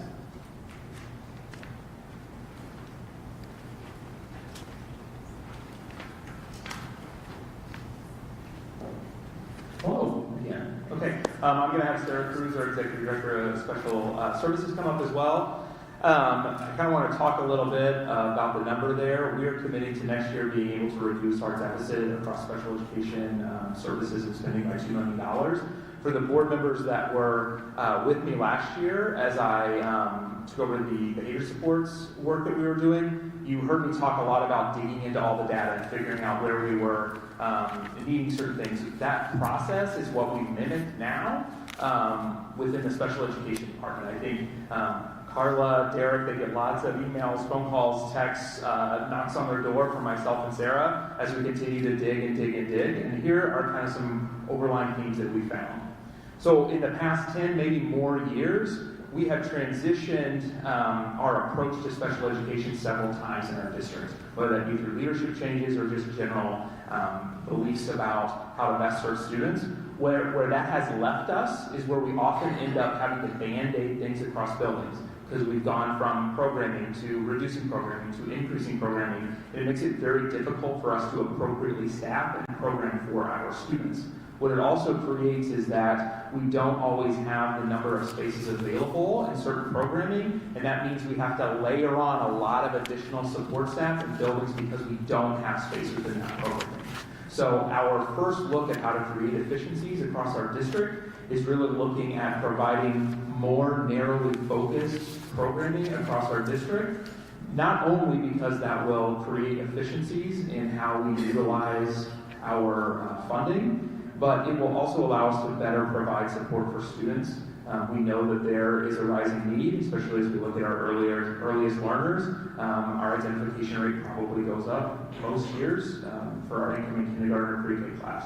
We know that we have to offer services to meet their needs. We're a little bit behind on providing all the programming we need because we flip-flopped, frankly, several times over the past 10 years.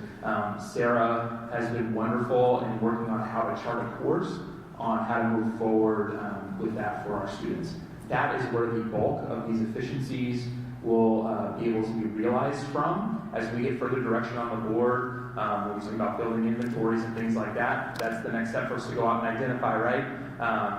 In a few years down the road, what are going to be the buildings in our inventory? Working with Chad and the operations group on finding out where we can place those things. That's the work we're doing now, but we started working through how we can appropriately staff those programs and identify efficiencies.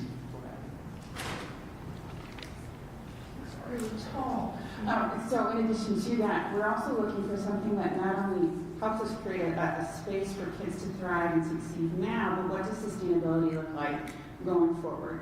What does it look like to be good stewards of our resources, and what are we using as markers to track that progress? And so as part of this work, we're shifting from being potentially more reactionary to more proactive. What does it look like for us to use data-informed decision-making, something that we barely very heavily on in the world of special education as it pertains to our IEP. So how are we modeling that with our resource allocation? So very much our intent in this proposal here this evening, as we seek to continue to be more transparent in not only our efforts, but our updates to you all as well as needs arise. What questions or clarifying points do you all have?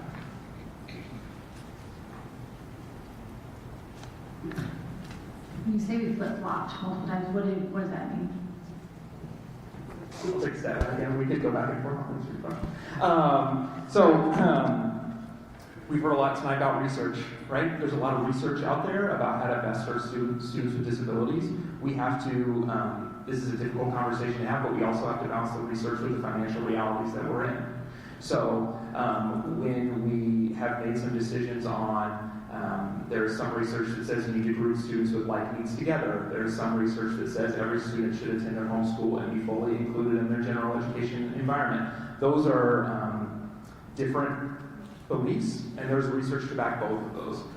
We have gone back and forth between those two approaches, and where it has left us is we're doing either one very well, and we're also band-aiding in both of those to address that. The current reality when it comes to the needs of our students and the growing needs of our students, as well as our financial realities with the funding we're able to get for special education, we have to look towards narrowing our focus on programming to meet the needs of students and do it within our budget. You mean narrow our focus by like cutting some out and just focusing on one like community partner? I guess what do you mean by narrowing our focus? Like the specific needs of the students or? Okay. Sorry, community partner?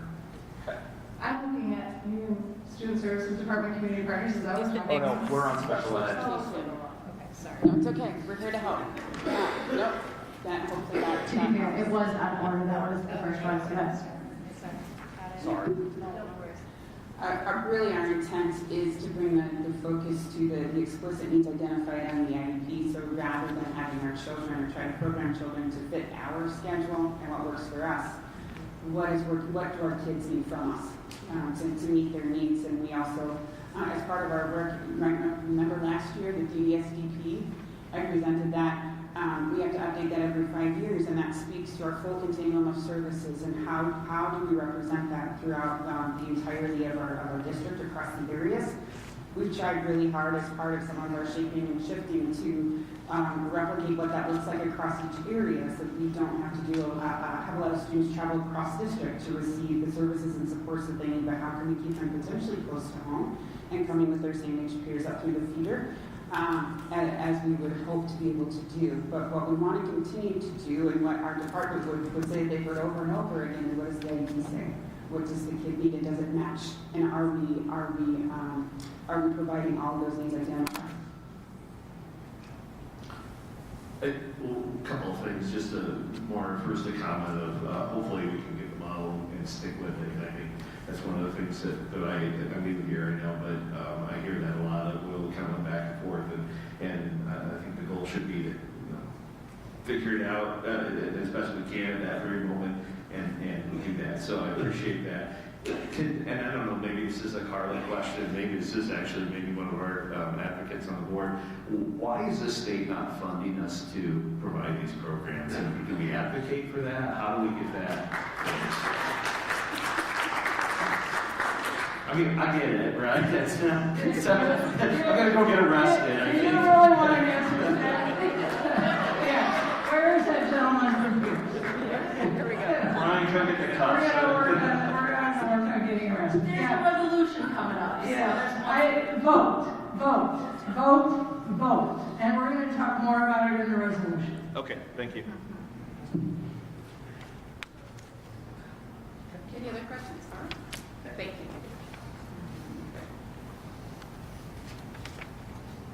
Okay, so we did skip community partners. They're out of order in your packet compared to how they are on the screen. So we're going to now go to community partners and we'll talk about that.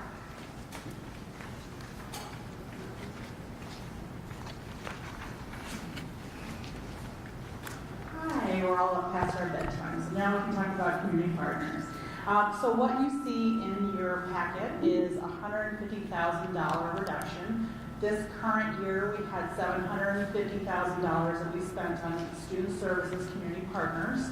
You can find those that we partnered with in your summary.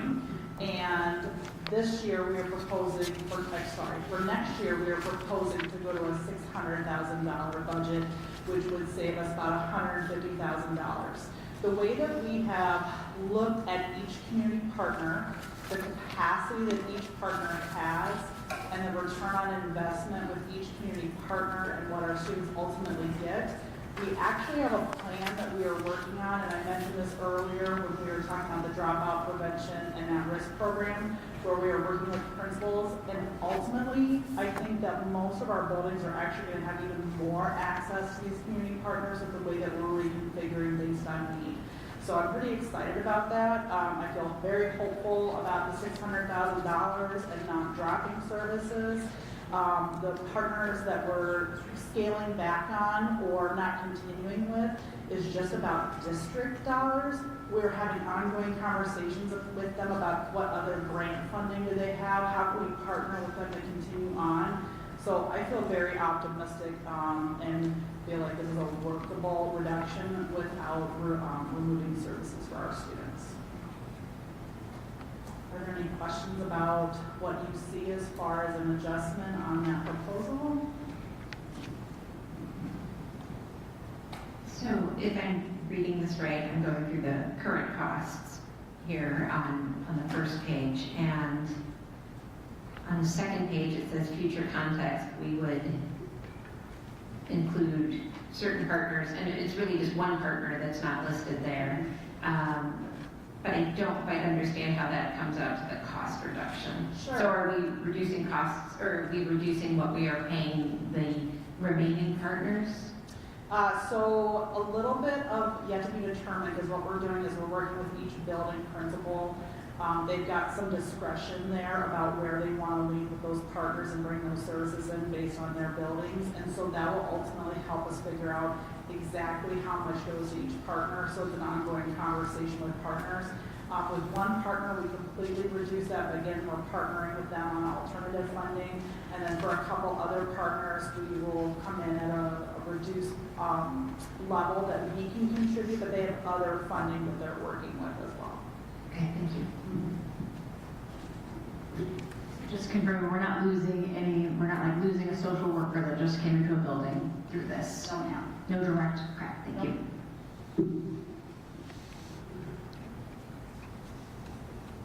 Just because I think it's always good to point out some of the good stuff that's happening. Several of us had a chance to go to Kids First and appreciated the training and the experience there. But what I also learned is that thanks to their fundraising, we are getting full-time support in not all of our schools. It's great to figure that out at some point, but a number of our schools, and we're paying significantly less for a well-trained individual to come in because of their fundraising efforts and their support. So I appreciate that. Yes, for sure. I feel like I need to speak to Tanager Place only because I was at Roosevelt and as a teacher, and the Tanager therapist was phenomenal and did so much good work with our students. I wasn't there during a Kids First Peace facilitator, but I heard amazing things about restorative practice, kind of cutting off escalations before they get awry. So just really good programming here that we don't want to lose for sure. Absolutely, and that was echoed by the principals in those listening sessions and in all the conversations that we're having.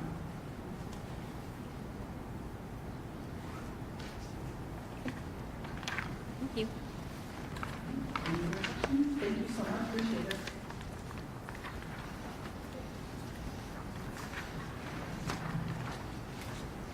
Okay, so next is software. And software reductions is $300,000. And primarily that's going to be through software audits and utilizations. Right now we spend almost $3 million a year on software. And moving forward, the IT department is going to establish a review process to ensure that all departments and schools understand the software that's being purchased. And we will have an SOP that everybody has to follow to purchase software in the district. And so the goal is to foster a collaborative partnership with the schools and departments to ensure that every software investment is fiscally responsible and educationally impactful.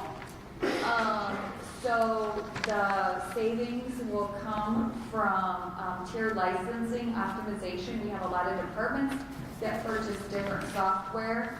You don't have a sheet on this, I don't think. Yeah, that's my fault. It was left off of when we PDF printed it, so we can get that added. We'll get it added, sorry.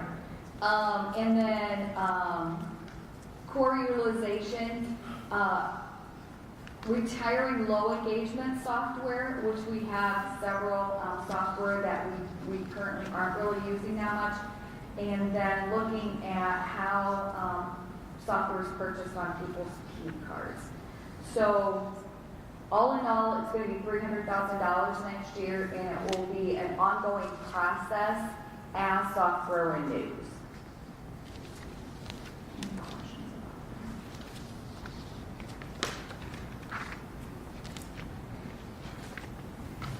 We'll get you the sheets.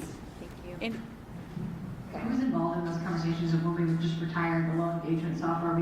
We offload something, Yeah. system changes and whatnot. How do we go through those processes? Yep, so the IT department will run those processes. Right now, they have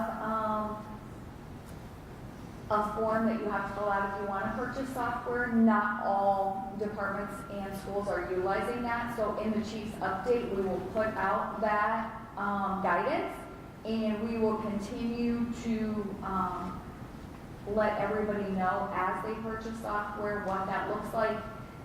Some software we're purchasing one-off licenses when we already have district-wide licenses and could add to those licenses cheaper than we can the one-offs. So a total look at all of our software. Okay. And next, we're going to have Nicole talk about curriculum purchases.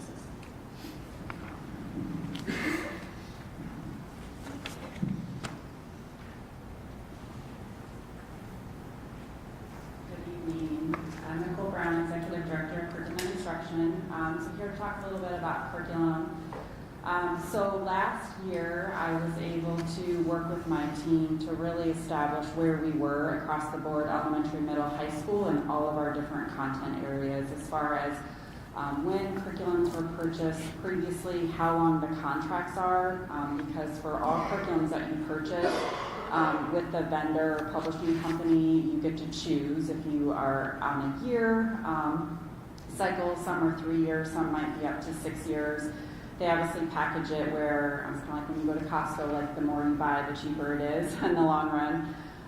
So we really just kind of, where are we as a district, and we're able to collect some really good data, and we put together a standard operating procedure for how we're going to review curriculum. We created a 7-year cycle, and so we really started digging in right away early this fall to the ones that we knew that we wanted to review. Things were going pretty well, or things were in motion, and then budget conversations started happening. And so we were at a place that we had the opportunity to pause and reflect and look at which ones might we be able to extend further, and were there any that the contract's running out at the end of this school year and we needed to be able to move forward with. So I have been able over my last couple of years here to have just kind of shy of $2 million to work with for curriculum, and that includes large scale. So many of you are on the board, some of you were not. A couple years ago when we purchased and adopted CKLA, that was a very large scale. Lots of teachers, lots of students were impacted, high price tag. Then we have that all the way down to a smaller population, like we might be looking at some special education curriculum that involves 17 teachers and 41 students.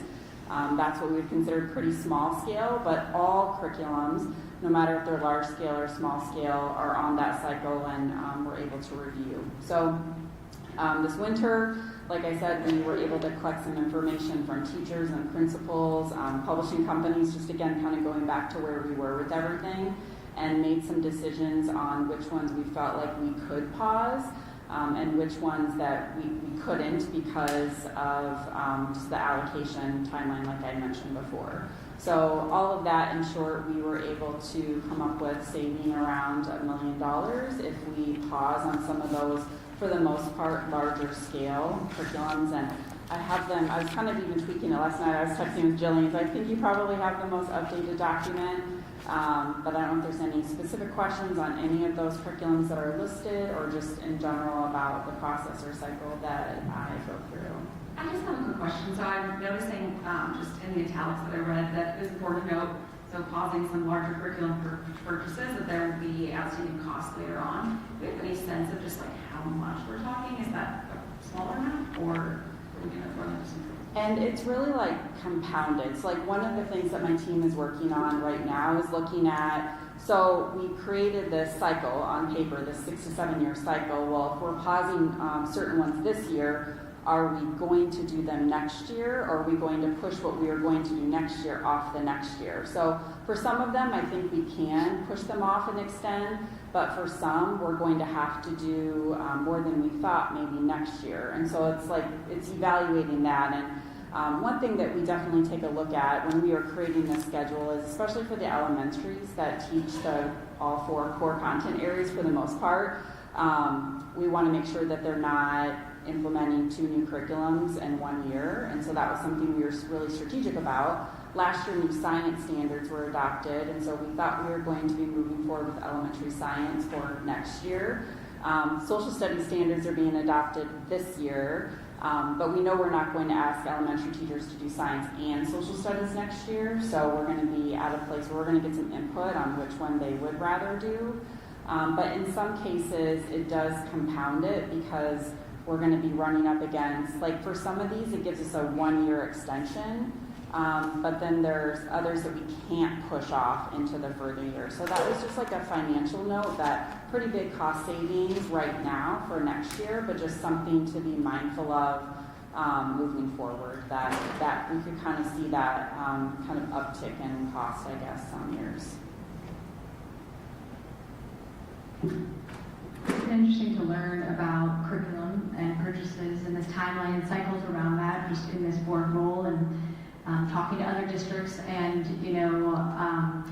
how it's real unfortunate when you have a district and piecemealing different curriculum together. Really, some of these initiatives were to get us on the same page. Science and reading, these things change. We have to be up to date on what we're teaching and how we're teaching. So understanding all of that and the level and time of the level of implementation, how much time that takes.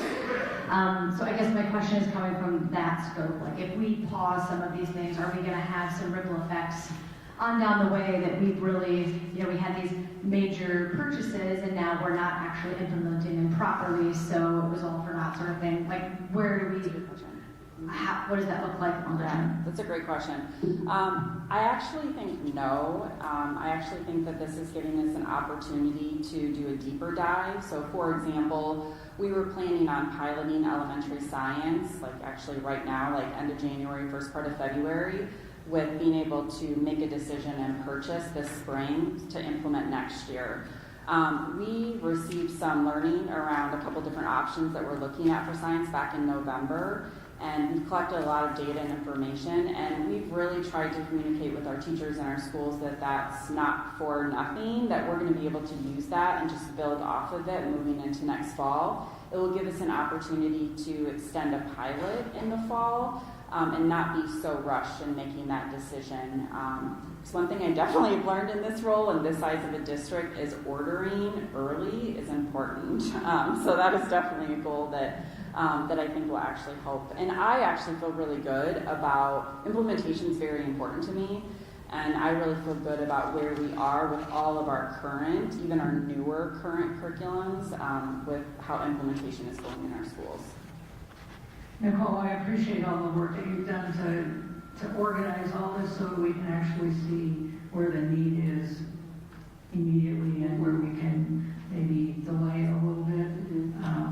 I will say, just from my experience, sometimes you get on a cycle and you get new curriculum because you're on a cycle. Yeah. And sometimes you don't really need that curriculum, but who's going to turn down right. new materials, you know. So I appreciate how much time you put into making sure that the need is there before we spend the money. Yeah.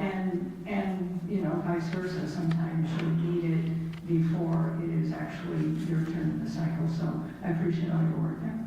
Yeah, a couple points to that. Thank you, Cindy.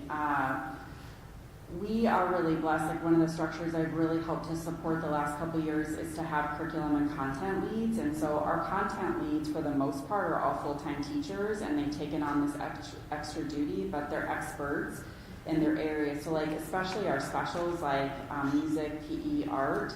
And so we were able to have conversations with them about, like, do you need it next year? If you do, we'll look at, you know, considering that. And if not, can we pause it for a year? And so just getting their expertise, I think, has been really helpful. So it's been great. That's a good point. You said we do currently have those curriculum content needs. Mm-hmm. Yep. And do we compensate those individuals for that? Okay. Yep. Across the, I'd be interested in learning more about that. Yes, yep. They have 5 extra days. One of those days is spent throughout the summer, and the other days is really to help, because they're really our main professional learning leads on our PL days, like, for example, next Monday. And then they're also our go-to when it comes to curriculum and resources, those kinds of things. So I appreciate all the information there. It's very interesting, and I'd love to put a pin in this so we can come back when we're not having another 3-hour meeting and can close some more time to just walk through the whole process, how it works, who's involved, and maybe bring some teachers in to talk about it too. That'd be great. Thank you. Hey, Nicole, I just have one quick question. I think the survey results did say that staff was hoping to actually pause new curriculum. Am I right? yes, Okay, the large okay. scale curriculum. So the large scale I wonder if we could just, if you probably have, like, teased out that feedback from them, like, how does this look? Do you just want more time in your current curriculum, and is that okay? So I just wanted to make sure that was noted that they had suggested that we pause that. Too. Yes, and from that survey, we actually sent individual surveys out to each of these curriculum areas to do just that. So we know that in some areas they actually wanted to and were excited to move forward, and in some they're like, let's slow down, let's give this process more time, those kinds of things. So we actually have really good data on each of them. Any other questions? Okay, thank you.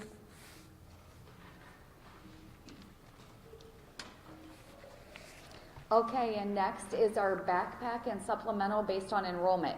So last year when we rolled out the new staffing model, we have a supplemental backpack fund allocation that goes to all the schools, and it's based on enrollment. So for high school, they get $134 for every free and reduced student, middle school $538 for every free and reduced, and elementary $419. And that comes out to about $3 million. And then we also had another allocation, which is $70 per student, and that's strictly based on enrollment. So next year, just due to the loss of enrollment of the 622 students, that total allocation will go down to $3.8 million, so it'll be a $200,000 reduction. Questions about So we're changing per pupil fund. Correct. We won't change their per pupil. Yep, it'll stay the same. It's just if your building lost 5 students, you'll lose the appropriate allocation for those 5 students. Yeah, okay, Yep. thank you. Yep. But I feel like there's other things to take into account there. Just the number of games doesn't always take into account the population of students and needs in the building. So how do we factor in, those needs? You lost 5 students, but maybe those students didn't need any assistance with, other supports that you need to make in for other students. So help me understand how that. Yep, so it's based on free and reduced. So we rolled forward the free and reduced count, or pulled the new free and reduced count. We also pulled the per pupil allocation. So just because you lost 5 students, they might be high level need students or low level, but these funds are actually to supplement the staffing that you're already being provided. So you're already being provided ELL teachers, PACT, special education. These are just to supplement those allocations. Thank you. I misunderstood the current context versus future context there. And just trying to get to the root of, when we created that program, Yes. do we feel like that ended up meeting all the needs? It was we talked a lot about, well, you can defer to the backpack fund. I just want to make sure that now that we have some time that we've been sitting in that model, do we feel like there have been gaps in backpack funds at certain schools? I think How do we some continue to schools will monitor say that? that they would like more backpack funds because they don't have very high free and reduced and they don't have very high enrollment. So our under-enrolled elementaries that don't have a very high percentage of free and reduced aren't getting very much funding, but they also are typically not the schools who need the supplemental staffing.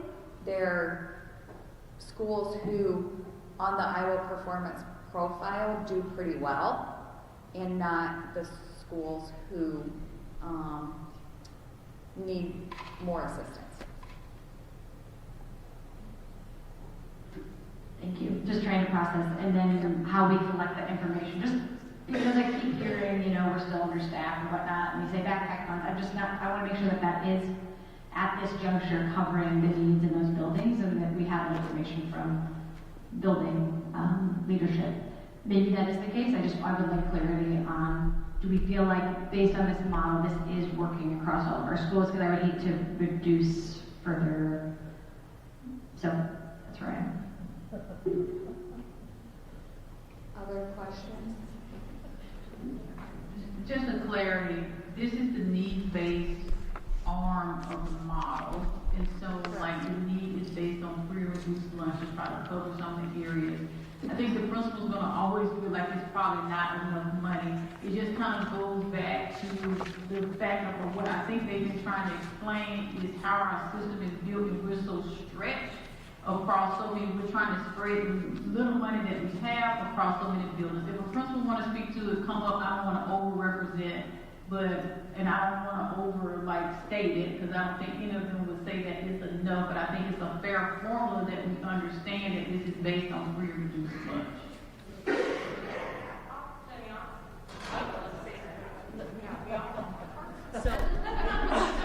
So she's right. She's right. Every principal will say we would like more resources. Again, I'll speak to my bigger building. I have the same allocation as I had at Nixon. The same number of administrators, the same number of coaches, the same number of secretaries. Everything's the same. But I'm almost double the size. It's not equitable in that way. Now, I'm fortunate because my free and reduced isn't high in some regard, but the volume of students still is the volume of students. We still have at-risk students. We still have a need there. So I think all principals say yes, we would love to. And I think what Dr. Landon is kind of referring to too is with being able to right-size the district and the schools, we'll be able to provide some of those supports with, in this example, 12 elementaries versus 17 or 18 or 19. So.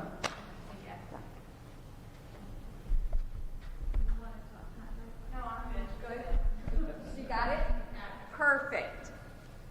Other questions about backpack and supplemental?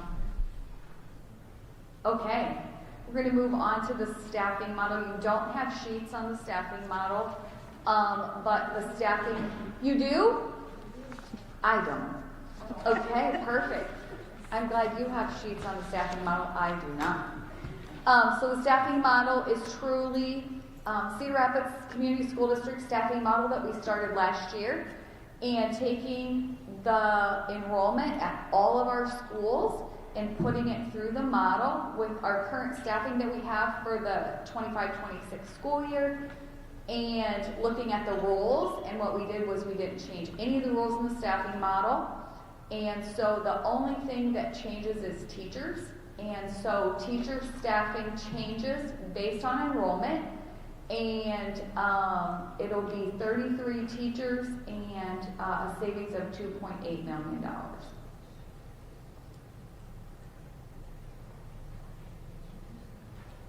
Questions?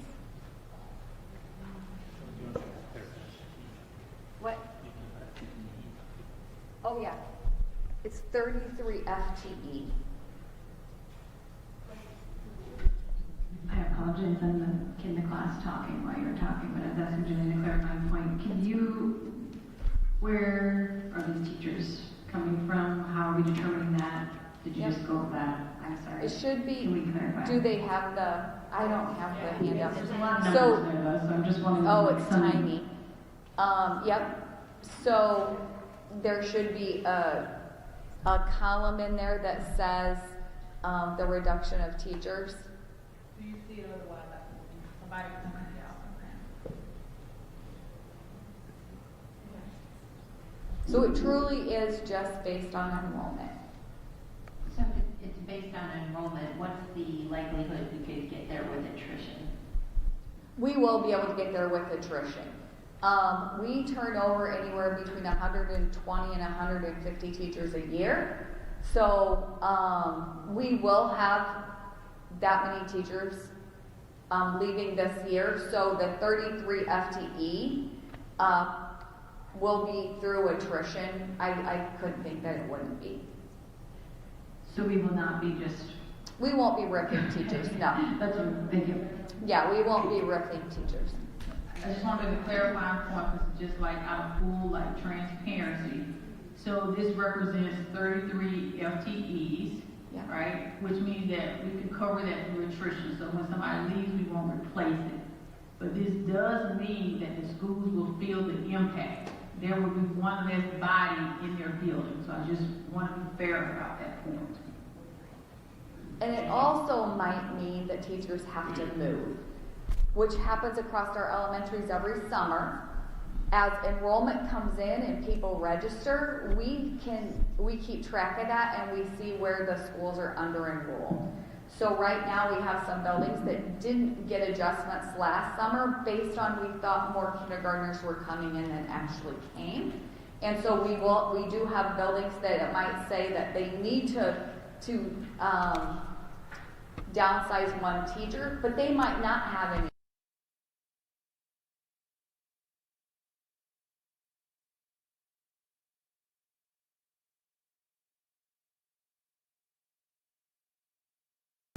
Our class sizes, and I just want to know, like, what are our average class sizes? What are our largest? Because I feel like taking away teachers is only going to compound any issues we have there. So I'm just wondering, I get that we would be losing people who are already ready to leave, but I'm just worried if we don't say we're going to replace those people that's going to affect our kids. So. Yeah, so we have class size caps. Class size cap for pre-K is 20. Class size cap for kindergarten is 25. First and second grade is 26. Third, fourth, and fifth is 28. It's 20, 25, 26, and then third and fourth are 28, 28 to 8th grade. Okay. That feels really large, and I feel like that's something, and I know maybe that's not a conversation for tonight, but that is something I know that our staff and our families have consistently requested, that we be kind of market comparison to other districts and make sure that, you know, we've got these charters coming in saying, oh, we'll max at 22, you know, and so I know, I mean, we're talking impossible things, but I think we need to be on that track for our families and for our staff, and so how do we preserve this? I don't know. I'm asking the room. And I would agree with that. I know that that was a huge adjustment for our teachers. I don't know all the answers right now, but I do hear that. And so when I see that there's 3 teachers leaving a building, that's a significant impact for those buildings. When it feels like we're adding these behavior supports, we're taking away teachers. I'm trying to understand how that makes sense given what teachers are looking for, what students want. And so maybe we can continue to have those conversations so we can flesh out a bit more. I just keep thinking it through, and I've had a lot of conversations too, as we talk. I see sometimes students say, oh, we're getting rid of buildings, so that means getting rid of teachers. This model is based on the number of students in the district and then in each building. So, I mean, I know it'll never be perfect, right? Because you're going to have some class that specialize at the high school. It's going to be, 10 students because that's what they take, but it's a key course to have. you're gonna have, probably even now with some of these schools that only have one section, it's probably even harder to regulate that a little bit. They could be smaller, they could be very big, and that sort of thing. So does adjusting our school count help? Yes. Then? Yes. With that class size? Yes, because you're going to normalize across the district. So right now we have some small buildings that have in their maybe kindergarten or first grade, they might have 15 or 16 students, but I talked to a group of teachers at one of our elementary buildings before Christmas, and they were super excited because they had very low class sizes this year. And I said, and the year before they had high class sizes. And I said, what you have to remember is, yes, this year you have 15 or 16, but somebody across town, Maple Grove, West Willow, they have 25, 27. So it'll cycle through, because right now some of the smallest class sizes are in buildings we haven't seen small class sizes in for a number of years, but they have small class sizes, and then next year they will probably have larger class sizes than somebody else. So it kind of, it just moves around.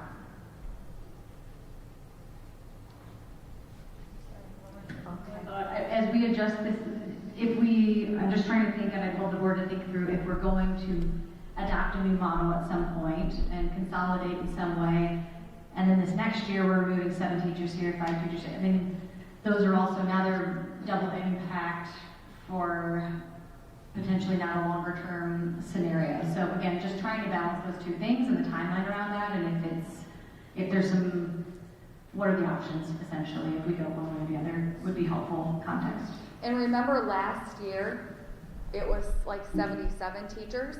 For every year you don't make the adjustment, the next year, if we continue to lose enrollment, you're going to adjust more. So we were super lucky that the first year we did our staffing model, it was 77 teachers. We were able to do that through attrition.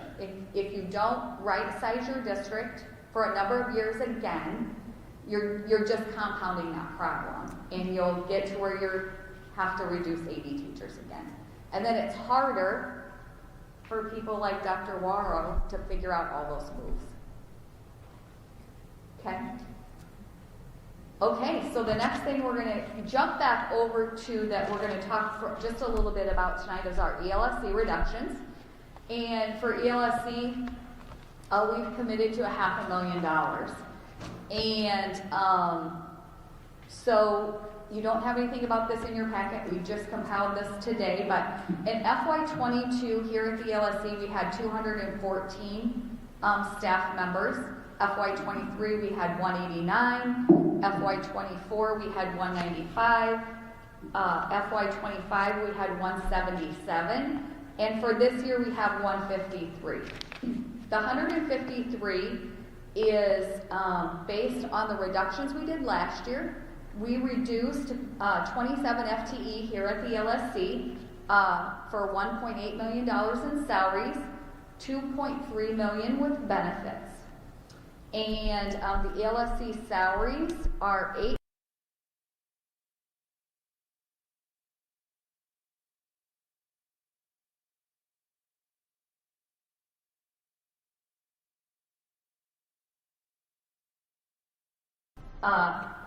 the Office of Innovation and Research, Office of Human Resources, the Office of Business Services, which includes accounting, business services, food and nutrition, purchasing, printing, warehouse and printing and graphics, transportation, operations, custodial, building and grounds, food and nutrition, payroll and benefits. And then we have the 3 areas, and they cover the area. So Area 1 also includes curriculum instruction and assessment. Area 2 includes special services and behavior supports, and Area 3 covers student services. And so I'm going to invite Dr. Warrow up, and she's going to kind of give a little bit of historical context about executive counting. Thank you. Well, thank you. I've done a lot of things in this district. I don't think I've been here since 10:30 at a board meeting.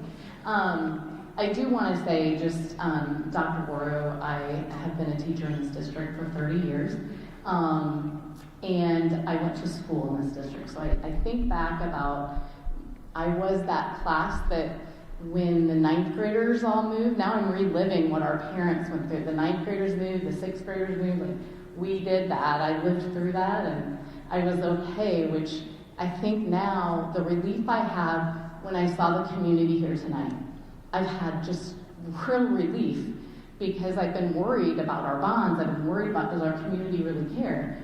Our community really cares, as they have since I was a Cleveland Charger and a Jefferson Jayhawk. Like, our community cares, and that is not lost on me, nor is it on the people that are here. I say that in that I actually was on the superintendent's cabinet when Dr. Benson was here. We had 12 people on the cabinet. As I do the count today, I think there's 8 or 9 on our cabinet. It gave me, I work in human resources now.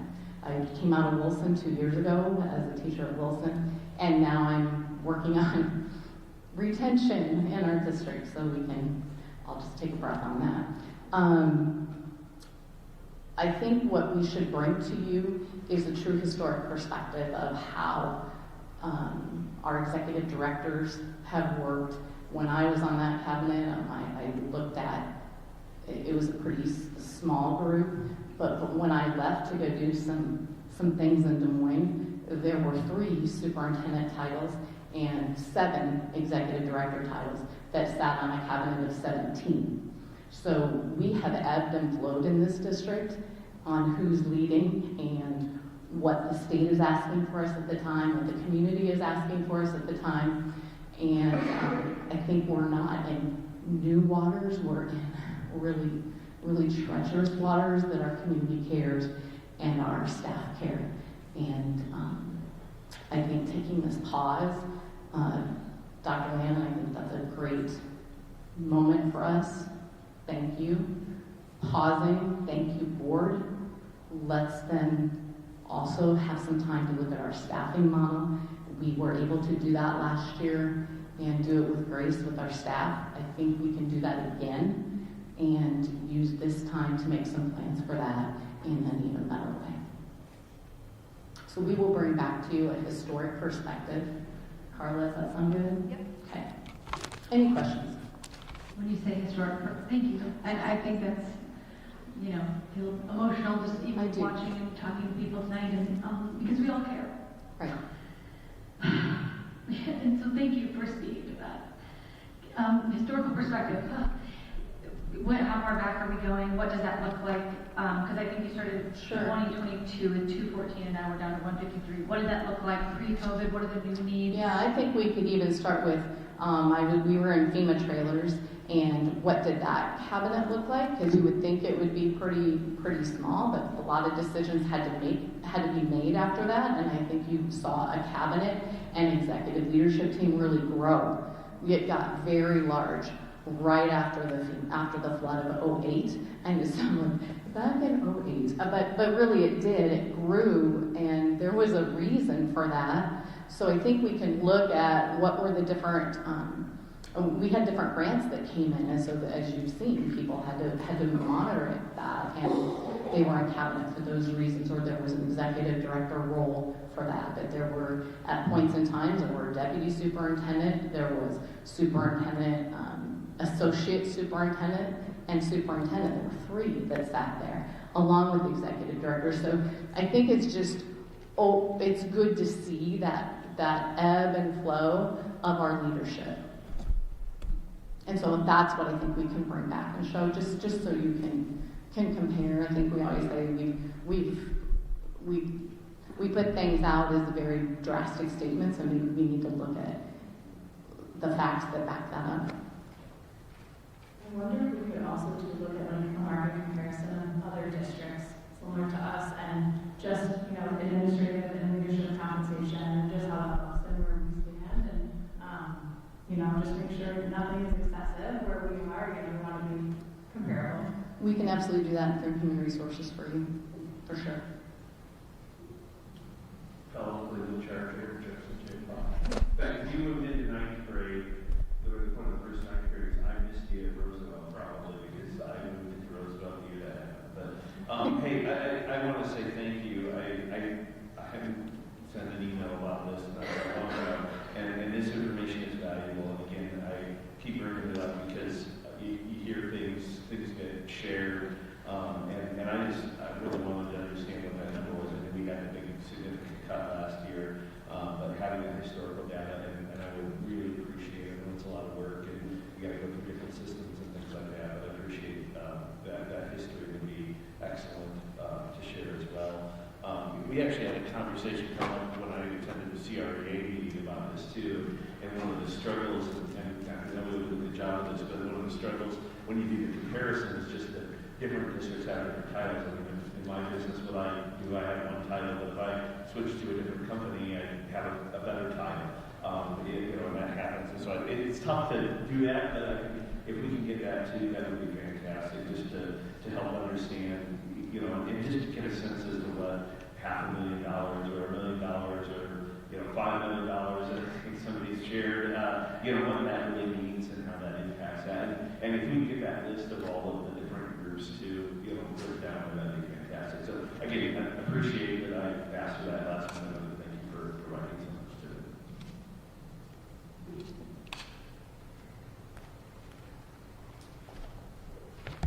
We are lucky. We have access to, they're called budget books that Steve Graham used to do, and I can go back and look at all of them, and it has tons of data in there.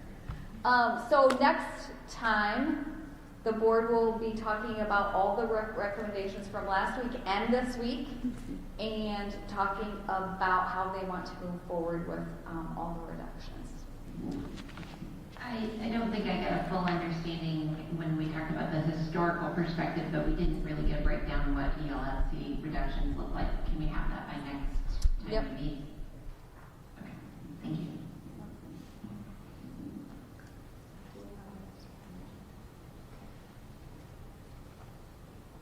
Oh, Matt, I'm going to ask one question just for compliance officer on that particular subject. Yes, we're committed to the ELSC reductions, and right now we have the $500,000, which is the question I'm supposed to ask, and I think it's about landing on the amount of reductions, and then we can come back and talk about what they are supposed to be. Just want to make sure I'm following through the steps. And that's where I struggle too, because I would rather know, to the earlier point, like, what do those supports look like? What do we need first? What is the structure of that? How do they support our schools? What are the options there? Because it's hard to just put a number. So it'd be great to just have a breakdown and the historical comparison to truly get to what that might be and make sure that we're still adequately serving our students and staff. Sure. So there are a couple of different ways to look at this, but the starting point in any event is that through a particular policy in the board manual, the superintendent decides how to organize the administration. So in close consultation with outside counsel who can give us some ideas about best practices across the state, the idea would be that the board will weigh in once there's a general plan for restructuring. But before that, the board will just be receiving information from the superintendent for awareness purposes. So I think what's going on right now is that Dr. Lannon is telling you that we are comfortable committing to $500,000 in reductions in ELSC, but then she's going to need to take that back and figure out where those cuts will be and provide you a general plan without identifying specific FTEs or positions. So it's a little bit different than talking about a line-by-line budget item and giving you information, for instance, about mentoring and induction, because you're talking about the administrative team, which according to the board manual is organized according to the superintendent's discretion. So I'm sure that, you know, it's a collaborative effort between the board and the superintendent, but it is a little bit more invested in the superintendent's discretion. Not to say she's not going to share it with you, but the voting that the board does will be when it comes to hiring or firing. If that makes sense. Can I summarize that? Is this correct, that the board's responsibility lies primarily in the financial aspect? Yes. Of that reorganization, rather than the actual people or job titles? That's spot on. Across the district, right? I mean, the board doesn't say, cut this person from this school. True. Okay, thank you. Yes. Any other questions?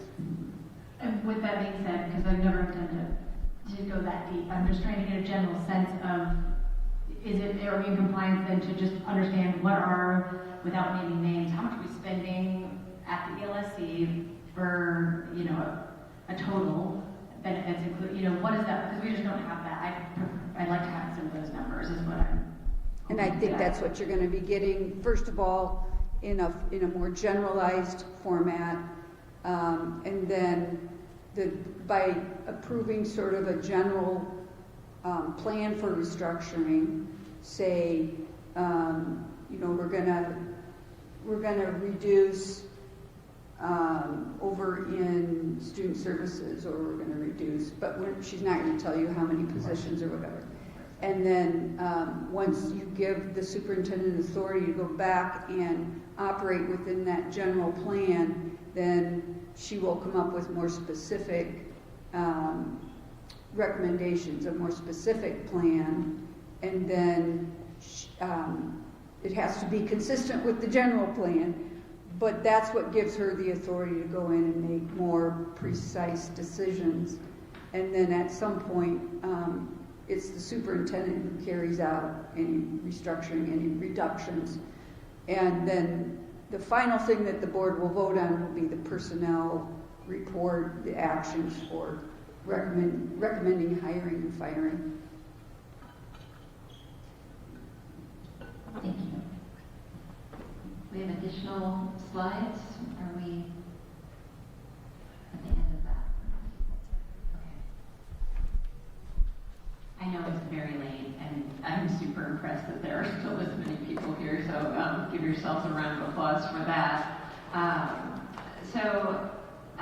With that, we do have kind of our marching orders as the board for the next, between now and Wednesday, to submit your questions and potential scenarios to Board Secretary Schulte, that we can review and talk about that in our next work session. With that, I want to provide a notice that the next board meeting will take place Monday, January 9th, or January 19th, 2026. That's next Monday. Do we have a motion to approve? We do have a resolution on that. Oh, gosh, I'm so sorry. Yep, I totally missed it. I know you're not. I'm sorry. Forgive me, it's late. Okay, our last item tonight before we adjourn is under board governance, and it is a resolution urging the Iowa governor and state legislature to fully fund public schools and phase out education savings accounts. And I will turn the meeting over to Director Garlock for comments.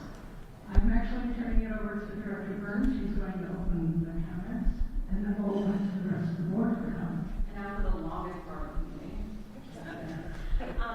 So I just want to be very clear about why we're bringing forth this resolution, and I just want, it's been, 5 hours now, and I just want all of us to think for just a moment about how tired we are right now, how frustrated, and how just kind of mad at the system we might be. But part of this has to do with what is happening at the state level. And so tonight we are putting forth a resolution as organized by, I always forget the name, the Iowa Citizens for Community Impact. And their organization is called Public School Strong, and that is what they're working for. It's an initiative. So I'm just going to read the resolution, the two things. I'll spare you the entirety of it, but just the two ones that we are putting forward tonight. So number one, the Cedar Rapids School District Board of Education does hereby urge the Governor of Iowa and the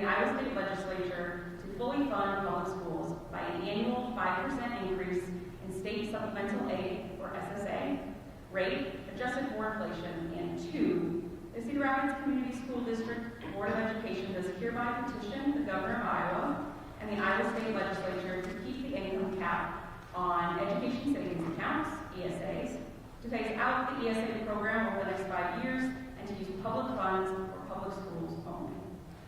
So just a little bit.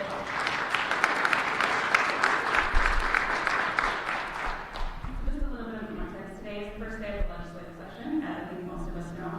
And every difficult decision that we face as a board and as a community right now, budget reductions, staffing pressures, and questions about program sustainability, is made harder by state funding choices beyond our control.